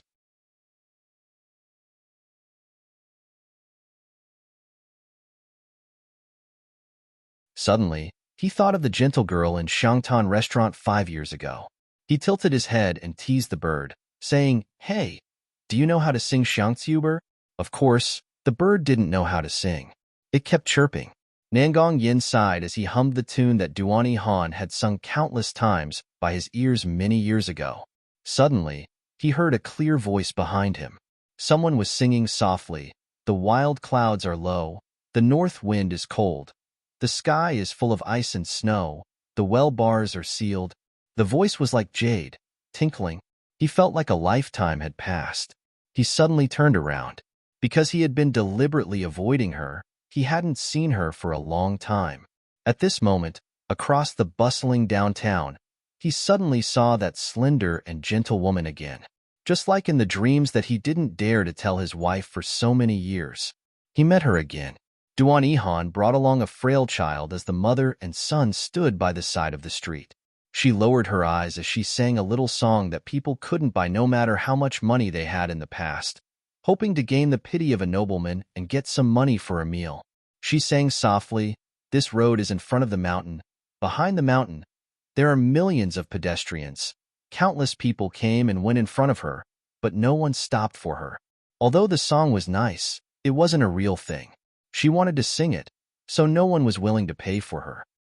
It's easy to see a lover, but difficult to see a lover. Looking into the distance, the smoke and water of the river pass are cold. Suddenly, a pair of gold-threaded shoes inlaid with emerald jade appeared in front of her eyes. She heard a man humming the song that she had not finished humming in a low voice. "Countless flying books have yet to arrive.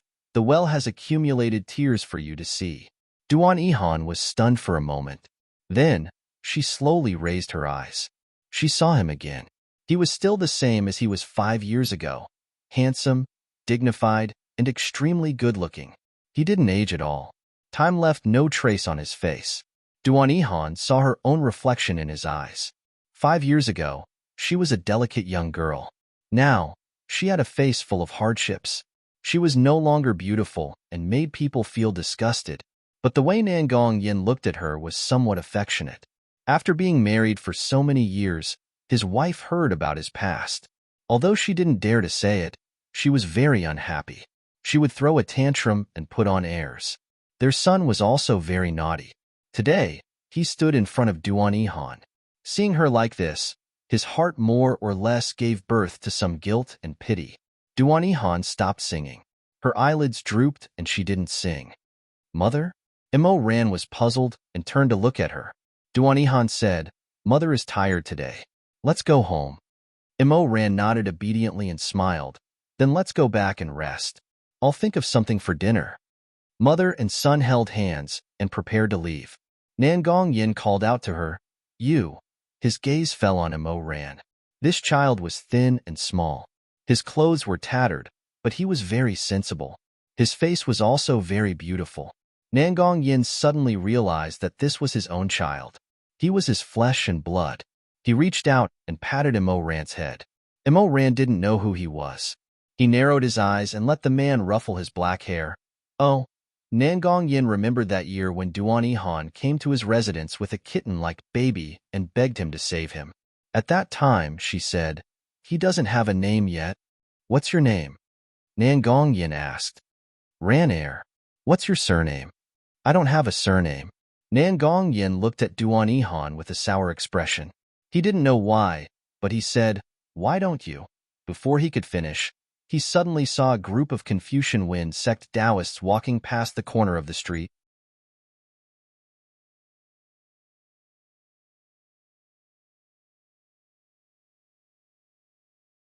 Nangong Yan's trance was interrupted. He quivered and seemed to come back to reality. He met Duan Yihan's eyes again. The pair of eyes that used to look at him with a smile were very dull now. There was no longer any dream of a young girl. Even when he wanted to recognize them just now, they were cold. She had already seen through this man. Nangong Yin looked a little embarrassed because of this, and also a little embarrassed. In order to hide his emotions, he coughed lightly and generously stuffed all the gold, silver, and treasures in his money bag into Imo Rant's hands. He patted Imo Rant's head again. Your mother's saying very well. These gold, silver, and treasures should suit her. A slender hand took the money pouch from Imo Rant's hand. Duan Ihan only took out a copper coin from the bag and put it in the broken bowl in Imo Rant's hands. Then, she handed all the heavy jewelry and money back to Nangong Yin. She didn't say much. She just gently and calmly bowed to him, just like any passerby who gave her money. She politely said to him, "Thank you for your kindness, master." Then, she turned around and left. She was the Shangtan music deity. She used to be the moon surrounded by stars, singing and dancing. When thousands of people emptied the streets for her, she was never proud. But now, her beautiful clothes had faded and her beauty had withered. She could only beg on the roadside, but she didn't feel inferior. It was also that day that Imo Ran became suspicious because of Duan Ihan's subtle attitude. Later, after beating around the bush and asking in every possible way, he found out about his past. Mother told you all this because I don't want to lie to you. But Ranner, you have to remember, don't be angry. Duan Ihan said, and don't ask for anything from him. As she said this, she poked Imo Rant's little head. When the disaster in the cultivation world calms down and Lini allows ordinary people to come and go, we'll go back to Shangtan. Imo Ran was quiet for a long time. Then, he nodded. I won't ask for anything from him. Mother and I will go back to Shangtan. Duan Ihan smiled and said, I don't know if little sister Sun still recognizes me. I don't look good anymore. Imo Ran was very anxious, Mother. You look good. Mother, you look the best. Duan Ihan smiled even more brightly. Between her eyebrows, she really did recover the charm of the past. She teased him, you have such a sweet mouth. In the future, whoever marries you, you have to coax them well. Imo Ran was a little embarrassed. He pursed his lips, but after a while, he still revealed his sharp baby teeth. When I grow up, I want to find a wife who's like a goddess. Then we can stay together by mother's side. Aya, you're dreaming. Who's going to marry you? The mother and son laughed and joked. The bonfire in the woodshed crackled. It was very warm. It was as if every day in the future would continue to pass peacefully like this. Fire and night gave the poor an illusory comfort.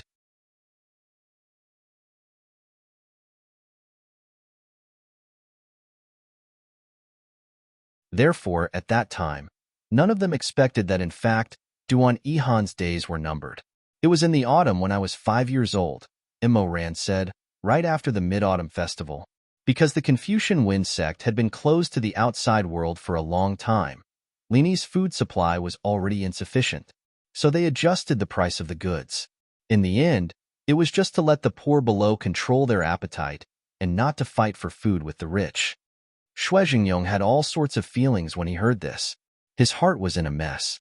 But when Imo Ran said this, he still thought about it in a daze. Then, he nodded. Yes, I remember that when the price was adjusted, the starving people in Lini rebelled.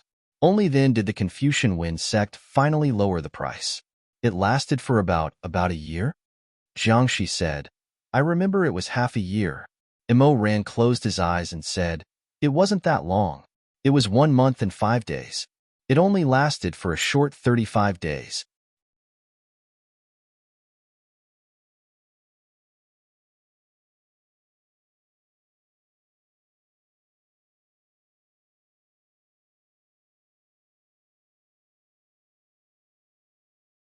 Chapter 259. Someone asked, how can you remember it so clearly?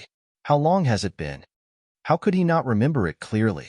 In Jiangshi's memory from the upper cultivation world, it was an ordinary half a year. In Shui Jingyong's memory from the lower cultivation world, it was a year full of emotions.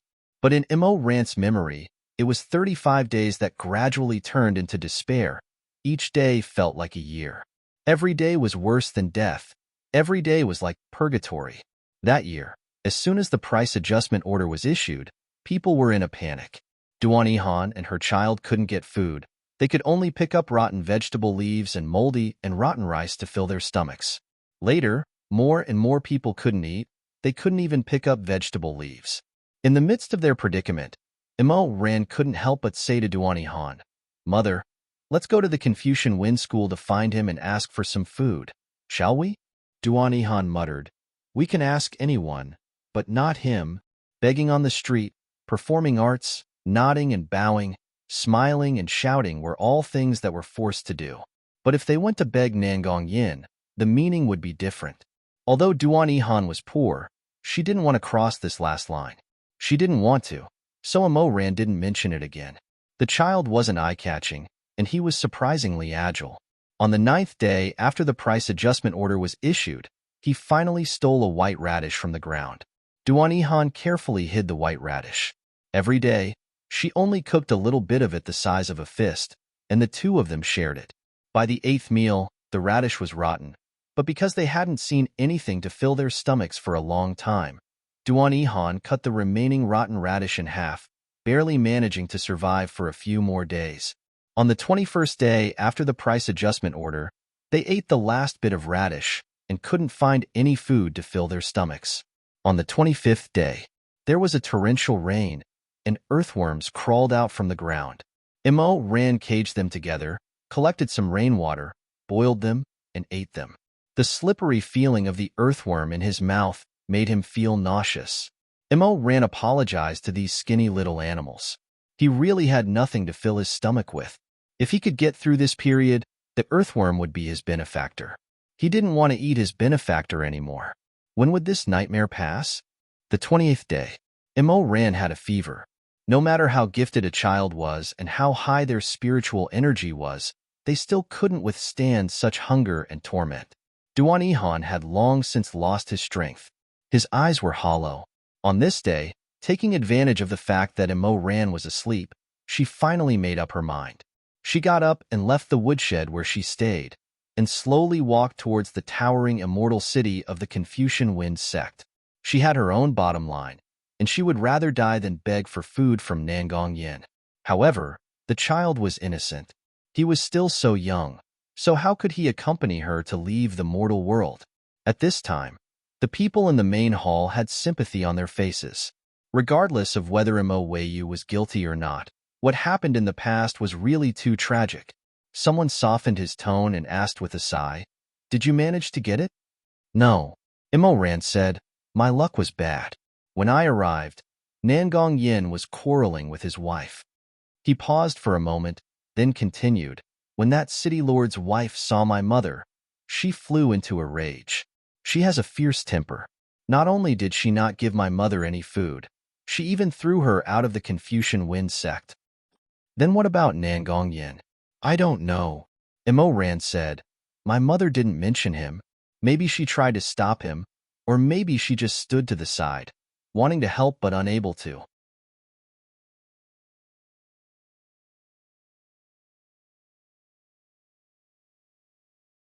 Ran didn't know what exactly happened that day.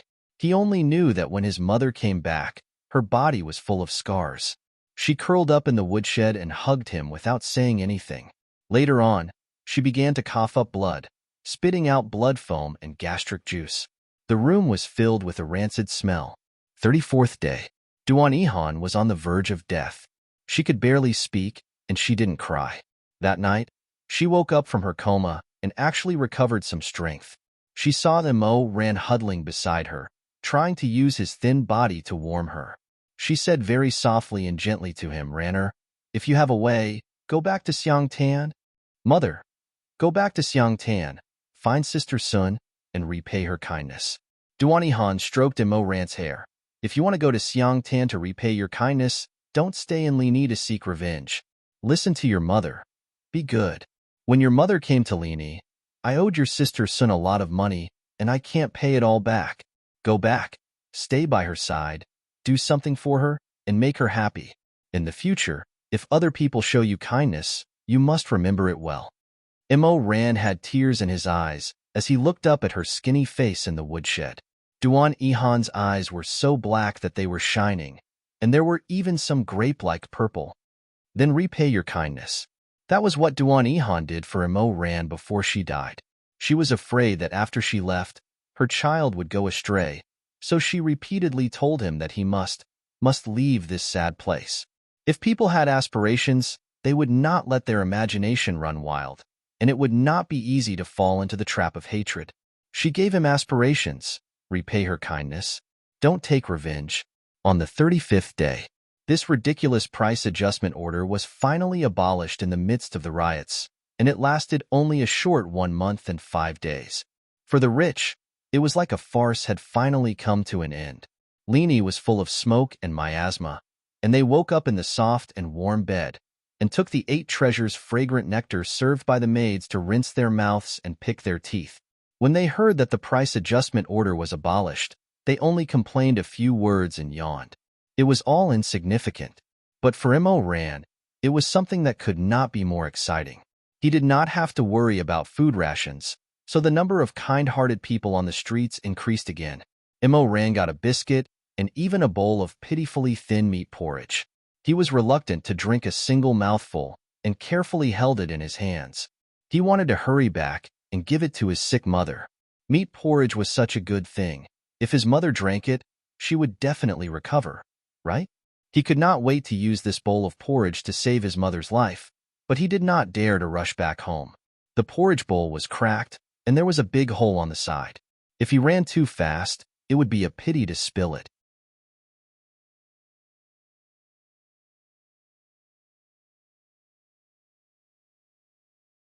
Thus, he returned to the woodshed in both joy and torment. Mother! He held the broken bowl with both hands and used his dirty head to rub open the broken door like a little puppy, with a smile on his face, full of longing for the future. How wonderful! There was meat porridge to drink. His mother would get better soon, and the flowers would finally bloom in the warm spring. They would go back to Lini together. There was singing and dancing, and they would not starve. With a sister surnamed Sun, they would finally not have to wander and beg for a living. How wonderful! They would go home together. Creak. The door opened. She's lying inside, Imo Ran said calmly in the Danexine Palace Hall. The bystanders were either surprised by his indifference or chilled by his cold-bloodedness. This person, when mentioning his mother's death, was unexpectedly calm. There was no warmth, no ripples, and not even tears. However, no one had ever thought about how many years of yearning and heartbreak it would take to smooth out the scars and obtain such a calm face. I called her, but she didn't wake up, Imo Ran said. She would never open her eyes again, and she would never drink that porridge again. There was a long silence. Madame Wang said with a trembling voice, Then, you went back to Lini alone? Imo Ran shook his head. I went to the Confucian Wind sect. Someone cried out, ah, and said, You're going to seek revenge? My mother said to repay kindness, not seek revenge, Imo Ran said calmly. I didn't want to seek revenge. I just wanted to bury my mother. But I didn't have money, and I didn't have time to raise money. So I went to his house and begged him to give me some money. Did he give you any? Imo Ran almost smiled and said, No. But according to what you said before, your mother was still in Nangong Yan's heart. How could he not even have money for the funeral? Imo Ran said, because his first wife committed suicide not long ago and passed away. What? Jiang, she narrowed her eyes. Nangong Yan's wife did die very early, and it was suicide. That woman was pregnant, but her husband was entangled with other people outside. After giving birth to the child, they were always quarreling and lived a very unhappy life. My mother went to the house to look for them that day, and after she bumped into her, she became more and more furious. It was said that she stabbed Nangong Yin with a knife at that time, which made Nangong Yin so angry that he said he wanted to divorce his wife. Imo Ran paused for a moment, then said, she couldn't take it and hanged herself in the middle of the night. She died a few days earlier than my mother. Hearing this, everyone didn't know what to say. The romantic and unrestrained young master had a brief relationship, but in the end, the beauty died, and his family was ruined. This was the cycle of karma in the world. When I appeared, Nangong Yin was being reprimanded by the sect leader.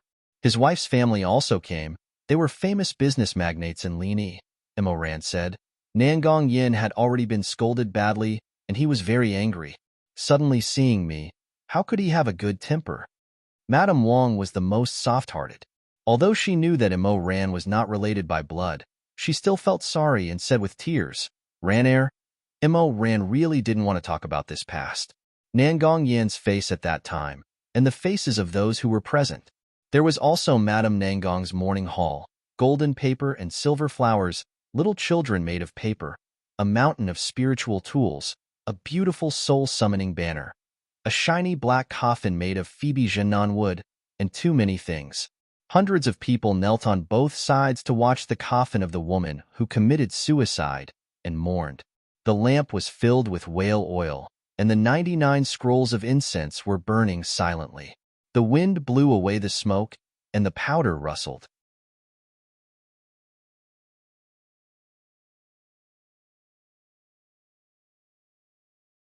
It was a very lively scene. What about his mother? Shangtan Yuxian Duani Han.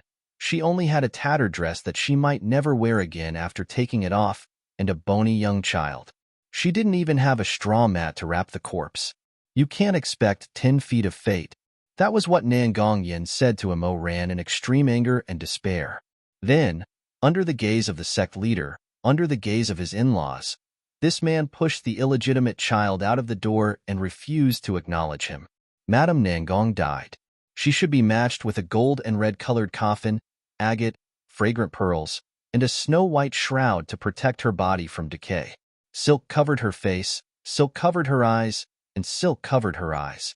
Duan Ihan died. A corpse, a person's tears, separated by life and death. There was nothing else. According to Nangong Yin, she shouldn't even ask for a thin wooden coffin. So, who dared to say that people were equal in the face of death? Fate was unfair from the very beginning. In the end, her skin was still like jade. She had already rotted into mud. I dragged her to a mass grave and buried her. Imo Ran said a few words, understating it. He didn't talk in detail about how he begged a passing gentleman to give them a ride, or how he spent 14 days dragging that rotten and smelly corpse to the suburbs. He also didn't talk about how he used his hands to push aside the rocks and crushed soil to bury his mother's thin body. Imo Ran wasn't used to complaining in front of others. He had always been a person who buried his past deeply. Unless he was forced to, he wouldn't say it lightly. In the first 10 years of his life, he had already suffered humiliation, malice, supercilious looks, and slander. His heart was as hard as iron. He didn't care how others looked at him. He didn't care if others sympathized with him. Then I went as Shangtan. He couldn't stand Lini anymore. One day, he hid behind a Taoist priest's handcart and secretly sneaked out of the city in a wicker basket. He began to follow his mother's instructions and walked to Shangbian. He walked for half a year, from midsummer to early winter. His shoes were broken, so he walked barefoot. In the end, the soles of his feet grew thick calluses. He walked like this and asked questions. When he reached the outside of Wubei Temple, he finally fell into a haystack because of the cold and hunger. Mother! The little child crouched on the ground. Under his messy black hair was a pair of unfocused eyes. He looked at the vast world. It was snowing. It was the first snow of winter. I'm coming to see you. I'm sorry. I can't take it anymore. The snowflakes fell lightly and softly like a sigh. They covered his eyes and brows. In a daze, he heard footsteps approaching. Then, a pair of hands pushed aside the haystack. He heard a young voice, Shizun, come quickly. Look at him. What's wrong with him? After a while, a pair of straw shoes approached.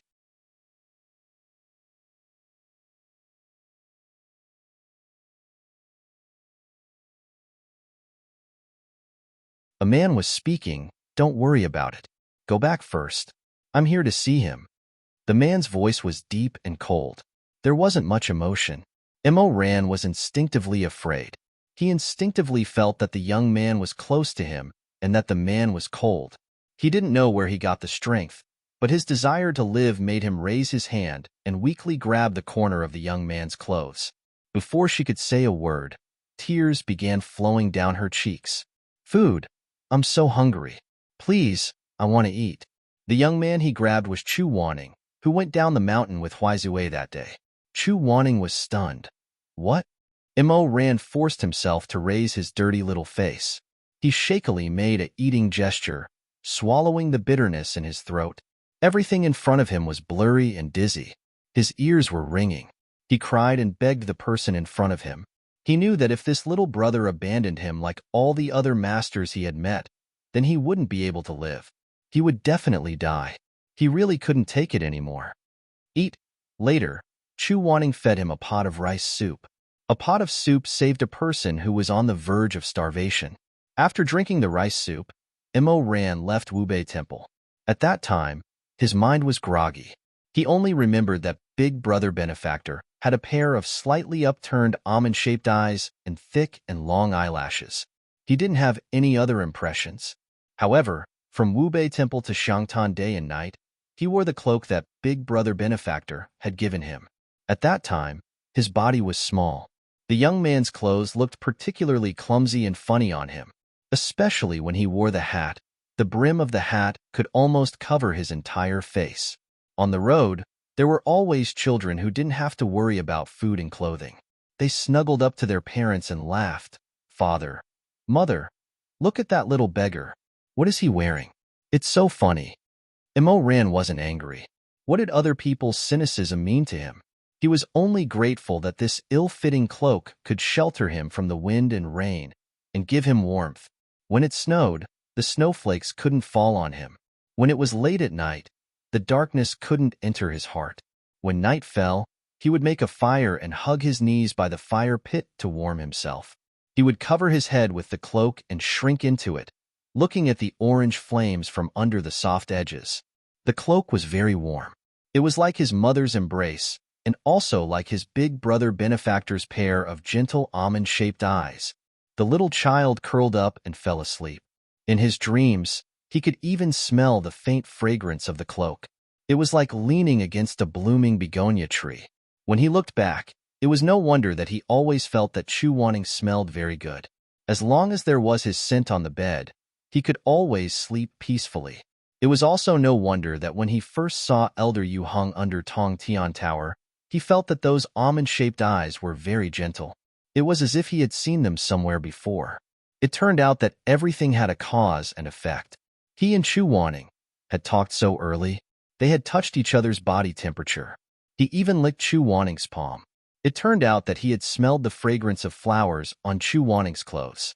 It turned out that his Big Brother Benefactor, whom he had been looking for, was by his side. Mo Ran lowered his eyes. In this cold and desolate Dan Xian palace, there was actually a trace of warmth because of this. However, this was a secret between them. Mo Ran thought in his heart. It was both sad and sweet. He kept this secret in his heart. He wouldn't tell anyone, and he wouldn't tell anyone. He took a deep breath, paused, and continued. After I arrived at Xiangtan, I followed my mother's will and found Sun Fengrua. At that time, Ranner was only 5 years old.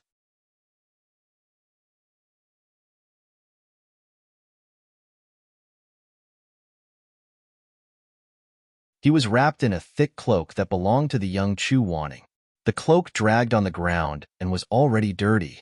The child poked out a dirty bird's nest head from the fluff. He looked up with a sallow and emaciated face and asked softly, "Excuse me, Sister Sun Fengrua, is she here?" Sun Fengrua?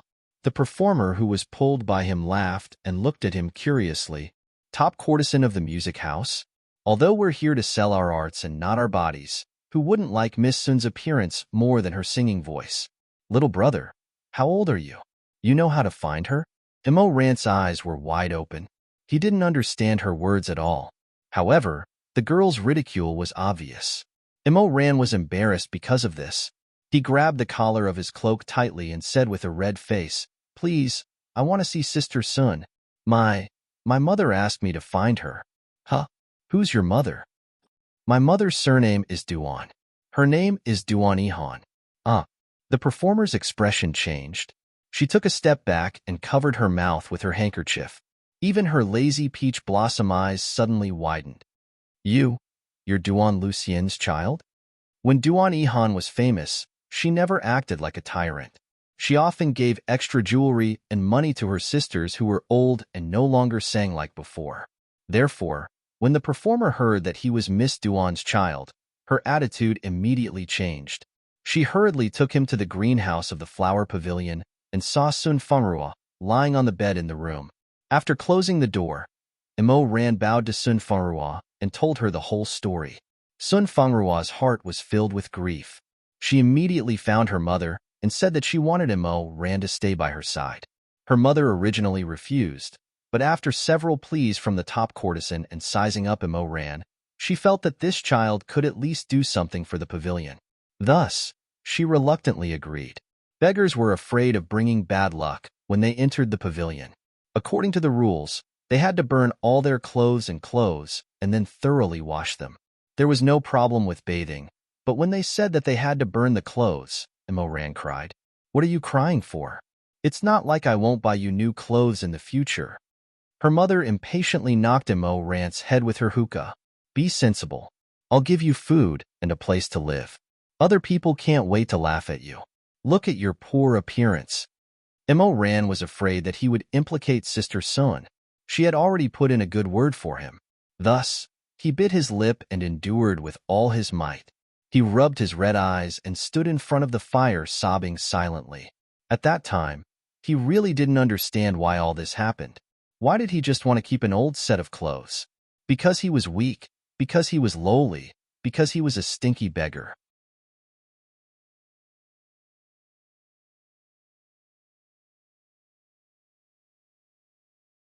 In order to not bring bad luck and trouble to others, he could only let others take it off him. He couldn't struggle, couldn't say no, and didn't even have the right to cry. It used to give him so much warmth, sustenance, and support. In order to shelter him from wind and rain, it was so dirty that its original color couldn't be seen. Now that he had a place to stay, perhaps he wouldn't need it anymore. He just wanted to carefully wash it clean and fold it neatly. Even if he never wore it again, it would be good to keep it under a small box. It was his friend, not just an old set of clothes. But everything was not up to him. With a boom, the dirty cloak was thrown into the flames. The person who threw it was just throwing it away casually. In the end, they even thought that their hands were dirty. But to Imo Ran, it was a cremation, a funeral. He watched helplessly. The tongue of fire suddenly rose up, and the magnificent world was blurred. "Drink slowly. There's still more. Where are you from?" He could still hear the gentle voice of that young man in his ears. That was one of the few kindness he had received in his humble life. It was all turned to ashes. Just like that, Imo Ran worshipped the mother of the drunken jade building as his godmother. He also received an adopted surname from his godmother, surnamed Imo. From then on, he became an errand boy in the building and finally lived a peaceful life. However, good times didn't last long. At that time, Sun Fenghua was already not young. According to the rules of the building, although the music building was not comparable to the brothel, but when one reached the age, if one didn't earn enough self-pity money, then the girl's first night would be sold to those rich men by the mother. Sun Fenghua didn't worry. She had already earned a lot for the drunken jade building. There's still 150,000 gold left. Sun Fenghua said to Imo Ran with a smile, "Ranner, when I earn enough money, I can redeem myself. Sister will take you to live a good life." Mo Ran was assigned to work in the kitchen, so Sun Fenghua rarely saw her. Nanny was determined to prevent the people in the building from forming cliques, so Sun Fenghua and Imo Ran always met secretly. She reached out and pinched his cheek, then gave him a candy. "Shoo, take it and eat. Unfortunately, I can't give you money. I'll be found out. Godmother's eyes are very sharp, hee." Imo Ran grinned, revealing a mouth with missing baby teeth. Thank you, Sister Sun." However, Sun Fenghua was still 150,000 gold away from redeeming herself. How could the mother not know this? Although her face was calm and collected, she was extremely anxious in her heart. Losing Sun Fenghua meant losing half of the drunken jade building's source of income. The mother calculated that before Sun Fenghua left, she must make a lot of money. At that time, there were many rich people who coveted Sun Fenghua's beauty. They all offered sky-high prices, enough for the mother to eat for a lifetime. In the end, the mother had a bad idea. Behind Sun Fengrua's back, she made a contract with a wealthy merchant. The two of them took advantage of the Lantern Festival. Sun Fengrua sat on the stairs and played music. He gave her a cup of tea with drugs and then brought it to her room. That day, Mo Ran cooked glutinous rice balls and carefully brought them to the warm room for Sister Sun to eat. Before he entered, he heard heavy breathing in the room. Mo Ran was shocked. He opened the door and a strong smell of Rue now incense hit him in the face, making him want to vomit. In the dim light, he saw a greasy rich merchant who was like streaky pork. He was drooling and his clothes were wide open. He was powerlessly struggling on Sun Fengrua's sore body. Clang! The glutinous rice ball bowl shattered on the ground. Mo Ran rushed into the room. He did not know where he got the strength. He was very talented since childhood, but he beat the rich merchant.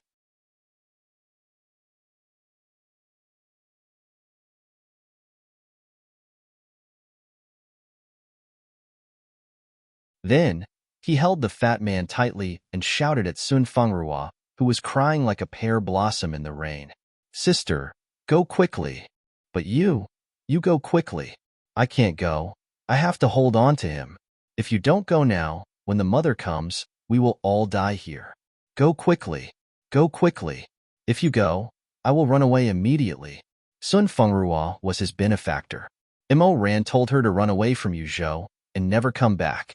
That day, he finally became a hero for once. Sun Fengrua sobbed and bowed to him, then ran out of the building. But Mo Ran did not have time to leave. When the mother heard the commotion, she quickly brought people up. When she saw Mo Ran hit the guest and let Huakue go, she was so angry that her face was distorted and she almost vomited blood. The mother had a son who was about the same age as Mo Ran. That son was vicious and had a belly full of evil tricks. When he saw that his mother was so angry, he had an idea. Sometimes, a child's viciousness was so naive and scary. The boy punished his peer, who had angered his mother, in the same way that animals were punished. He found a dog cage and had people lock Mo Ran inside. The cage was narrow and cramped. Mo Ran could only squat inside. He could not lie down or stand. They fed him scraps of cold rice like they were feeding a dog, and this went on for 7 days. For 7 days, Mo Ran was trapped in Sun Fengrua's old house. The smell of incense and the stench of a man's body fluids mixed together. He squatted, hunched over, smelling this groggy, sweet and greasy smell. He wanted to vomit. 7 days. From then on, he felt disgusted whenever he smelled the incense. Fear and terror seeped out from his bones. You're tuning in to the Romance Rendezvous YouTube channel. We're so grateful for your support, and don't forget to subscribe to join us on this incredible journey through captivating stories. Your generosity through donations truly makes a world of difference, as it's the primary source of revenue that allows me to expand and enhance this channel for you. Thank you from the bottom of my heart for being a part of this adventure.